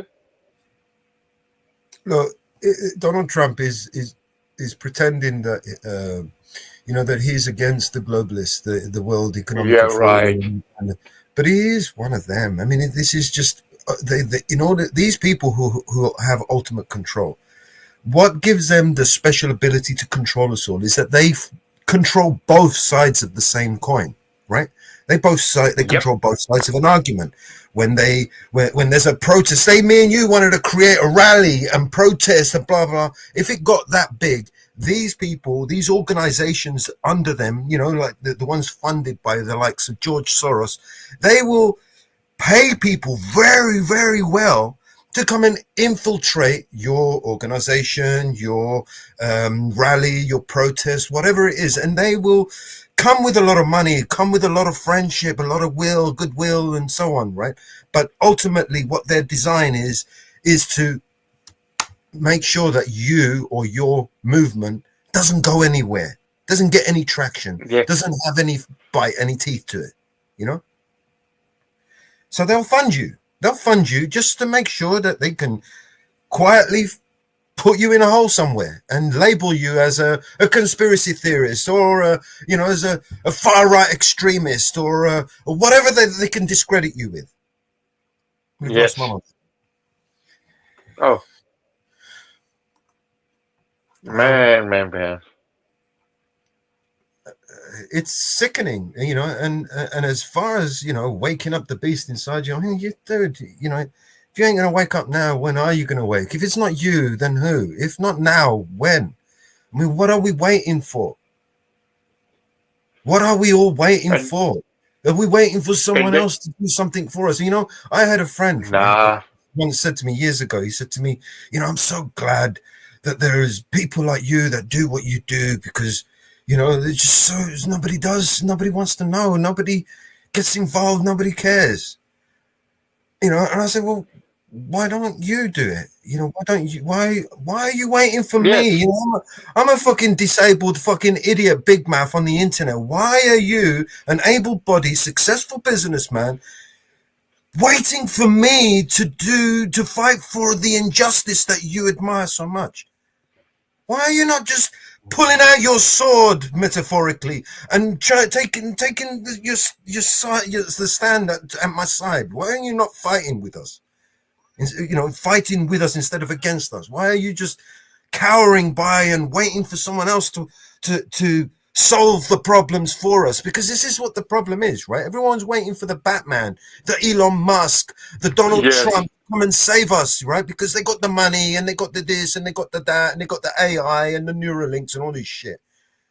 Why are you waiting for a fucking superhero to come and save you? You know why? You know why, Mellows? They train the brain of the people to be obedient. You know, you are helpless, blah blah blah. But if you remember, when Germany, East and West Germany got united, who united East and West Germany? Not the politicians. It was the people. Because they went to the street and demonstrated and turned the wall down. It was the people. They tore the wall down. I remember. It was the people. It was not a politician. No, it was not the rich people. It was the people. They got united, and that's what the people above us, the rich people, you know, that's what they fear. They fear that the people got united again and work as one. They don't like it when people have one voice. That's why they try to divide them, because divided people are harmless. United people are dangerous. Of course. And this is the whole point. You know, I've tried to unite people. I've tried to create communities, groups, you know, and it's difficult, right? It's really fucking difficult. Yes. So many differences, so many different, you know, opinions and so on, and too many people focus on the things that we disagree on rather than focusing on the things that we do agree on, like, you know. So, and then, you know, because this one's in there, I'm not going to be a part of it, or I'm not, you know, because that, you know, you speak to that person and I don't like that person, so I'm not going to speak to you anymore, and all this bullshit, right? Childish. Yeah. Okay, Sam, the network link is down because we're redoing the channel. That's one you can't access, but the others are good. The network channel link for Mellows is down because we are redoing that. Which one we're talking about? Vigilante Media? Yeah. The website? Yep. Yeah, website is getting rebuilt. Sorry, bye. So that one is being rebuilt. Yeah, excuse my ignorance. You're running a website? I am a web developer by trade. I build websites for a lot of people, a lot of activists. I help them. I do it, you know, because I genuinely want to help them. You know, so I see that. I see that. We spend our morning doing websites. You too, Mamabear? Huh? You work also with Mamabear. Since I met her over on TPP, probably the only good thing that's ever happened to us. Aww. Become, literally my rock, basically, my right hand. I mean, she's a partner now in Vigilante Media. Oh, thank you, Mamabear. Thank you. Yep. I do all the emails and keep track of everything. See, I judged you wrong, Mamabear. I have to admit it. I judged you wrong. Thank you. Half the things. I'm not that bad of a person. Okay. I'm really not. No, I don't want to go there, but just a little bit. After, with all this screaming, I think, well, what kind of crazy grandma is this, you know? But no, don't get it personal, okay? I don't mean to insult you or something, but I see you're doing good things. I love it. Yeah, I'm a grandma, I'm a mom, and I've been fighting for rights for many people, abused people, and sex traffickers, and I'm tired from it now. And child abuse, I don't do it anymore, but I stay in the show and support a lot of the stuff. People just don't. You know, I support Summer in the backgrounds and help Summer out. And if you ever, I pull up court papers like for people that I can get into court papers, and I'll dig into court papers, and just like I've got a file on what's happening on the Diddy. I know I'm in the federal case with Diddy. I've got it for Adams. I've got the Trump files. I've got the Idaho 4 files. You'd be amazed for what I've dug up. And I keep digging. So that's what I also never liked when I was young. All these, people idolizing and get influenced by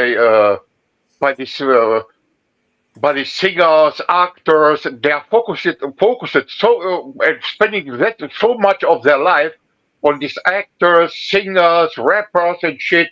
Who the fuck cares about all these idiots? They don't give a shit about you. What do you give a shit about them? And in the end, you see, 90% of our pedophiles, P. Diddy, what was the other couple? Beyonce and what's the name of the husband? I forgot the husband. This rapper. Jay-Z. Jay-Z? Yeah, Jay-Z and shit, anyone, they are so beautiful, they are so they're helping people and shit, and all of them turn to be pedophiles, traffickers, drug abusers. A lot of people's going to go down in the Diddy case. Yeah, hopefully. And, they say they're going to open up the Epstein case, but how much of it is going to be redacted?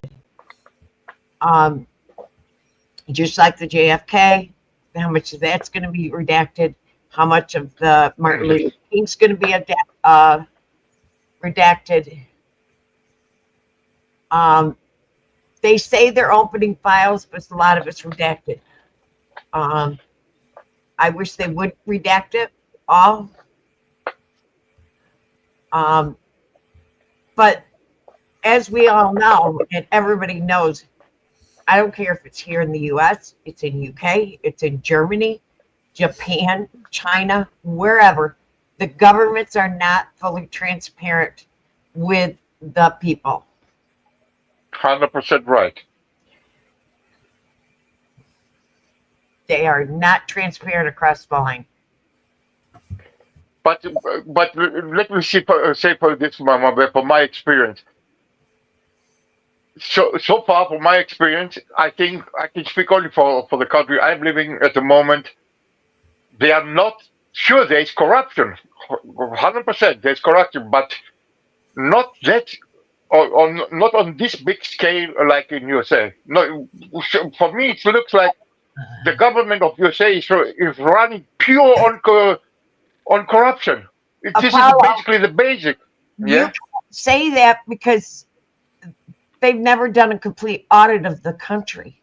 If you got into your politics of Germany, where all this money on everything is being spent, how much do you think is really being spent? We've never covered Germany here. We've done the UK, we do the US, we do Australia a lot. We've never really done Germany. Maybe we ought to start looking into Germany, Mellows, because we know there's corruption in all the others. Well, we've got a correspondent in Germany now, don't we?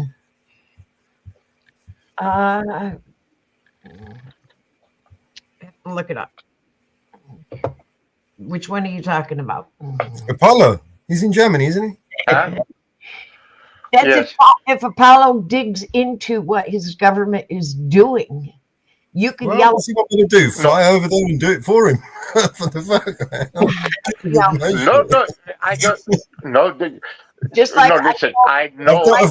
I've got a friend in Denmark. Do you remember Roger? Just like I told Cape Cod here the other day about what he's dealing with, a lot of corruption in the town he's living in. And I said, first you got to go find the budget. start getting put in FICA requests. How much is the police department being paid? How much are the officers being paid? How much are they doing on this? Is the money being allocated where it's supposed to be being allocated? And a lot of people are doing audits and they're finding it out. Just like there's a town in Dalton, Illinois that our friend Long Island Audit went to, and I believe he's not going back. That town, you ought to see their audit. They did, and it was not even a subpoenaed audit because they had no subpoena power to get this stuff. But you know what? They uncovered $40,000 in one day to Amazon. You can just imagine.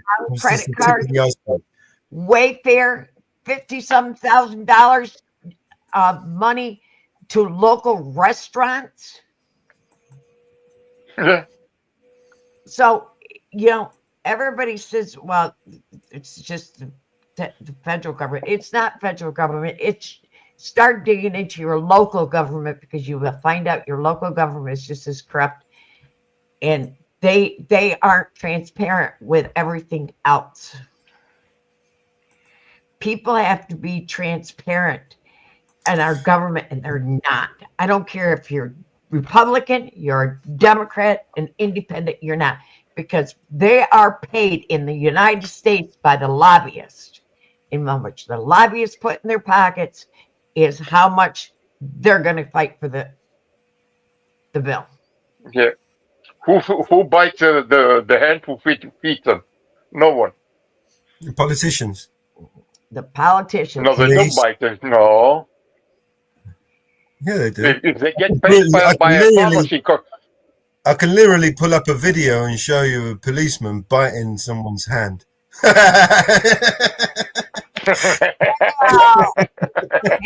Oh shit!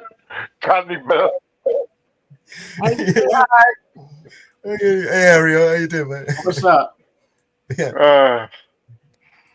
Apollo, you would be amazed at right from your local government right up to the federal government how corrupt they are. Even you need to look into it in Germany, because you're going to find out there's money missing in Germany. No, I admit it, Mamabear. Listen, I admit it. I'm not in this. I'm not in this sector that deep. I'm more like in how the government spends money on helping organizations. That's my genre, Well, you see the first video we played today, how they were supposedly helping the American people and the people around the world by doing all these animals. Yeah. And what did it turn out? Nothing. And we're talking trillions of dollars. Well, I mean, shit. Jesus. They sent condoms to Hamas. I mean, what would you want? Oh boy, you can make this shit and you up. know what Hamas did with the condoms? They made them into explosives. They used them with explosive. They made explosives and stuck them inside. They made them explosives out of them. You're so right on that one. They can't afford 300 teachers, but they can do rubbish George squares. On your video, it was on the beginning, Mellows, when they say, remember when I think Trump was, when he said, the Wuhan flu and shit, And then now on your video, they say that U.S. government sent animals over to China to create viruses against this and shit. And so basically, if I understand it right, USA pay Chinese laboratory to make experiments on animals. They pay them. Exact. Bingo. This is yes. So basically, I don't want to go that far. So basically, you can say you say probably are responsible for the C virus. Because You know what I mean? Yeah. But if they pay laboratory in China to test viruses, whoever knows for what, maybe they paid also to create the C virus. What the hell? Yeah. How are you today, Ariel? Good. How you doing? Good. How you doing? All right.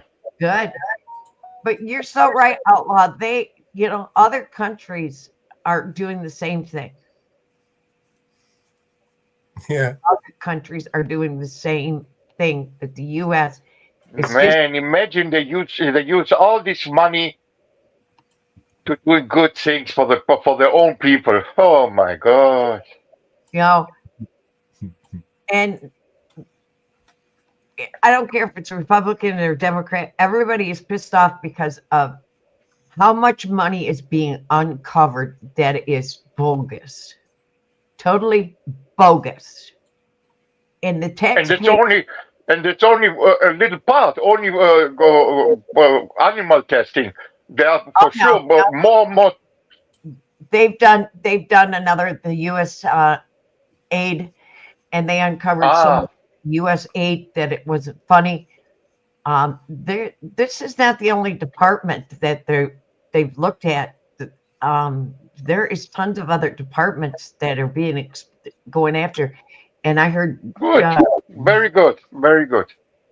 And they're uncovering, all this stuff. But no one's ever going to be held accountable, and we knew that at some point, they had to get the dirt because there's too much money unaccounted for, right? So they've got to make the excuses and to at least make the effort to talk about it. And then when it gets to the point where, oh my God, it's public outrage, and let's take a sidestep and then focus on something else. I know. Let's start a fucking war over there. Or, oh my God, there's another virus. Oh my God, there's a fucking aliens. Oh my God, there's a weather balloon. Oh my God, there's a fucking tornado. Oh my God, there's a fucking another wildfire. Right. There's a three-eyed fucking toad. There's a two-legged fucking. And they're creating this stuff. Yeah. By and some of this shit that's going on, is uncalled for. And track them all. So track. A lot of it's uncalled for. A lot of it. Shit. I'm a taxpayer, and I pay taxes here in New York. And Apollo, if you ever looked at New York City Police Department and the way they're sued, and I'm going to tell you, and I've said this more than once here. I've said it more than once, Apollo. New York City pays the fines. The state of New York pays fines. The federal is paying those lawsuits because they're federally funded. The state's federally funded. Hundreds of millions yearly in just unlawful, basically in lawsuits, basically lawsuits against the New York police force. I live in upstate New York, and some of my taxpayer money is going to New York City to pay for their unruly police department. Ariel's taxes, because Ariel is from the U.S., is going to pay under the federal to New York City. I get it. Yeah.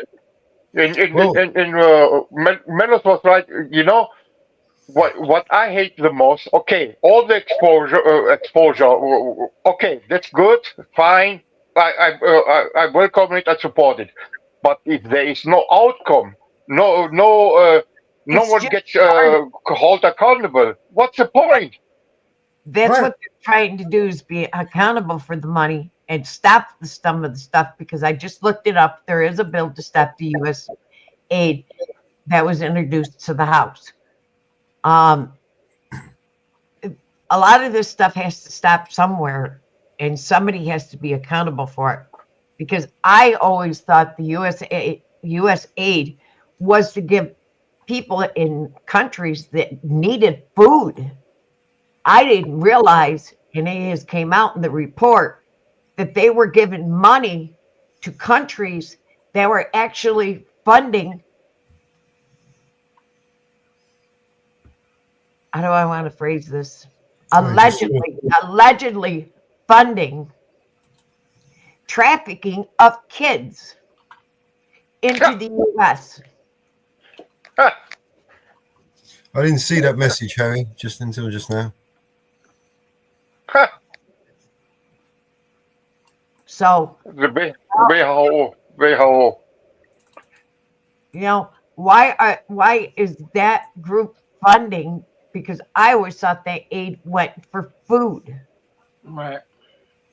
Yeah. No, People in need. People in need. Yep.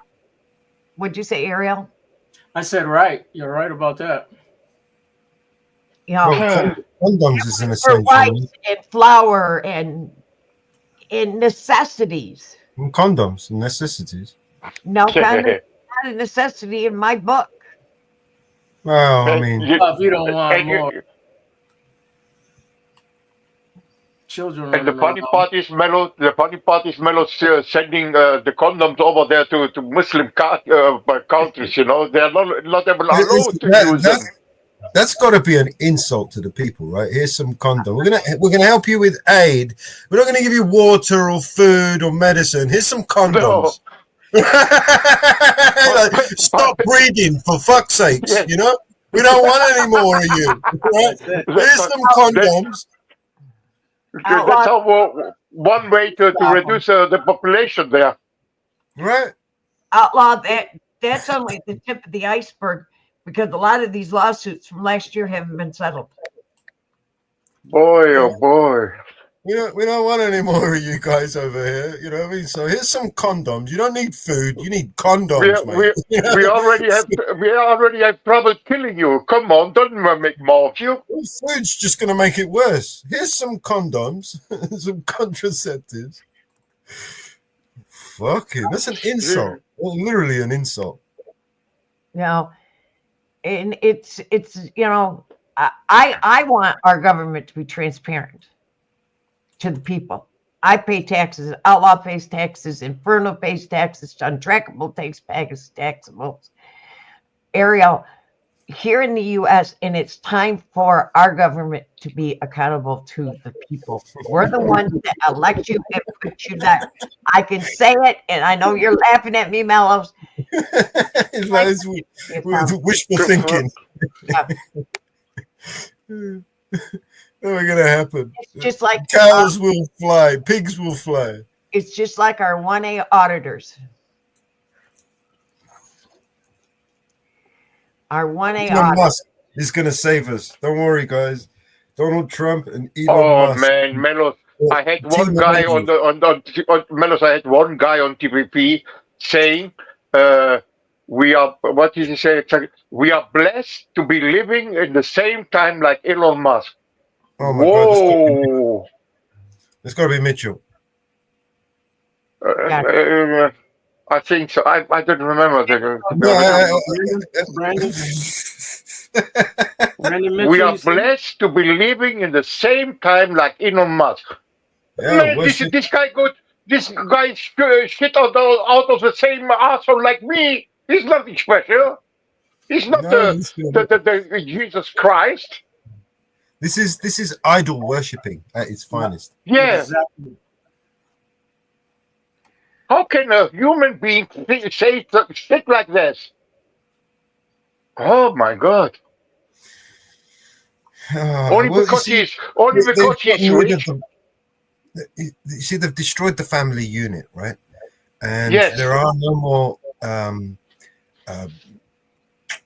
idols. You know, people admire. You know, grow up as children or whatever. You usually have The first person, especially the first person that you admire, would be the father figure of the house, for instance, right? Yes. Or uncle or grandfather, and then they would lead you by example, give you that instruction for life, those guidance, tips, those little hacking tips for life, those little vital nuggets of information that have been passed on to him through generations.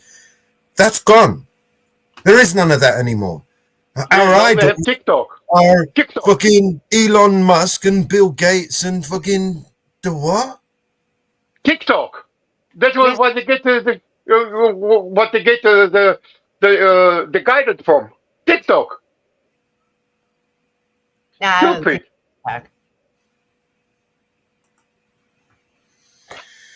When they call me insane, I'll take that as a compliment. Huh? They call me insane. I actually take that as a compliment. I know I'm insane, so it don't matter with me. How many people called me an idiot? We had to listen to, here where I'm living. It was still, I think, 10, 12 years ago. It was a big demonstration from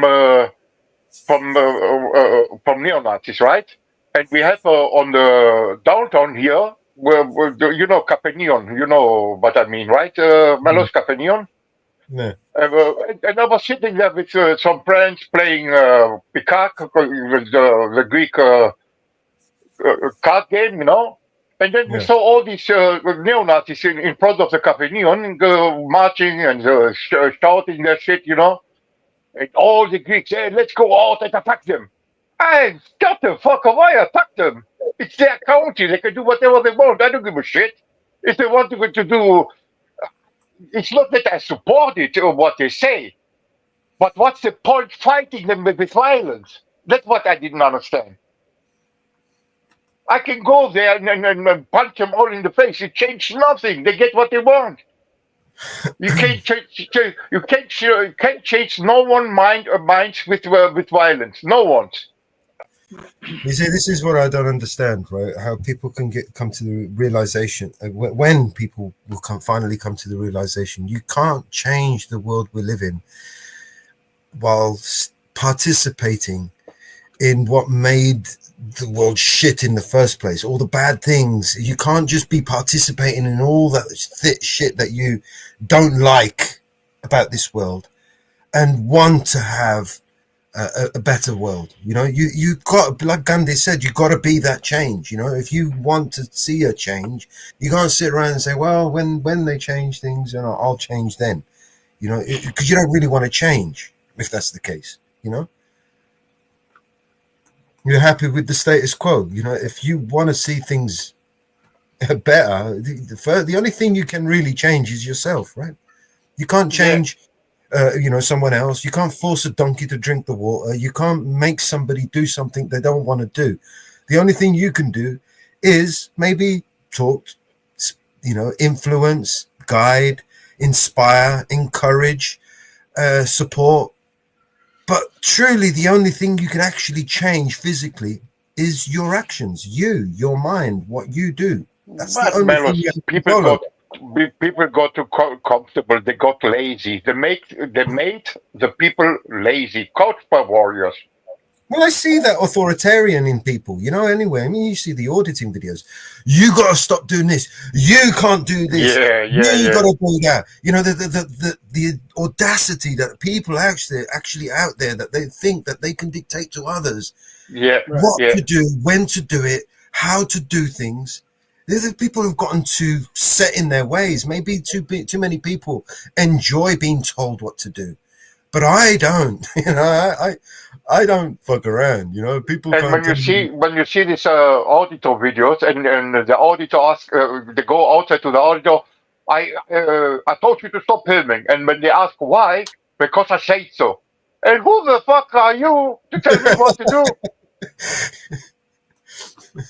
Because I say so. The authoritarian. How entitled do you have to be to go to a stranger and tell them what to do? Right. This is the ridiculousness that we find ourselves in. The people, Because I say so. Because I say so. Fuck you. That's called cojones. When you have cojones, that's what you do to people. Well, you know, people get confused with being assertive and being controlling. And you know, I mean, there's times where you do need to control, like, you know, you're in a work environment and you've been given the responsibility of quality control, right? Then you're in a position, you know, that you have to manage those people who have agreed to work under you, right? Then you got to tell them what to do. Don't do it like this, do it like that. I mean, they're literally getting paid to follow your instructions. But you know, when you're out in the street and you meet somebody you don't fucking know, how the hell are you going to sit there and think that you have the audacity to tell them what to do? Yeah. And that's the reason, Mellows, I can't imagine myself living in USA. I can't. I was for 6 months in USA, and I got in trouble so much time. Anyone got involved in my business when I'm walking to the street and shit. You know, I told this story and I regret telling it, so I won't repeat it. You know, they come up to you and and give me commands for who the fuck are you? I don't care if you are police. Who the fuck are you? I did nothing, so fuck off.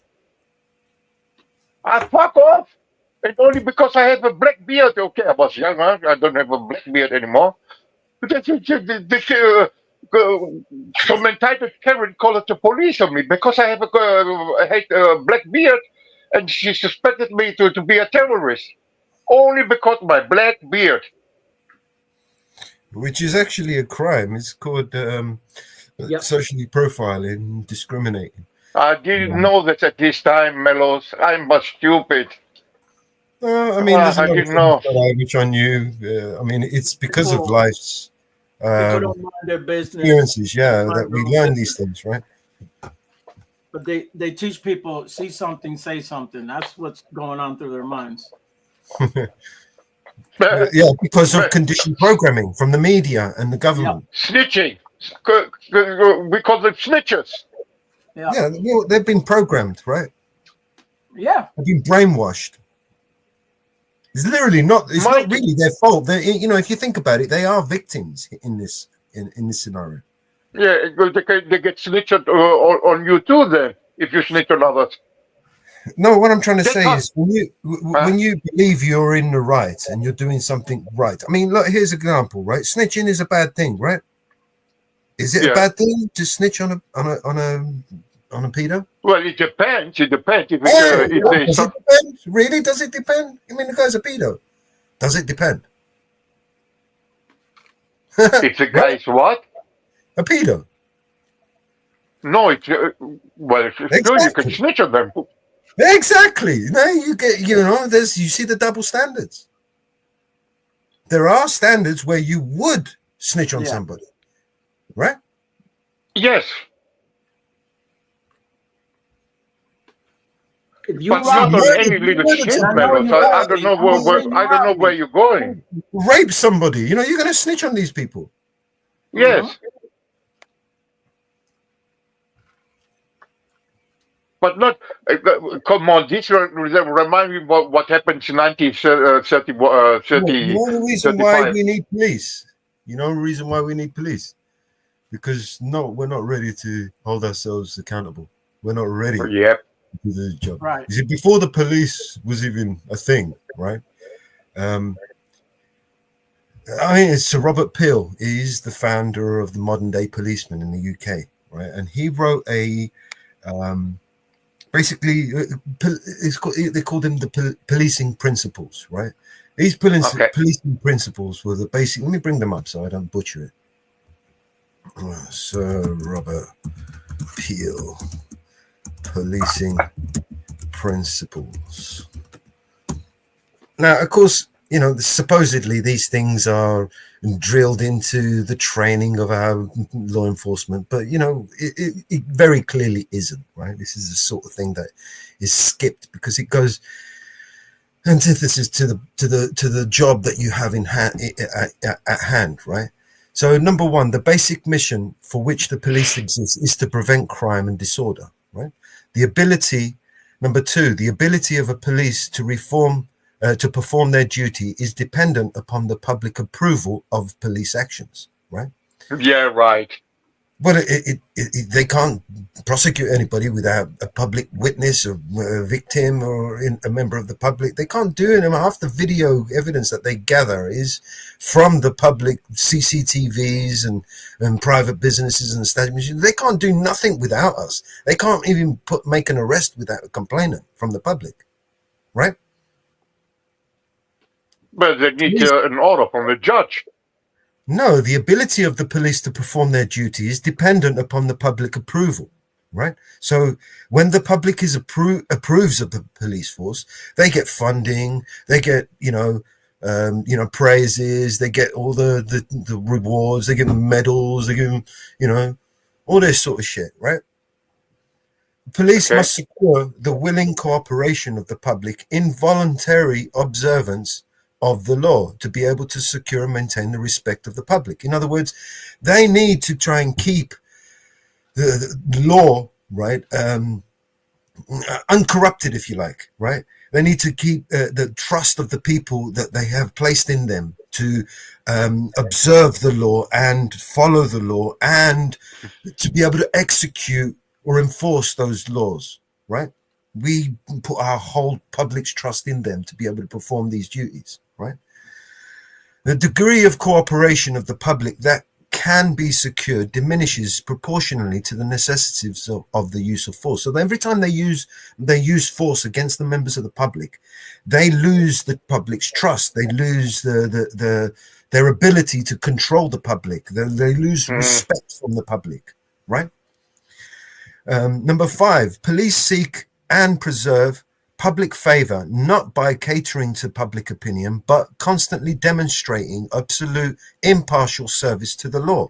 Now, they mustn't demonstrate this at every possible opportunity, that they are acting impartially and not in favor of some greedy corporation that is paying them overtime or some shit. But they must perform their duties to the law and not be biased and execute the law, indiscriminately. I don't like him, so he's trespassed, but he's all right. All this sort of shit, right?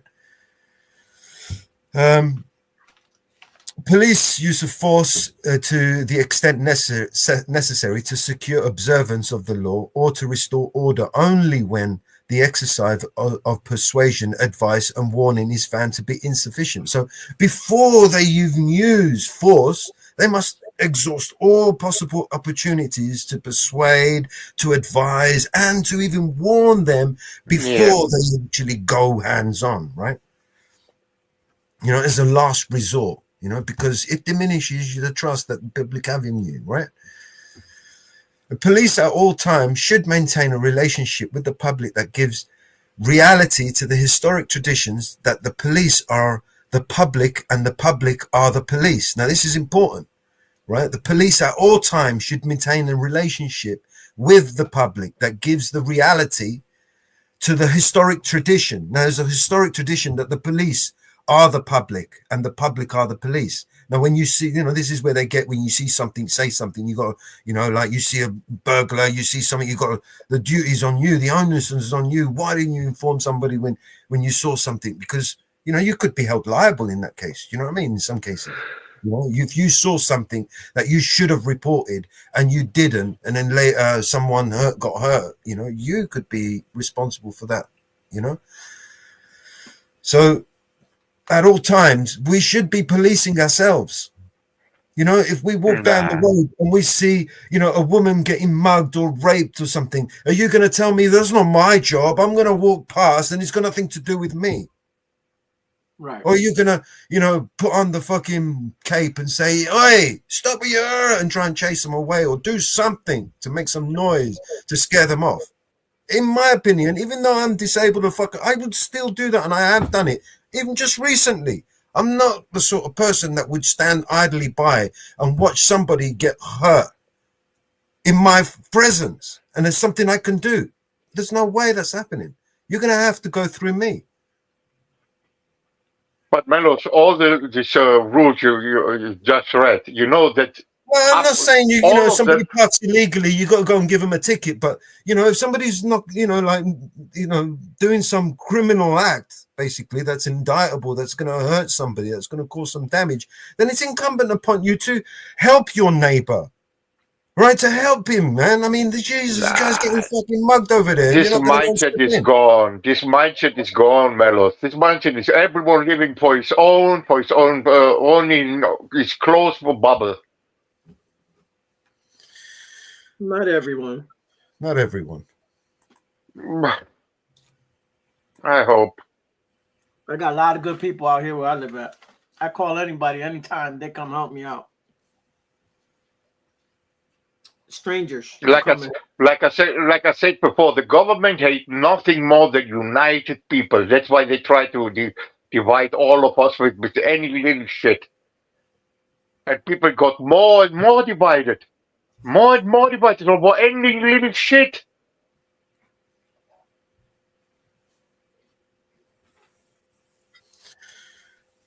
Yeah. You know, I don't know if you heard about this. I heard this on TPP about this case about this 20 police officers killed this George Brooks, the inmate, and that's what I don't understand, Mellow. Seriously, help me understand.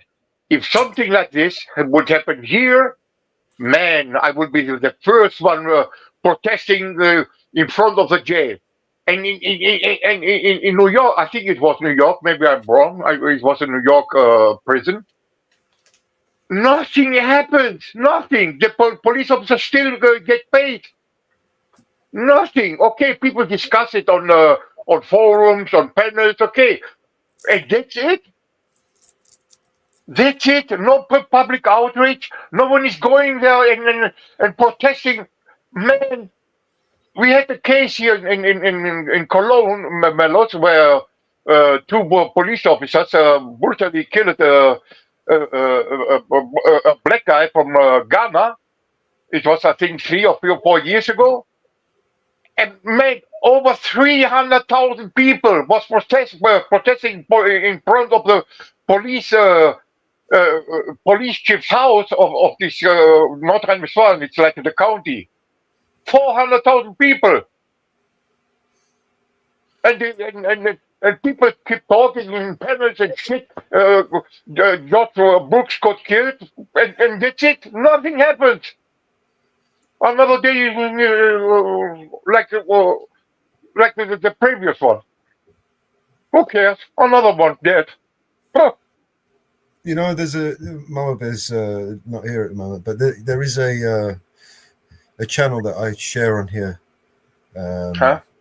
There's a channel that I share on here quite often. It's called Bannerman. This guy, he shows us videos where people, you know, like these bailiffs are going and repossessing homes, and how some of the illegal practices that they do, and to illegally evict people and take possession of their homes, and how some of the people are fighting back, where they've created these rapid response groups that, you know, as soon as one of these they find one of these where they're going to come in and try and repossess the house, or they've taken the house, they'll actually go and physically retake the house back and give it back to the person. They're amazing videos, man. Yeah, they're good. Yeah, but isn't it called squatting then? No, basically it's they basically how some of these mortgage company, how they swindle their way into you know, repossessing some of these homes, and okay. They don't follow the correct procedures. They create you know, fake, you know, warrants and possession orders and stuff like that haven't actually been signed by the judge, and all of this stuff. So they're getting all caught up now, you know, and you know, they'll turn up with this paperwork, and the police are so dumb, you know, they don't verify or anything, or when they do verify, they don't do the due diligence and actually help the bailiffs in, you know, removing people and stealing people. You know, they're literally just stealing people's homes, you know what I mean, with false and fake documents. And police helping them. with that, and the police are helping them. Yeah, I mean, at the moment, you can hire policemen, to do things for you. Just say you're putting on an event or you're doing something, you need to employ some police officers. You can literally employ these people and send them onto a job, and they'll make sure that the job gets done properly. Anybody who wants to get in the way, your hired goons will arrest them and charge them. And this is how they've been operating. I saw a video. Mellows. There were a special unit from police was sent to arrest someone, and this idiot chose the wrong house. Okay, let's say it was number 200, and this idiot went to number 220. Man, how stupid you have to be to can't read numbers. It happens all the time. All the time. How stupid you have to be, you know? Killed all the time because they go to the wrong houses. Yes. Come on. Only idiots. They break your door down and then they tell you got to pay for your own door, and they're at the wrong house. That's what they did. They started drilling on the lock. They didn't push it down. They started drilling on the lock to open the door in the wrong house. And luckily, the owner got a message from the ring bell. Yeah, and you hear, and you hear them from the ring speaker. What the fuck are you doing? Oh, we are sitting for this and that. You idiot! You're on the wrong house. It's 5 blocks further. How stupid is the police to? Oh my God! Unbelievable. Where they find these people? Where they find the people in a lottery or I don't know. They carefully select these people. They have a maximum IQ qualification. Mellows, not only do they code to the wrong addresses, sometimes the people that receive the calls, the call center will give them the wrong address, and they don't know. They're going to the address they gave them. Good investigation. Good investigation. Bravo. Yeah. What's your name? What's your date of birth? Investigation over. I don't open the door, bro. I don't open the door to nobody. Unbelievable. How you doing, man? What's going on, Track? Track. Much love to everybody. Looks like Track's ready for another sponsored shave. Just in time for another sponsored naked run. How you been, man? It's been a while. Where you been at? I've been surfing these streets. You know what I mean? And, streets. You've been getting kicked out of different different hoods. Yeah, I saw a panel where Untrackable got kicked out because they're thinking he's Taliban from Taliban. I see Untrackable's got his little green little what I've never understood. You see, I got one the other day when I went to Miguel's panel, right? And I thought, what the fuck is this, man? What is it anyway? What is the green little thing?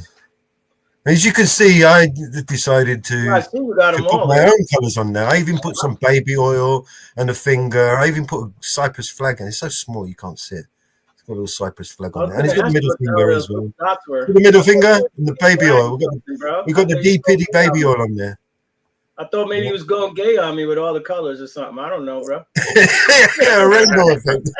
I put everything but green, yellow, and red because that's the trending colors at the moment. I don't even know what they are. Hey, Untrackable. So someone run me through it. How do they work? What are they? I have no fucking clue. Every time I go someplace and they put something underneath my name, I'm like, okay, that's what it is. They want me to have this subtitle. I didn't know it carried over to other places, and then I got too lazy to delete it. So it's like, okay. Same. Yeah. That's why I Same. put, Same like you. Same like that's you why I are, put, Darkable. I give no fucks. And they really shouldn't be able to touch my name like that. Oh my god, I'm so offended. Yeah, I could change it. I can put you baby oil. You want the baby oil one? Yeah. Deep pity baby oil. Baby oil on my back. Or the middle finger. I can give you the middle finger one. So next time you go over there, give him the middle finger. No, because they're gonna put their own thing on it, so they won't even get the finger. I'll just get the finger. It'll be there if you leave it there. If you put it on there. Hey, just don't sniff your finger. You might get something. You know what I'm saying? Yeah. I put a nice one under you. I put Mountain Man underneath you. Well, maybe the green dot. Thank you, Mama Bear, for being so kind as to touch my name. I'm still hurt. I'm still hurt. I swear to I did a nice one though. God. And thank you for that. I did a nice one. I'm gonna put one on there for you, mate. There you go. I had to fix mine. I had to fix mine. How's that? It's the finger. Well, now I gotta zoom in. Mountain Man, middle finger. I'm not even in the mountains. I'm in the Piedmont. Yeah. That's called the foothills. I'm in the central. You know. Look what you look like. Look what you look like, though. Look at your beard. You look like a mountain man. Grizzly Adams. You did think that would be just equivalent on the side of the road. You know what I mean? You need a red checkered shirt and some braces. You know those onesies that those jeans. There's with the braces on them. What are they called? The bibs. Yeah, with the bibs on them. Yeah, you need some of those and a red shirt and an axe. Big giant fucking diamond axe. Hey, Mountain Man is better than Mountain Man is better than homeless man. So yeah, much better. You know, I remember you being in the mountains and taking a run for the water. Yeah. We do what we would do. Remember that? Because we live streamed it. Yep. Shut up. Calm down. We live streamed that one, baby. Yep. Yeah, you can't take me anywhere, but I'll see you there. But to Untrackable, we love you. There's only one track, and he's untrackable. Oh no, I know where he is. I don't mean it that way. I mean his car will not stay. Well, down on Main in the early light, eyes running like he's got a fire to fight. A spectacle for all the town. Ain't nothing but his knees sprinting round and round. They call him untrackable. Just a blur, stripes and a laugh that's crackable. Down the street where the wild winds pass, there goes high in his underpants. You remember that one? This was funny. I don't know if you realized it the other day, yesterday on Miguel's channel.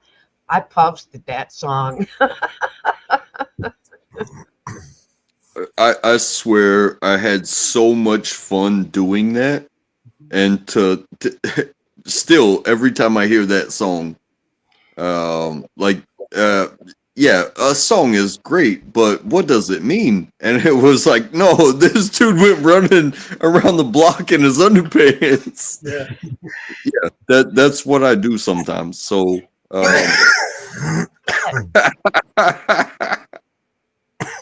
You know what? We love you. We love you. hey, if there wasn't people like me, then there would be no funny shit. There would be no connections between those who think about things and those who do things. So I will stay wild and I will stay free. And Now you're gonna make me go down there and change that to Wild Mountain Man.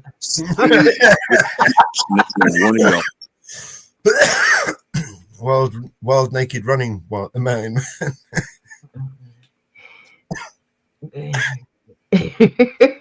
When you go in, there's 3 dots on your name. Okay, you see the 3 dots on your name, and no, it's Mountain Man, right? it said you should be able to edit your picture and edit your name. Oh yeah, he don't play with that though, Mama Bear. He never touches it. Do you want me to take I don't touch buttons. Well, anytime you want it changed to back to what we put it to, just find it. We'll put it back for you. I mean, when I come here, clearly, you guys, you can put anything you want under there. I welcome it.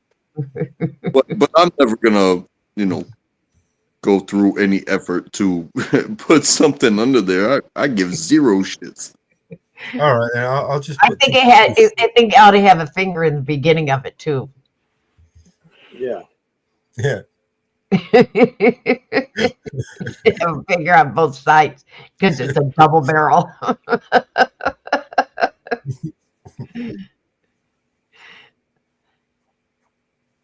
Oh, there's a whole bunch of old songs in here, Mama Bear.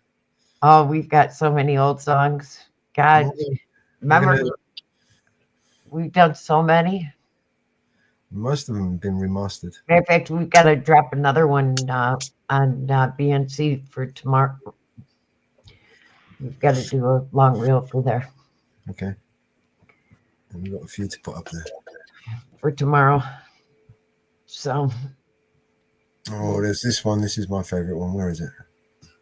I'll skip past it. There it is.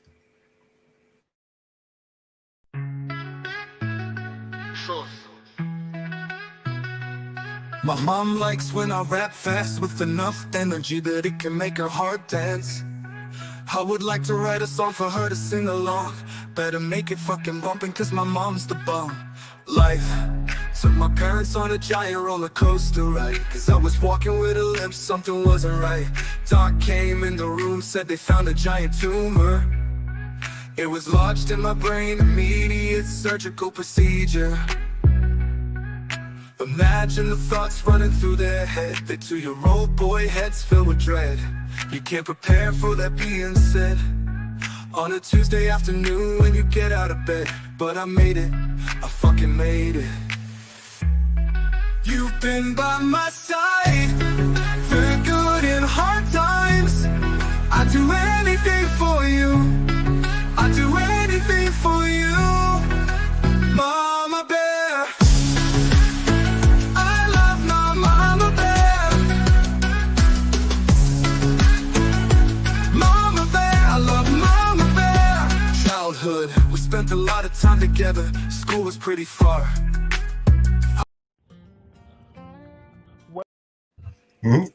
Sorry, yeah. Nice We one. got some old songs. I've got to do some more. We got to do some more. Yeah, those are good ones. Make some videos on them. Support was working on one the other day. It's a long ass one as well. Yeah, we worked on the website this morning. BNC up. We're going to put some of the album covers on the website. So I think Untrackable should go on there.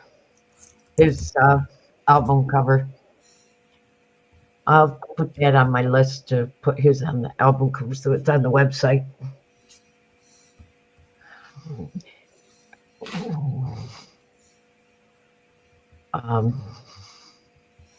This is the website we're talking about. We're building a website.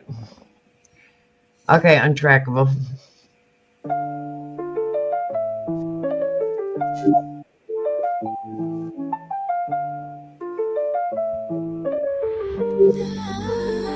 we living in a world where the truth's under attack.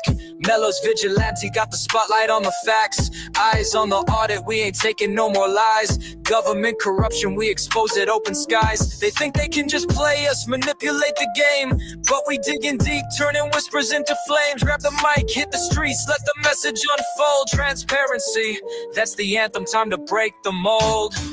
Mellow, mellow, I... Yep.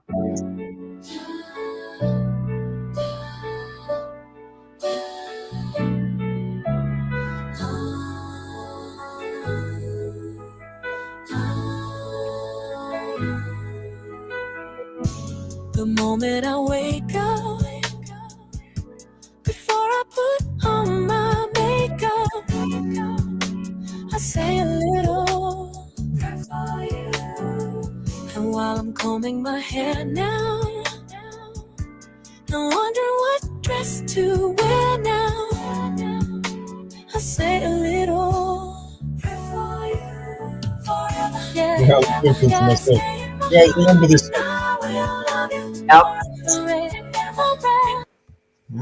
That's the new site. There'll be all the songs are going to be on there. The new app as well will be on there. And that's it, really. Well, we did the home about us today. We got that put in. Yeah. And soon we'll drop the website link. Yeah, when it's done. There's still quite a bit to do to it. Yep. I'm kicking Mellows' ass to keep going on it. I like that little grin there, untrackable.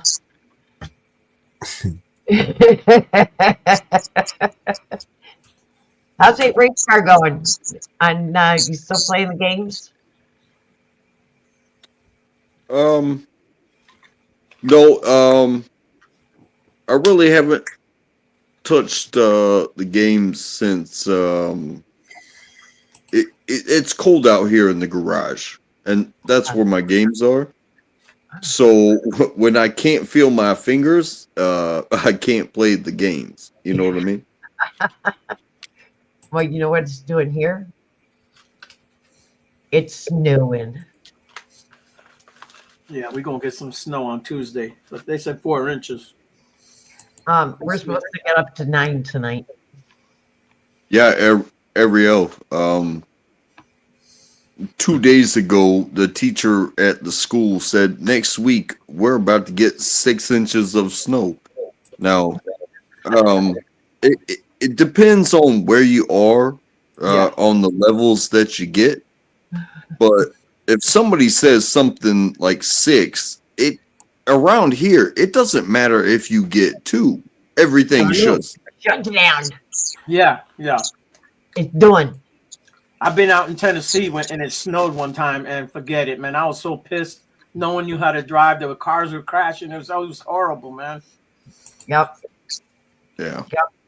It's like they don't know what it is. And, Yeah. You know, we used to always joke that the southern states put their salt and stuff in the back of pickup trucks and have the Department of Waterworks shovel it off. Yeah, it don't snow much here either where I'm at, but I grew up up north in Connecticut, so I saw the snow. But and that's the thing too is like, you know, they can do their public service and salt the roads or de-ice the roads with whatever chemical they want to use. But if I can't leave my neighborhood, right, or the school is closed and I don't have childcare,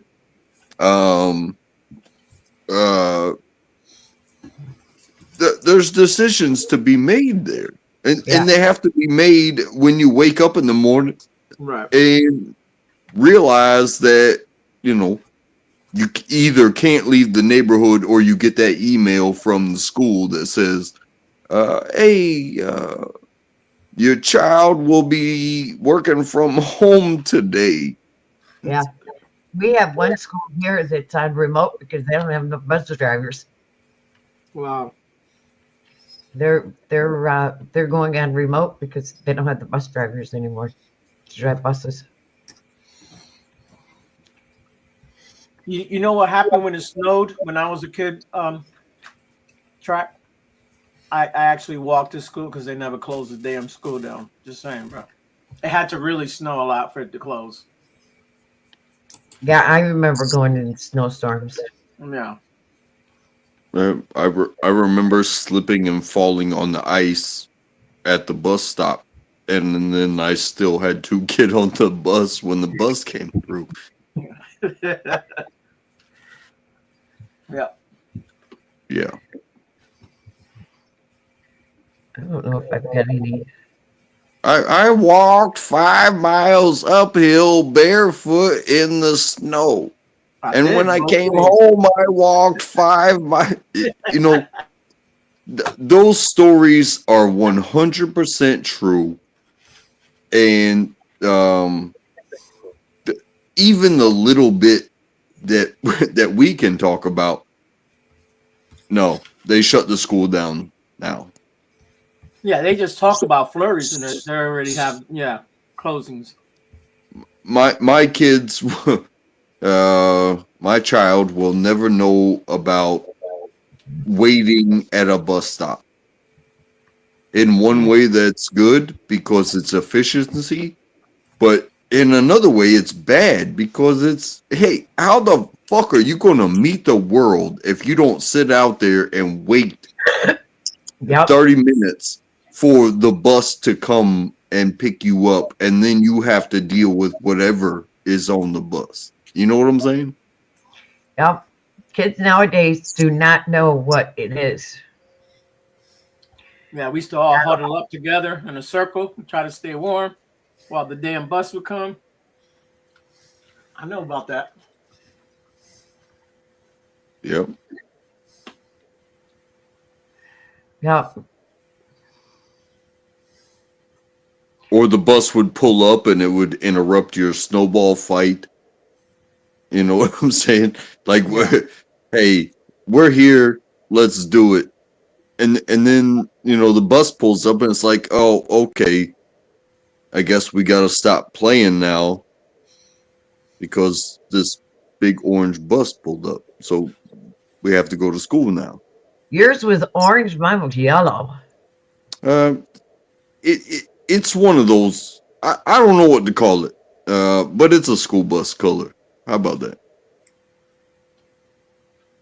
Was it short?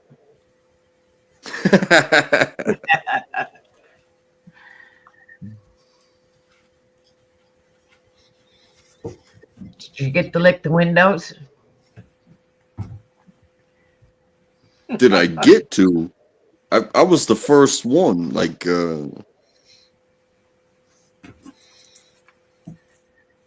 those were my windows. Suck on those buses, man. Well, they did when I was a kid. Get no air. Got those tall ass benches in front of you. No seatbelt. Yeah, we didn't have seatbelts.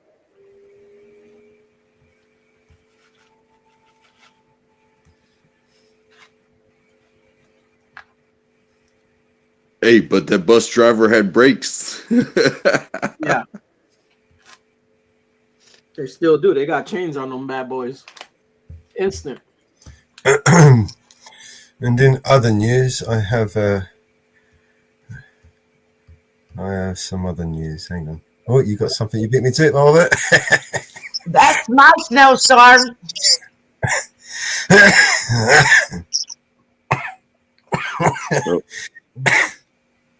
That's what I get. That's beautiful. That's taken off my porch. Hell yeah. That's what I get. Okay, Mellows, I will take a little break. Mamabear, thank you for having me. Mellows, thank you. Yep. I hope I'm welcome to come back again. You're welcome anytime, Apollo. Thanks for joining us, Thank you, bro. man. I sent you an Great. email with a link to our what we call the Jitsi room. You're welcome to join us over there and have a private chat anytime you want. I'm always in there. Unless I'm here. I check it later. Thank you. Bye, Ariel. Bye, Untrackable. All right, Bye. man. We'll see you. Bye. Right. Oh, what happened to Untrackable? He just dropped out. Hey. Mrs. Riva. Hello. Hello. Let me just get my headset sorted. Yeah, you sort yourself out. We're not in a rush. How are you, Mrs. Riva? I'm good. I'm good. I've got an infection in my foot. Mm-mm. Oh, no. It's not good. No, not with diabetes, it's not. Did you like the picture of my winter wonderland? It's stunning. That was taken off my front porch. Wow. Amazing. I'm just trying to get my headset connected. Okay, we're waiting. I'm not going to press play until you let me know when you're ready.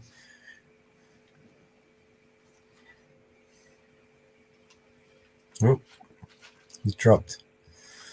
All right, well, we'll just play this anyway. It just means we need to pay attention to it. You know, this scale goes from 0 to 10, 0 meaning there's virtually no chance of an impact, 10 meaning a climate-destroying, world-destroying sort of impact. Never seen anything like that since the dinosaurs, obviously. But there's a slight chance this one could come by and hit us in 2032, as you said. Scientists are closely watching a recently discovered asteroid that is being called a potential city killer. That they are watching very closely. A newly detected asteroid. Experts now say it's got a small chance of impacting Earth. They've called it the 2024 YR4. Asteroid 2024 YR4 has a 1% chance of hitting the Earth in December 2032. Yep. We discovered this on December 27th of 2024. So it was very recent, and it was found by a telescope in Chile that is specifically designed to look for things near the Earth. The asteroid known as 2024 YR4 was first spotted December 27th by the El Salce Observatory in Chile. Now, this is an animation. It was created from images captured on Christmas Day 2024 by a telescope in Chile. It was officially discovered 2 days later by scientists with the NASA-funded Asteroid Terrestrial Impact Last Alert System, or ATLAS. Then another team at JPL mapped out its future path, which gave it a 1% chance of impacting Earth on December 22nd, 2032. Now, that's a very rare for an asteroid of this size, but there's still a 99% chance it will not hit Earth at that time. And there's a 0% chance that it'll hit Earth on its next orbit in 2028. Astronomers say based on its brightness, the asteroid is between 130 and 300 feet wide. So we have a handy graphic on your screen to compare. So the asteroid that struck Earth 66 million years ago and wiped out the dinosaurs, well, that one was just over 6 miles wide. For more, let's bring in CBS News space consultant Bill Harwood. Bill, good to see you. This asteroid is now rated a 3 out of 10 on the Torino Impact Hazard Scale. What is the size of the asteroid? And if it's a big enough asteroid, I think the answer is we are not prepared. We've seen movies like Armageddon, where Bruce Willis goes and puts a nuclear bomb and blows up the asteroid. It doesn't work. Bruce Willis is going to save us. The momentum of the asteroid is still coming towards Earth. If you disintegrate it, there will be many bodies that will be coming into Earth. NASA thinks this thing is up to 300 feet wide. That is In zone to in zone, the size of a football field, just so you know. It has more than a 1% chance of colliding with our home planet, they say, in about 8 years or so. So I want to show you where it is right now. The black circle you're seeing right here, that is the asteroid's orbit. And the good news is it's going away from Earth. So it's going to take the long way around. According to the Center for Near Earth Object Studies, they say this asteroid right now is about 30 million miles away, traveling, again, outbound, so away from the sun, around the sun, and it'll return to Earth's neighborhood in 2028. Let's show you, though, the asteroid's uncertainty region. The blue axis is really the question mark line. So that is where we can see it's going to get really close to Earth, and that's why they're a little concerned. If we want to give you data for it, experts say it's a 1.6% chance that these two intersect, the asteroid and Earth. When? December 2032. Scientists say they're not panicking yet, but they are watching it closely. The tracking is not very precise yet. They'll get another chance to really nail down the orbit when it comes back by Earth in 2028. And by that point, hopefully, the numbers will show that there's zero chance of hitting the Earth. But right now, you know, they're certainly paying attention to it. They want to make sure they can nail down this orbit in time to do something if necessary. I don't like talking doomsday, but if this asteroid were to strike Earth in 7 years, where could it hit? How much damage could it do? Well, we don't know where it could hit yet because the trajectory is really not nearly well defined enough to make a prediction like that. But the kind of impacts we're talking about with a body of this size and its possible composition, you know, back in 1908, an asteroid hit western or eastern Siberia and leveled like 830 square miles of forest. So it's a big deal. If something like that came down in a populated area, on a big city, for example, it would be truly catastrophic. But it would be a local catastrophe. It wouldn't be something like the rock that killed the dinosaurs. It wouldn't affect the global climate, but it would certainly be a disaster of epic proportions. So we're all hoping that doesn't happen. It's currently moving away from the planet, but will return in 2028. And a possible impact cannot yet be entirely ruled out. That's why, since it was first identified as a threat in December of last year, it's being closely monitored by the European Space Agency. Let me tell you, the most likely scenario is that by the time we lose sight of the object in April this year, the impact probabilities will have lowered enough not to worry about this object anymore. However, there are still some small chances that it will remain in our risk list, and when we come back, when it will come back in 2028 and we reobserve it, at that time, it will have been so much time enough for us to determine whether, let's say, it will be impacting or not completely. So it will be a 0 or 100%. Although the density and makeup of the asteroid is not yet known, it's estimated to be traveling at around 15 times the speed of a high-velocity bullet. The difficulty is that when you find something in the sky that's moving, you have to work out from where it sits on the sky what its actual orbit in the solar system is.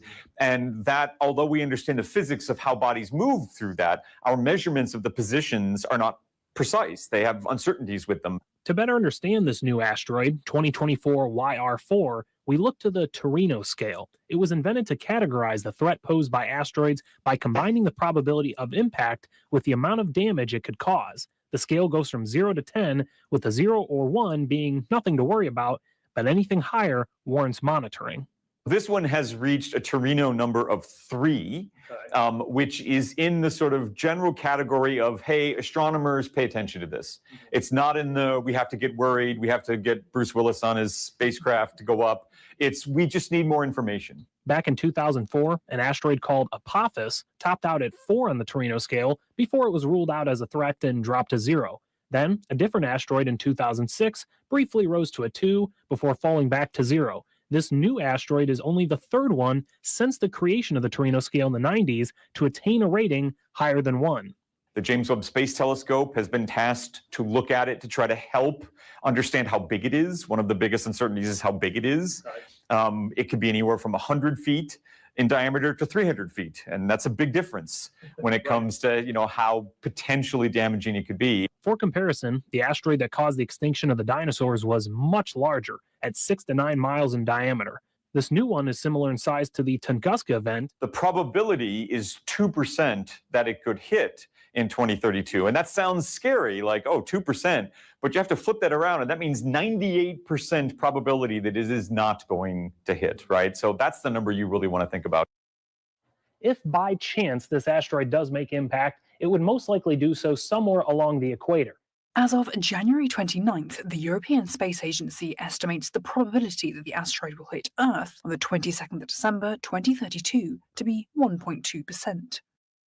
Scientists are set to meet to discuss Earth's response if the asteroid's impact probability remains above the 1% threshold, which could include crashing a spacecraft into it to deflect it off course. Hey, Mamabear. Mamabear, can you hear me? Yep. Hey, Your Mrs. parcel's being posted tomorrow, so I expect it in the week. I'm sending all my I've got about 20 parcels to send tomorrow. So I'm calling at the post office in the morning. Oh, thank I'm you. not well, guys. I've done nothing but sleep for 2 days, and I'm trying to stay awake so I sleep later. Don't get up too early. But, my foot is so sore.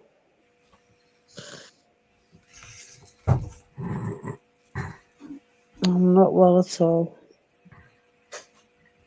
Well, you got to get better. I got a cut on my foot a few weeks ago, and it's infected. That's not good. No, I'm at the doctor's. I'm seeing the specialist nurse on Tuesday. So Okay. they may give me some antibiotics or something. But it's black, the cut, and it's really tender and red. Touch? Is it what? Is it hot to touch? Not particularly. It's a bit warm. Yeah, you've got a severe infection. When do you see the specialist? Tuesday. Okay, if it gets any worse, it starts getting hotter, go to the emergency. Yeah. Don't wait. I will, Mamabear. I just feel so lousy. Luckily, I got a Friday off as a holiday, but I slept all day and all day today. I've done nothing but sleep. And I just feel really young. I just don't feel well at all. Your body's telling you it needs it. Yeah. Lots of fluids. Yeah. I mean,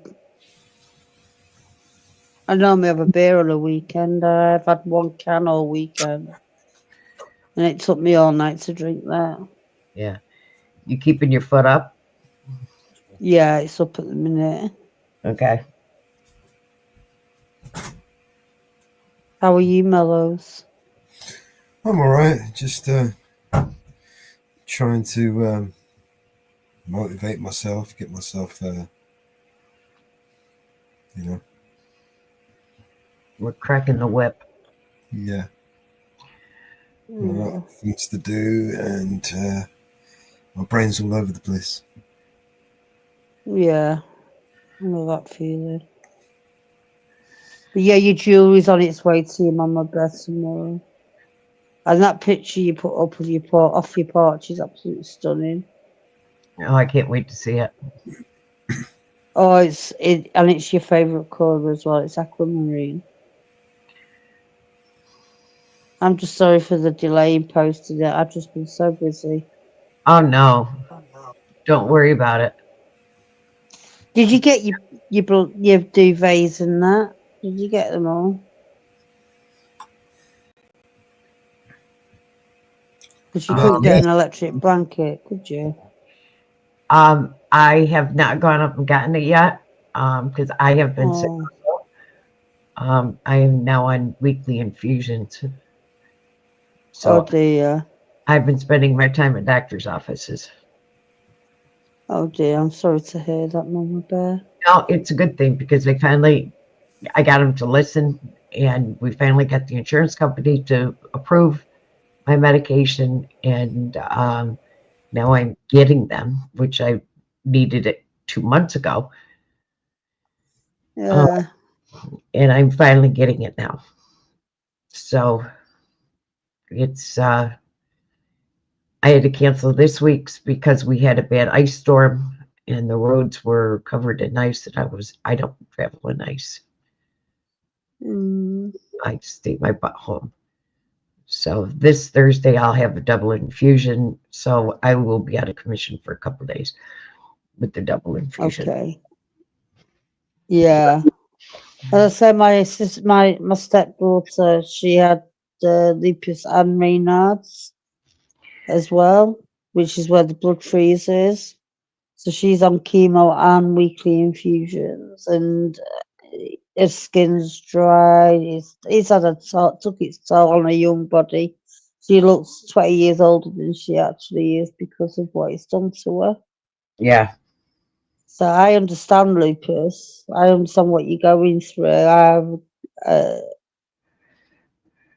It's a horrible condition, and I don't envy you. I think you're so brave. Well, I'm not gonna give up. I'm gonna No, you don't give up. I will continue to fight. Yeah, Victoria never gave up. She, as I say, she has to have regular chemo to stop her blood from freezing because of the Raynaud's disease.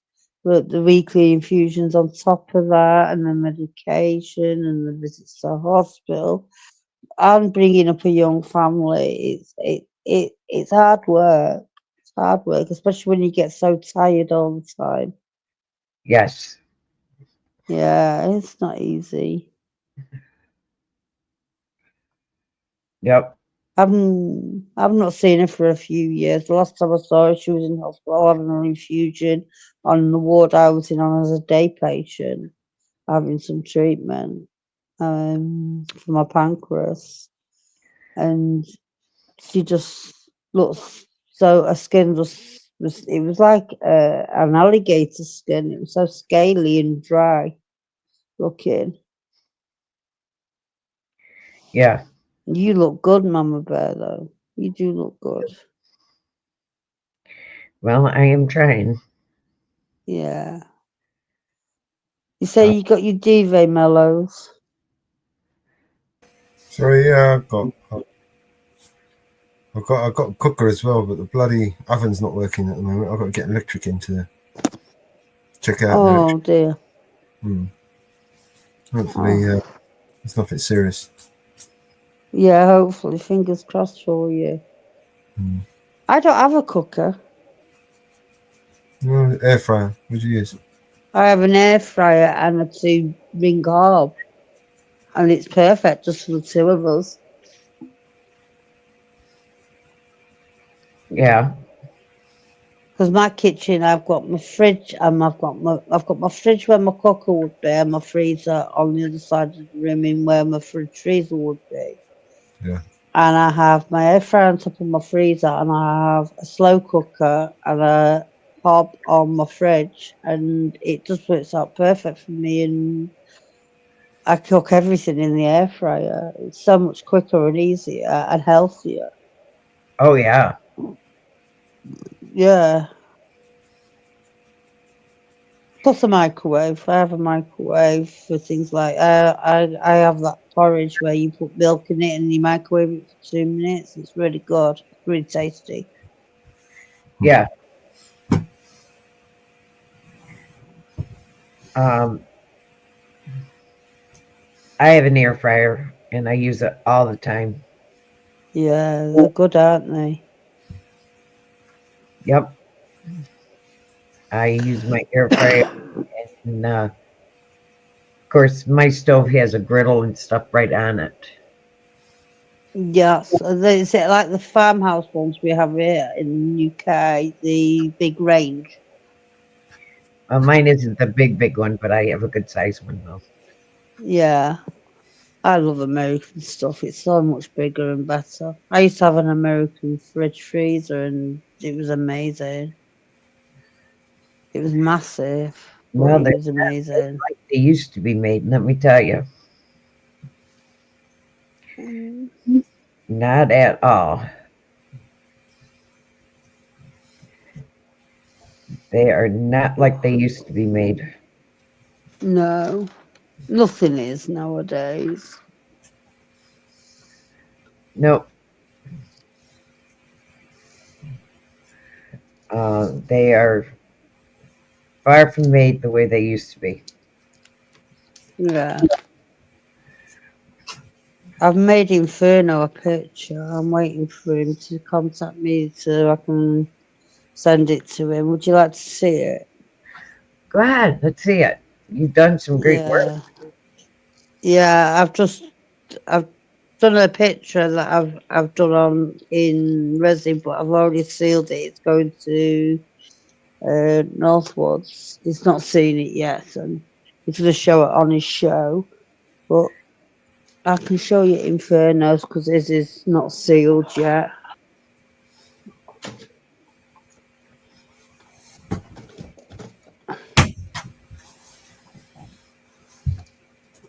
Let me just. Oh, cool. I did that for cool. him. That is That's cool. nice, isn't it? Yeah. I'm doing a Grim Reaper at the moment, and that's there for Graham. Yeah. But yeah. But I can show you a copy of the picture I've done for Northwoods that he's not seen yet. It's a surprise for him because I've photocopied it. I've the original that I drew. I've laminated.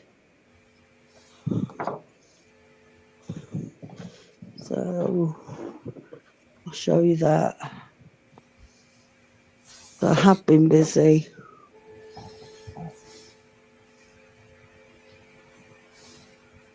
It's a copy of a tattoo I once saw. Oh, that cool. I remembered seeing. You like that?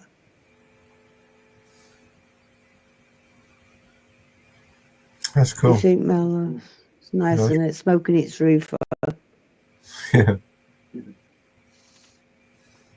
So I have been busy.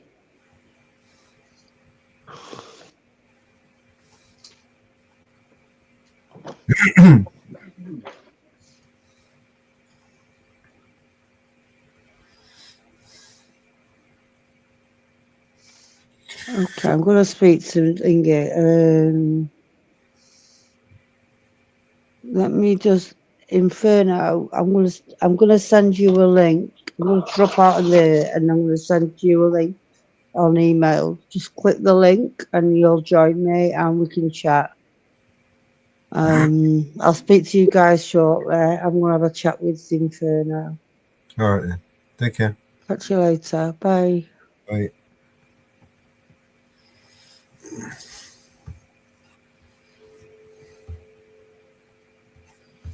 All right. Wow, that's pretty sharp. I'm back. Sorry about that. I gotta go take my medicine and stuff. Oh, did we? We got to play an audit. We got to play an audit. The new audit. Wild Man. Oh yes. We haven't played that. We haven't played that. We watched that. No, we watched it in the back room. Oh, we got to play it. We got to play it. Oh. All right, let's find him. There he is.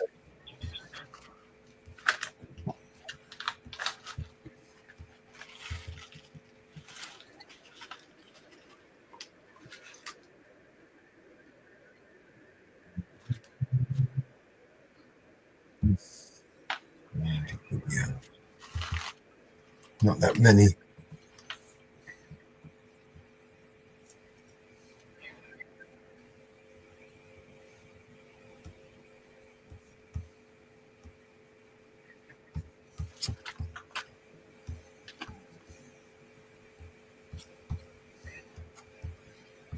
Oh, we can play that one.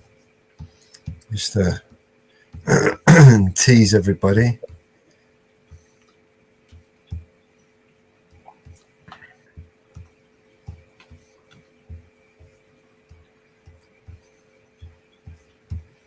All right, so this is This is the mayor's court. Inside the mayor's court while he's waiting. Can you see that, Mamabear? Hold on a sec. Yeah, we see it. All right. Yep. Yep, we got it. We got it. Let's press play. I don't think there's any audio on this because it's the CCTV from the mayor's court. Oh. All right, this is Modman Audit. In this video, you can see me sitting here pointing to paperwork. These are public record requests that I made earlier that week that I just received. These public record requests had conflicting information in them saying that there was no issued warrant for my arrest, and the New Holland Police Department had put a warrant block against my registration and license. Well, according to ORC, you do have to include a warrant on the person to include a warrant block, and I'm explaining this to Lawless calmly when he starts throwing his hands.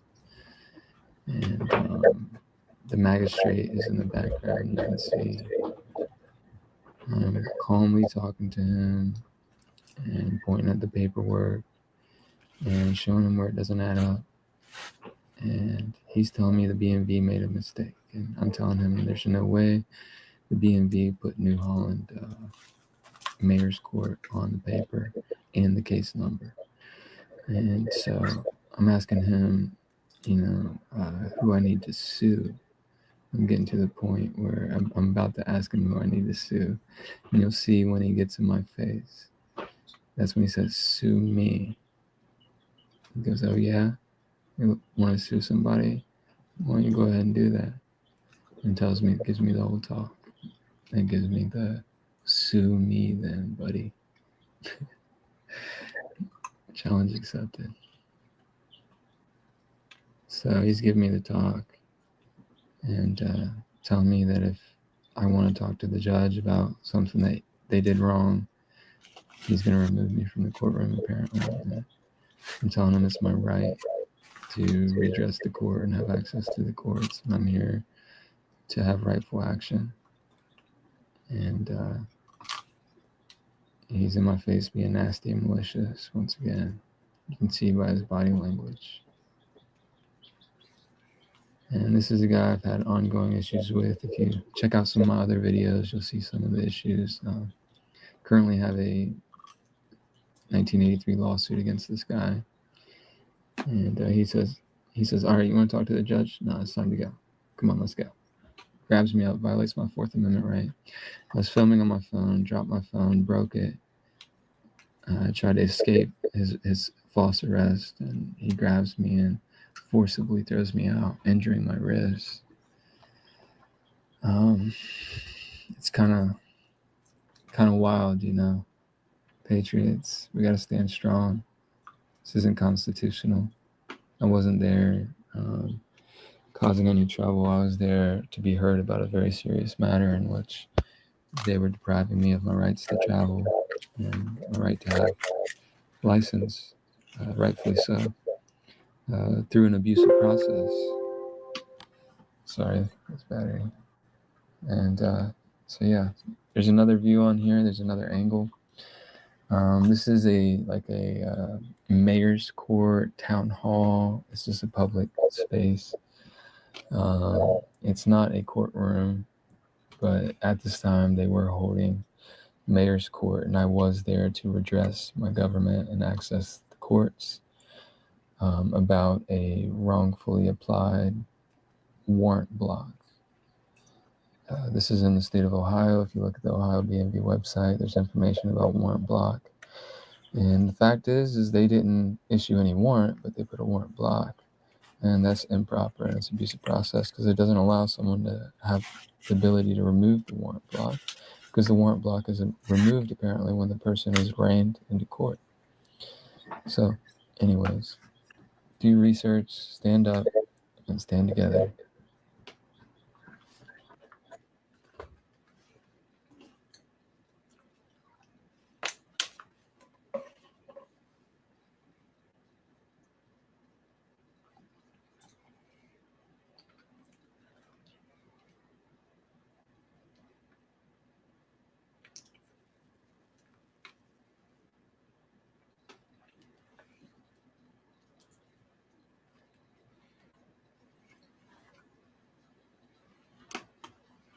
Do you see how the magistrate keeps looking up and over like he's interrupting the court? Yeah. You know?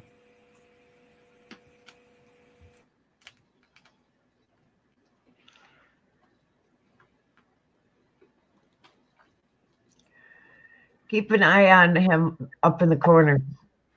Guy talking to him.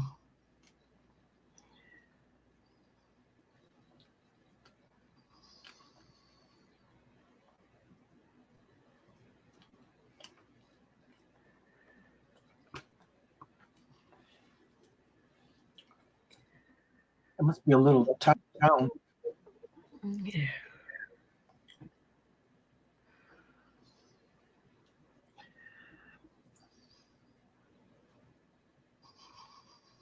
If only we had the recording. I'd love to hear what he had to say. The audio, yeah. Yeah.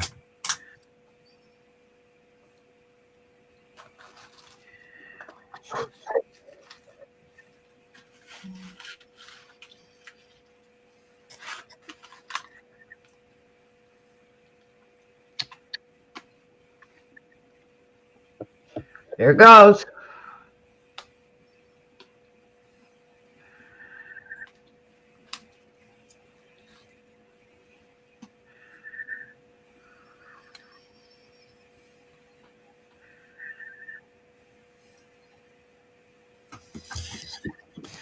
Now, 300,000 deportations a year.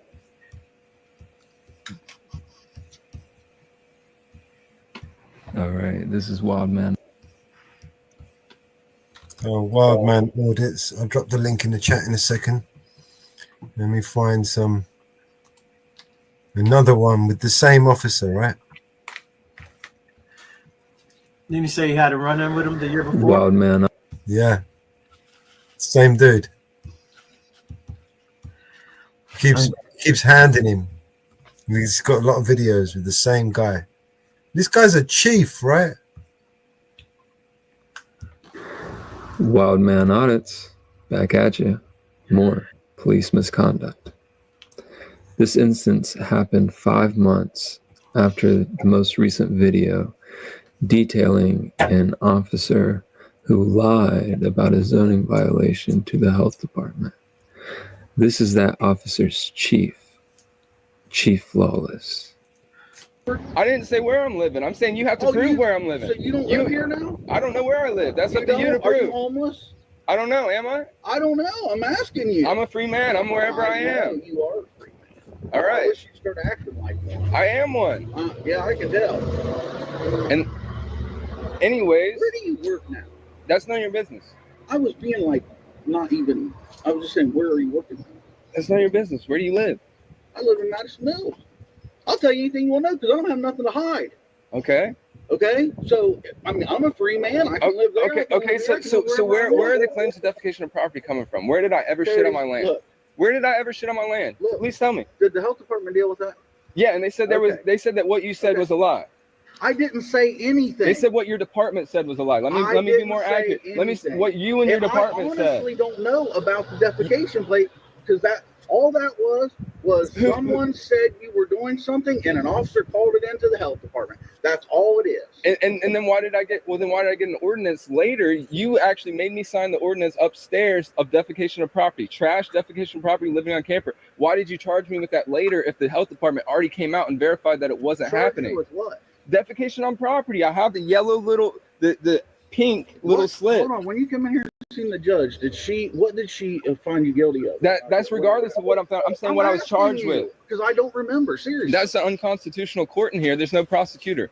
So I'm not that wasn't even a real court. That's not even a real that wasn't even court. Can you answer my question so I can I'm talking about what I was charged with. You charged me with defecation of property even after the health department came to my property and said there was no defecation of property. That's blatant harassment. That is harassment. You're charging me with something after the health department said that it didn't happen. This is the ordinance zoning violation that Chief Jason Lawless here made me sign whenever I picked up my property after the motion to return seized property. So you can see down here at the bottom, this is indeed his signature as I'll zoom in. And if your eyes can see, there's an X on it says property and an X next to defecation on property.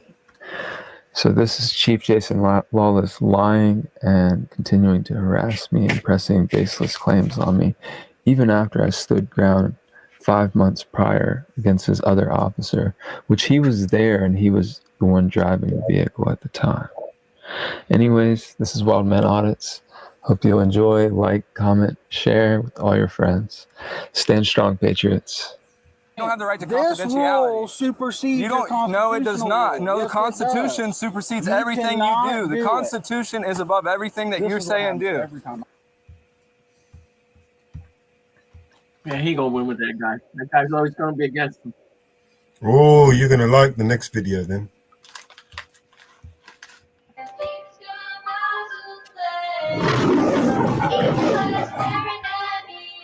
I love you, Bobby.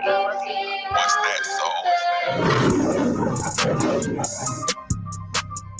Wild Man Audits, exposing corruption and standing for our rights. In this video, we'll see Judge Peters of Circleville Municipal Court immediately dismiss with prejudice this charge from none other than Chief Lawless of New Holland.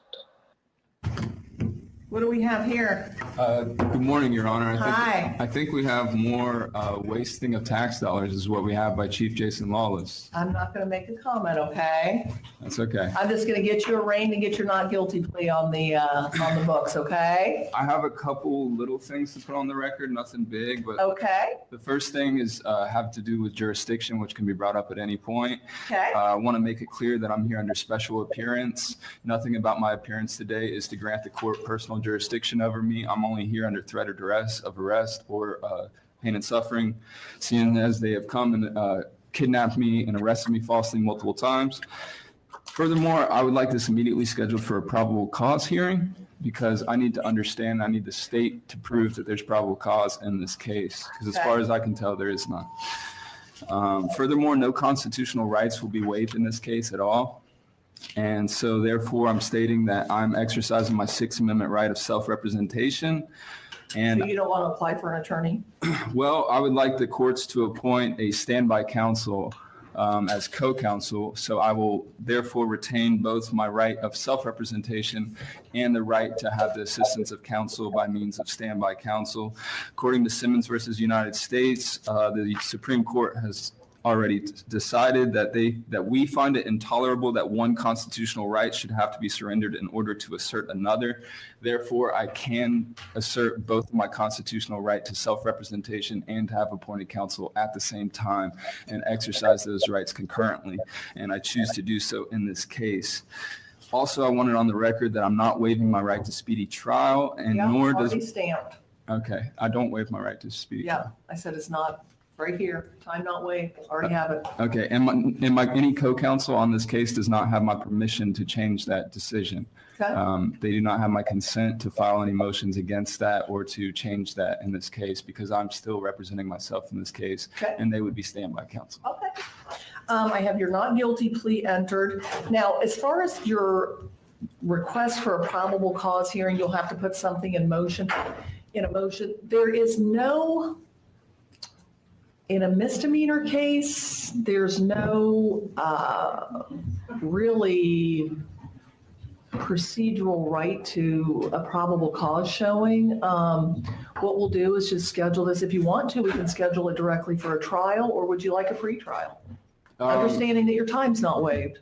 Yeah, I definitely need a pretrial to make pretrial motions. We're going to motion to dismiss this for insufficient evidence. There's been no And that evidence might be shown, and then it will be on the prosecution to show that there is evidence, which is basically what I'm asking for, Okay. probable cause Put hearing. something in writing for me, okay? Absolutely, I can do that. And furthermore, Your Honor, I would like to know who the prosecutor on this case is, because in order to put something in writing, I need to serve service upon the prosecutor, and Kendra Kinney has a conflict of interest and cannot serve on this case, so therefore I need that information before I can put anything in writing to the courts. Well, I have Mr. Brewster here, Assistant Law Director. This is a It's case, a New Holland case, Your Honor. It'd be the village solicitor, or it'd be the special counsel he had, or it'd be the special appointed prosecutor he had previously. I can't tell you which it would be. so I think possibly this was not filed under village ordinance. It was filed under state.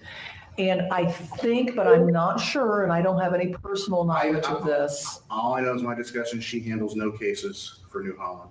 Okay. Does this court take cases directly from New Holland, or do they have to be transferred from New Holland No. court?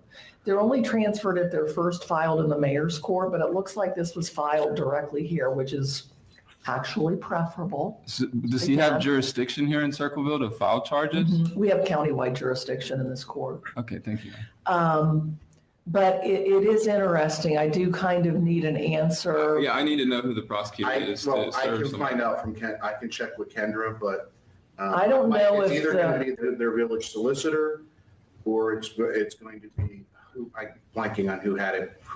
Hank Schaab was the one who had it before. It'll either be Hank again, or it will be the village. Now, was Hank involved I'm assuming because, it'll be Hank if Hank agrees to do it. Then was Hank involved because Kendra's conflict. Kendra's conflict? So that meant it stayed with our law director, but she had a conflict, so we got a special prosecutor in on it. But the difference between those cases is those were filed by the Pickwick County Sheriff. This is filed by New Holland Police.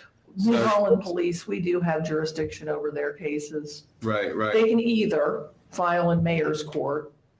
They have a So village mayor's is there no court. probable cause that they have to show for a court case to enter this court at all?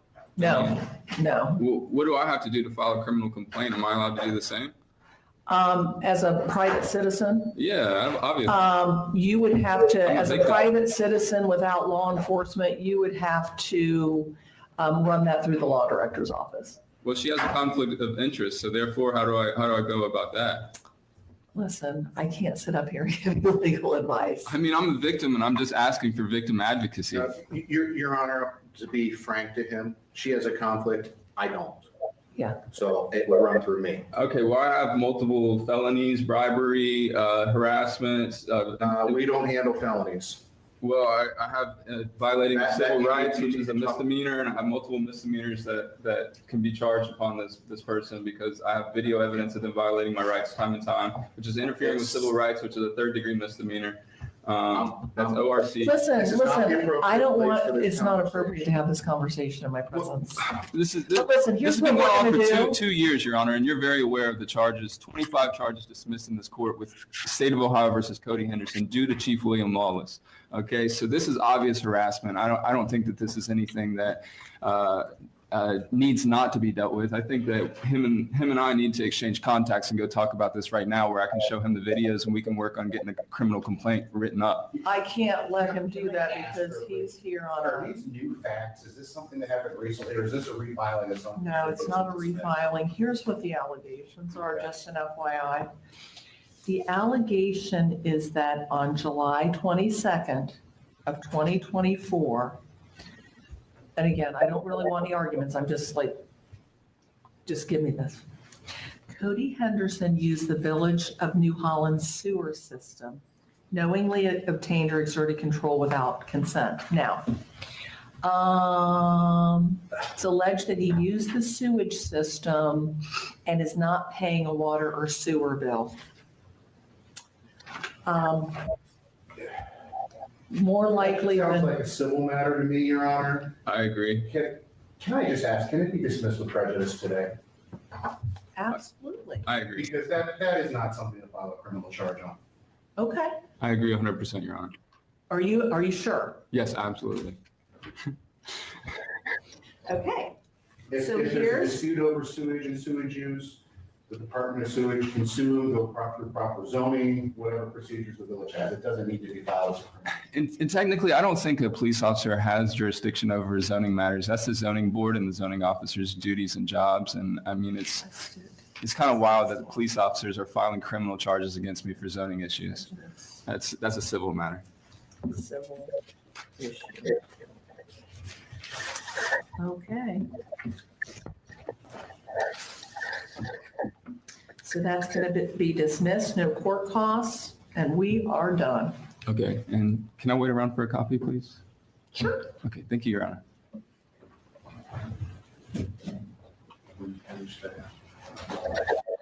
And that's the full video of the arraignment that happened that day.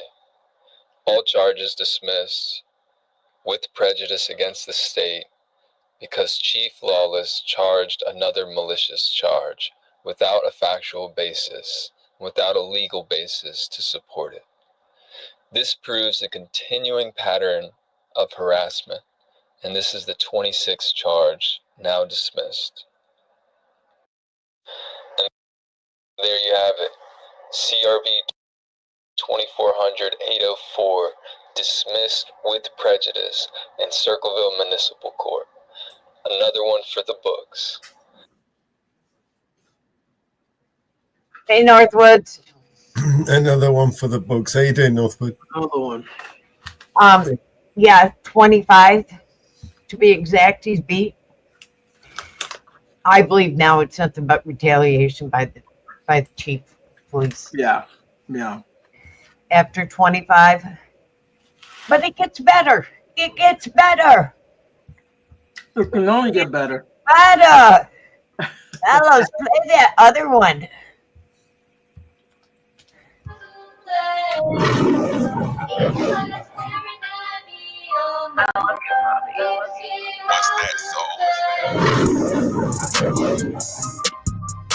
Wow Man Audits has a unique video for you today. This is me arguing for appeal against the attorney for Chief Lawless. Aren't we all? And get ready. I'm in the middle of a snowstorm. And I was the respondent to a civil protection order, which is the underlying case that is being appealed here. And the civil protection order was filed by a police officer who erroneously asserted that I had caused him and his family some type of threat. I don't know the specifics beyond that. Let me just ask you, Mr. Henderson, in your brief, you stated that when they tried to serve you with the copy of the protection order, you said you declined to contract with the officers. What do you mean by contract? I mean that I have the fundamental constitutional right to contract, to enter contracts, and to not enter contracts. So that means whenever someone comes up to enter an agreement with me to talk, that is a contractual agreement to speak to each other. And I meant that I did not choose to contract with those officers. I did not choose to speak to them in any effect of the matter. And I think the key difference here, because a lot of people look at this situation and they think of it in a criminal context. In a criminal context, it would be different. The officers obviously would have probable cause of a crime being committed, which would allow them to detain me and to violate or temporarily put my Fourth Amendment right on hold while they're detaining me for the crime. Now, in this case, it's completely different because this is a civil protection order, so it must follow Ohio civil rules of procedure. Clearly, in my brief, I lay out the civil rules of procedure that apply, which is Rule 4.1, capital B2, lowercase a and lowercase b. Those are two separate subsections. Lowercase a states that the sheriffs do have the ability to come up and serve someone with civil process. But section lowercase b states if that service is refused, which I did, I refused it, then they must follow a whole different procedure, which requires them by law to send it certified mail, which they did not do. Instead, they arrested me for refusing it, which is not okay. And it's a violation of my constitutional rights. And a 1983 lawsuit is going to come from that, but that's a separate issue. The issue here is my constitutional rights were clearly violated by the people who claim they served me according to law. They did not serve me according to law. Well, I just the trial explained court's record indicates that you're served. I know you're saying you weren't, but the trial court's record. Let me finish. The trial court's record reflects that you were served. And there was a hearing where you could have raised the issues that you raise now on appeal, but you didn't appear for that hearing. I didn't get notice of the hearing. But you didn't raise that in your motion for new trial. I did raise it in my motion for new trial. I raised the fact that I wasn't served according to law in my motion for new trial. So there's a civil protection order, not the notice of the June 17th hearing. I didn't get notice of the June 17th hearing, which came with the civil protection order. The civil protection order itself had a hearing date all attached with it and everything with it. I didn't receive any of that paperwork. That hearing was continued and a new hearing was scheduled. Trial. I raised the fact that I did not receive any mail from them. They sent the mail to the wrong address, and I didn't receive any of those notices. Furthermore, there's an affidavit that proves that and asserts that, and there's no evidence that can rebuttal it. Further than that, these officers are already caught on body camera, violating my constitutional rights and never serving me that paper. This same sheriff office has a body camera policy to have body cameras on when they're interacting with the public and doing business. So if they did serve me that, they would have to have recollection of it on body camera. Does not exist because they never served it to me. They arrested me, took me to jail, strapped me to a restraint chair, and tortured me because they think that that's the proper way to punish someone for not obeying their orders in relation to a civil summons, which is not okay, and that's not the proper procedure to law. Furthermore, I'll let the other side go, and I'll come back. Okay. Any other questions? No. Excuse me. Good morning. May it please the court. Mr. Henderson, my name is Ashley Hetzel on behalf of appellee William Jason Lawless. What's required by law for a civil protection order is the notice and the opportunity to be heard. Mr. Henderson received notice of the protection order and the hearing, and he had an opportunity to be heard at that hearing. That's what the trial court had in front of it, that the sheriff's deputies properly served Mr. Henderson with the protection order and the notice. At the hearing, Mr. Henderson, for whatever reason, chose not to appear. It wasn't until after the hearing had been concluded that Mr. Henderson called the court to let them know that he was running late to the hearing.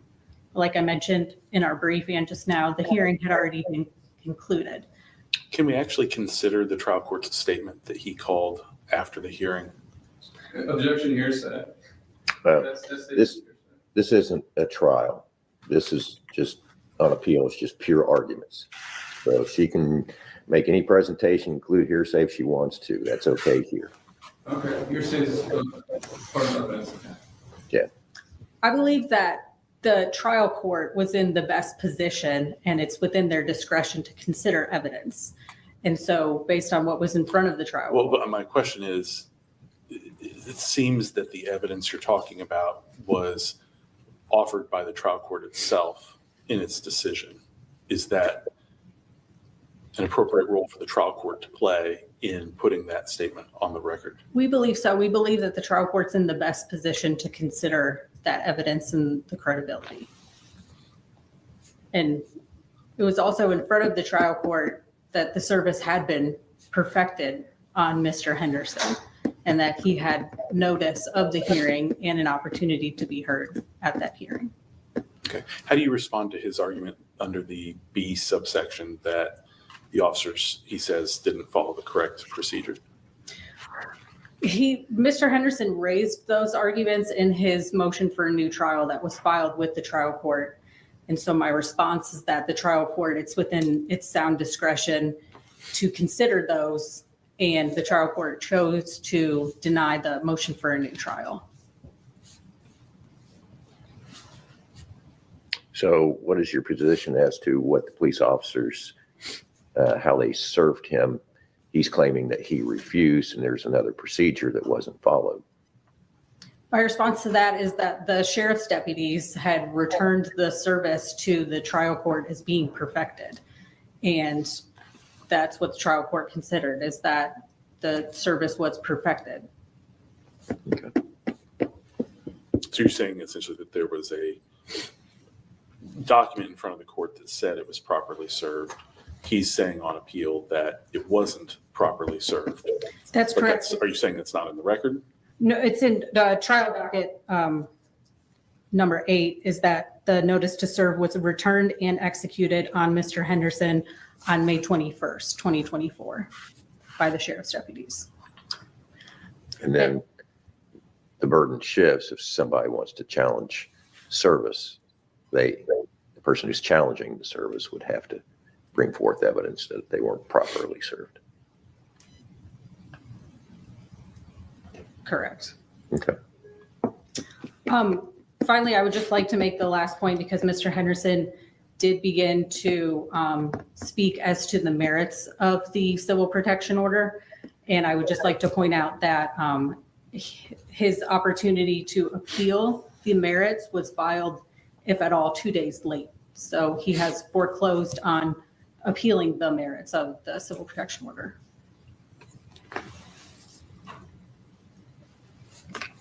And if the court has no further questions, thank you, Your Honor.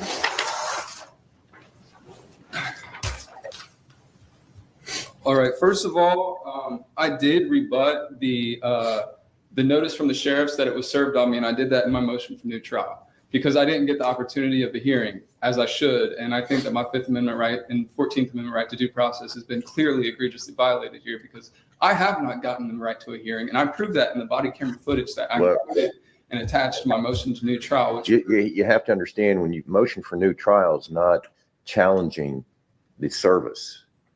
When you're motion for new trial, you're saying you just want the opportunity to be heard that you didn't commit these acts. So it's almost acknowledging that you got served. No, my motion for new trial was me motioning for new trial based on the fact that the order was issued contrary to law, and I was just exerting my remedies as appellate courts generally recommend for people to do in the trial courts, is to exert their remedies before bringing something before the appellate court. So I did that out of honor of you guys. I tried to file this motion for new trial to have it dealt with on the trial court level, hoping that the judge would realize that there was an egregious violation made and there was a mistake made, and that he would give me the actual right to a hearing that I, as an American, have the right to.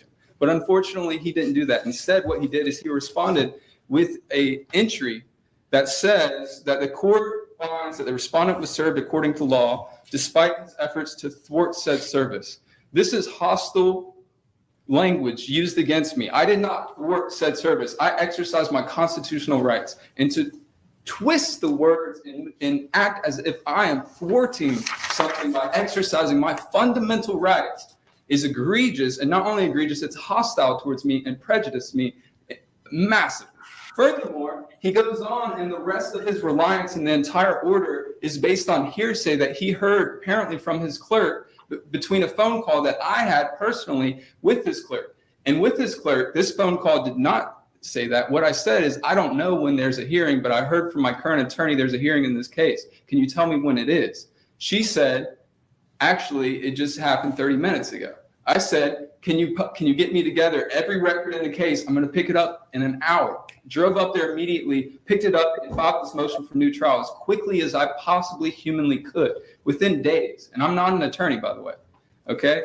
So the amount of work that I put into this is ridiculous. And really what I'm appealing here is I'm appealing this entry from Judge Bender here from the trial court that is completely based off hearsay. That's against the rules of evidence, first and foremost, for the judge to enter hearsay against me. For two, the judge entering his own evidence as the practicing of law, which is a violation of Ohio Judicial Rule of Conduct 3.1, thou shalt not practice law. You can't practice law from the bench. That's a rule that goes back all the way to the Magna Carta.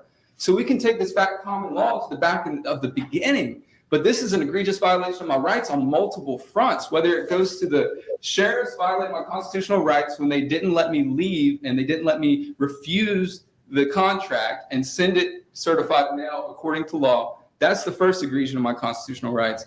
Number two is the judge acted with clearly contrary to the law because he introduced his own evidence against me, which is biased and prejudiced me directly. And he based his whole finding off of this thwart said service, this hostile language that he's using against me without any case law, without any citation to evidence. And as I said, I've submitted video that proves that I wasn't served properly. There's obviously prejudice by the judge. It's ridiculous what is in this order right here. I can't believe that somebody that went to law school wrote this, because my writings are far more intelligent and artful than to say someone thwarted said service by exercising their constitutional rights. Never should I be seen as being thwarting a service by exercising my constitutional rights. The Constitution is the supreme law of the land, and if we don't have constitutional rights, we don't have law, period. So furthermore, I would like to cite Briars versus United States. It is the duty of the courts to be watchful for the constitutional rights of the citizens. And that's cited in my brief. And it's also been reaffirmed in Boyd. So Boyd versus United States and Briars versus United States emphasize the same exact sentiment, that it's the duty of the courts the absolute duty of the courts to be watchful for the constitutional rights of the citizens and against any stealthy encroachments thereof. This civil protection order, the order from Judge Bender, the way the trial court treated me and the way that I've not been given the opportunity of fair service is an absolute stealthy encroachment on my constitutional rights, on Ohio constitutional rights, my Fourth Amendment, my Fifth Amendment, my 14th Amendment, and furthermore, my freedom of locomotion when these sheriffs grab me up for no reason. So I think that I have every right in law to assert that I have the right to have this trial or have this case reversed and remanded back to the trial court where I can actually get the opportunity to address my accuser, address all of this, address this order from the judge that is based off hearsay, and actually go through this according to law through the proper techniques and the proper citations that has been founded through common law and has been supported ever since. And so I'm a big activist of the Constitution, and that's why I've been targeted here. And that's why this is all happening, is because I'm suing her client for $2.3 million for violating my constitutional rights. And the judge, Judge Bender, obviously doesn't like that, if you can tell by his order that uses hostile language against me, and that further uses hearsay as the only basis to substantiate the claims of why I don't deserve a new trial. Furthermore, I've clearly proven in my motion for new trial that for every other reason, I do deserve a new trial. So for those reasons listed and the reasons in my appellant brief, I'm kindly and respectfully asking this court to stand for constitutional rights, to stand against stealthy encroachments as the Supreme Court has commanded, and to stand on behalf of the constitutional rights of the citizens and allow this to go through the court through the proper procedures. I'm not asking for a freebie here. It's still got to be remanded. I've still got to fight my way through this. I'm not asking for you guys to side with me completely. I'm just asking for an opportunity to fight this case. That's it. Thank you. All right, any other questions? No, I have none. All right, thank you. All right, appreciate both of you coming in here this morning. We'll take the matter under advisement, and then we'll render our decision. Mm-hmm. It's a wild man arguing his first appeal. What do you expect? Was your boy cooking? Post your comments below.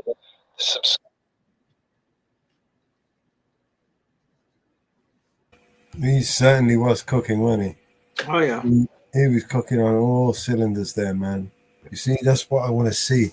I want to see more of us educating ourselves and standing up for ourselves in these kangaroo courts that they've set up. And these courts and the court systems, they're all set up and rigged against us, right?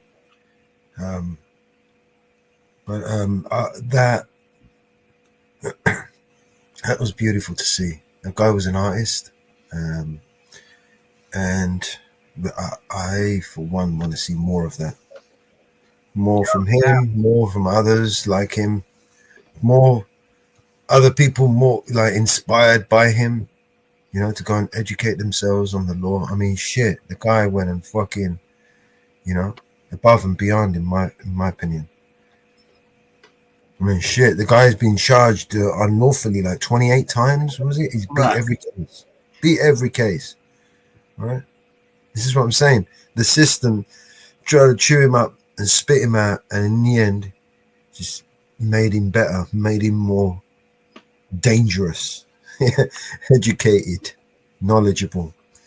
You know, they created their own worst enemy. Good. They created this. You know, I mean, they could have just done their job, right? The way it was supposed to be done. But no, they want to be dictators. They want to, you know, abuse their powers and their right and their positions of trust over us. Well, what do you think's going to happen? People are going to rise up. People are going to fucking fight back. Oh, yeah. This is expected. I mean, it's been that way for thousands, literally thousands of years, right? Why would it change now? Because they've got AI and the internet. It's just made us more dangerous, in my opinion.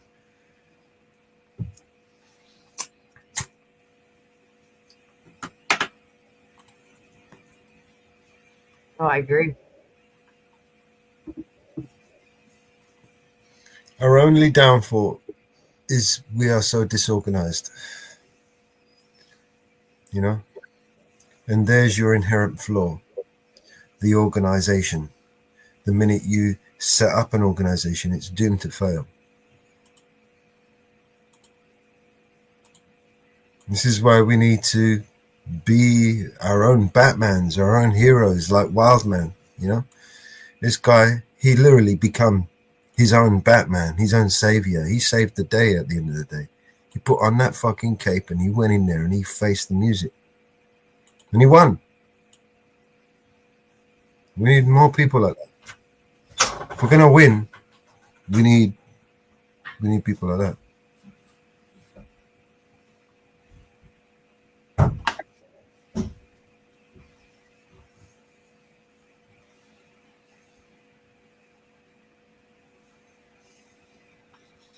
Well, it is 10 o'clock here, my time. Yeah. You want to call it a day, Mamabear? Yep. Well, let's go for 10 more minutes so we get 5 hours. Sure. So let's play some music. Well, let's play some more music and we'll shut it down at 5. And thank you, everybody, for tuning in and sticking with us all this time. Sorry about the shouting. I kind of get a little bit ahead of myself. We're carried away sometimes, you know? That's all right. Well, you know, we've always said, Mellows and I said that we were going to bring the truth as much as possible, and that's what we're trying to do. Yes, we will be in Jitsi. Yeah, we're trying to bring the truth out. If anyone needs the link. I'll see you over there because I got this dog. I got to let him out again. All right. Just give me a second. I'll open it up. And Jitsi I'll jump up for a minute. Ferno, we're going to be here for a few minutes. All right. And Jitsi is open if anyone does want to jump in there. I'm going to go to the toilet. You can. I got the music. Okay.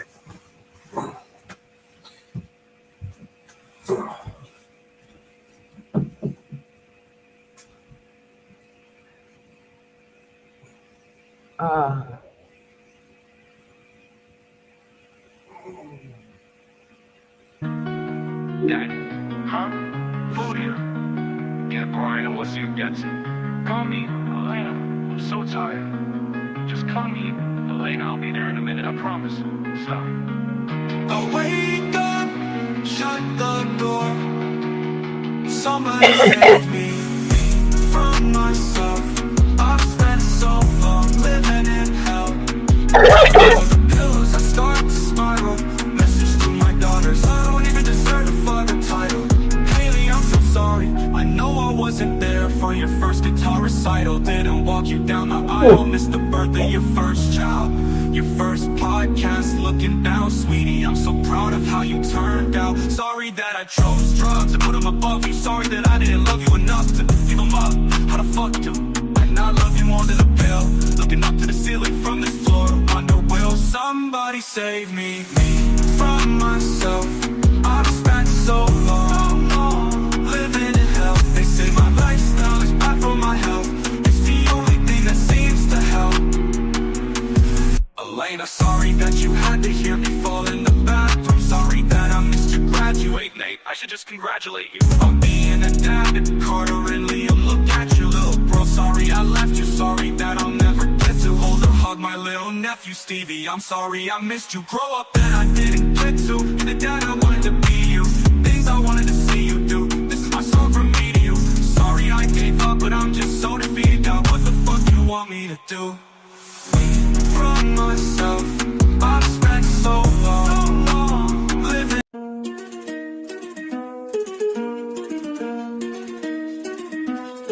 Another head hangs lowly, child is slowly taken, and the violence caused such silence. Who are we mistaken? But you see, it's not me, it's not my family. In your head, they are fighting with their tanks attacks and their bombs and their bombs and their guns in your head, they are crying in your head, in your head. Zombie, zombie, zombie, what's in your head, in your head?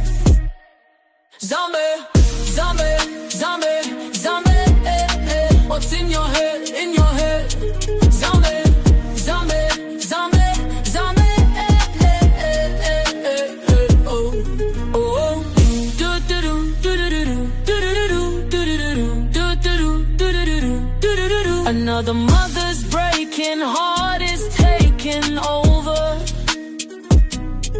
When the violence causes silence, we must be mistaken.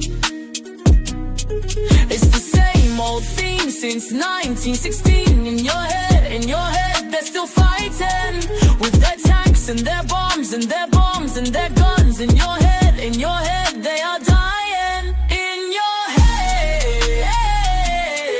in your head, zombie, zombie, zombie. What's in your head, in your head? Zombie, zombie, zombie, zombie. What's in your head, in your head? Zombie, zombie, zombie, zombie. Oh, oh, oh, oh. Yeah, yeah.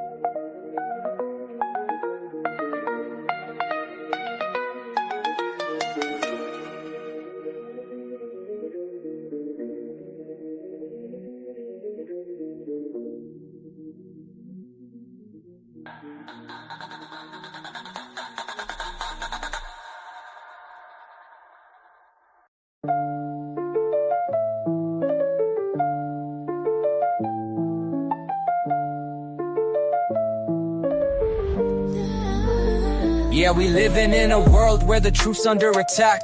Mellows vigilante got the spotlight on the facts. Eyes on the audit, we ain't taking no more lies. Government corruption, we expose it, open skies. They think they can just play us, manipulate the game. But we digging deep, turning whispers into flames. Grab the mic, hit the streets, let the message unfold. Transparency, that's the anthem, time to break the mold.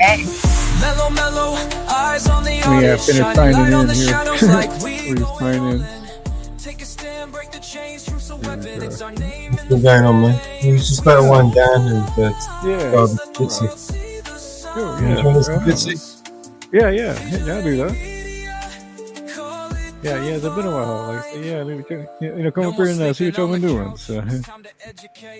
Every headline that we read, man, it resonates. Yeah. Closed doors, they making deals but we armed with the truth, igniting a spark. They can't silence the voices. We'll break through the seams from city halls to capitals. We're setting the scene. Government So what do you think when you've been watching some of the videos we've been playing? Oh yeah.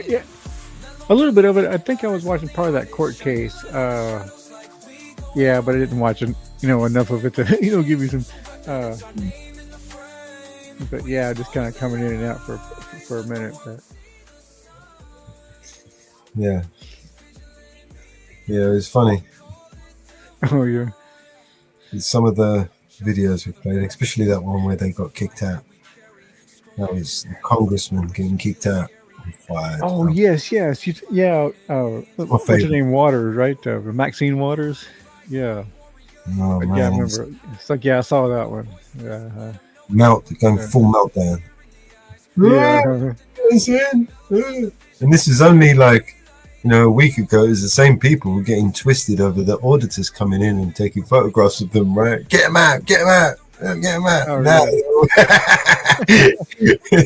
You know, same people that were complaining about the January 6ers. Yeah, same ones. Oh, yeah. Same hypocrites. Oh, January 6th, January 6th. Now look at motherfucking hypocrite. That was just so funny. Yeah. But like I said, yeah. Yeah, when the tables get flipped, yeah, then they, hey, so funny. Brilliant. Jerk offs, it's kind of the wrong way. Well, I got something twisted around this.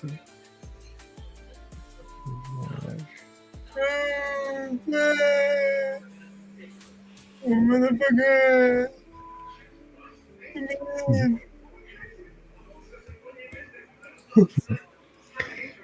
It's a funny way. Turn. I wanted to go the other way. It's not facing that way. Why? Oh, I see what's happening. There it is.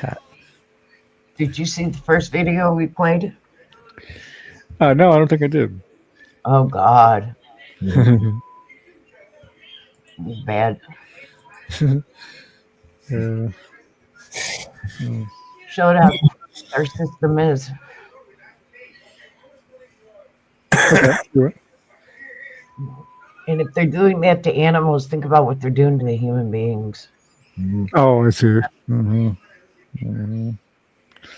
Yeah, it's weird when the people hurt animals. It's just such a such a Did low Fauci thing. get a pardon? What's that? Fauci, did he get a pardon? Yeah. Oh, He yeah. got- So it literally doesn't matter what happens here. They find him guilty, he's pardoned. Right. Yeah, right. They're trying to reverse the pardons.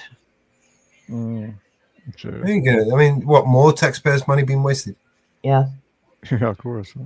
Yeah, just, Yeah. Why not? So, alrighty, we are going to end the show. I thank everybody for coming. Thank you, everybody, for tuning in and sticking with us. We will definitely catch you on the next one. Thank you, Mamabear. Thank you. Thank you, Inferno, for jumping up at the last second. Yeah, man. Anytime, man. And to all our visitors, thank you for joining us. See you on the next one, guys. Peace, everybody. Hey, Muckster. Good night, mate. Hey, Max. Night, Mark. Yeah, we're on the wrong brand. Hang on. Outro's over here. Take care, guys. We'll be in Jitsi. If anyone wants to jump over and join us, you're welcome. Oh, yeah.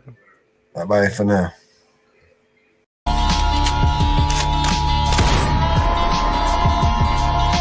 This is your emergency broadcast system.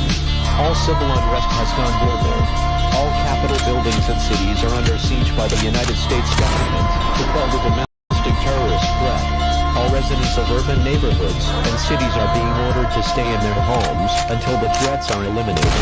If you disobey orders, you could be shot on sight by rogue agents, federal forces, and domestic terrorist militias. This is your emergency broadcast system. This is a national alert. Imminent threat is nationwide. You must stay in sight of your homes or risk being shot on sight. The conspiracy is upon you. Your conspiracy friends were right all along. Now you must learn to survive. If you hear this, you are the resistance. This is your emergency broadcast system. End of broadcast.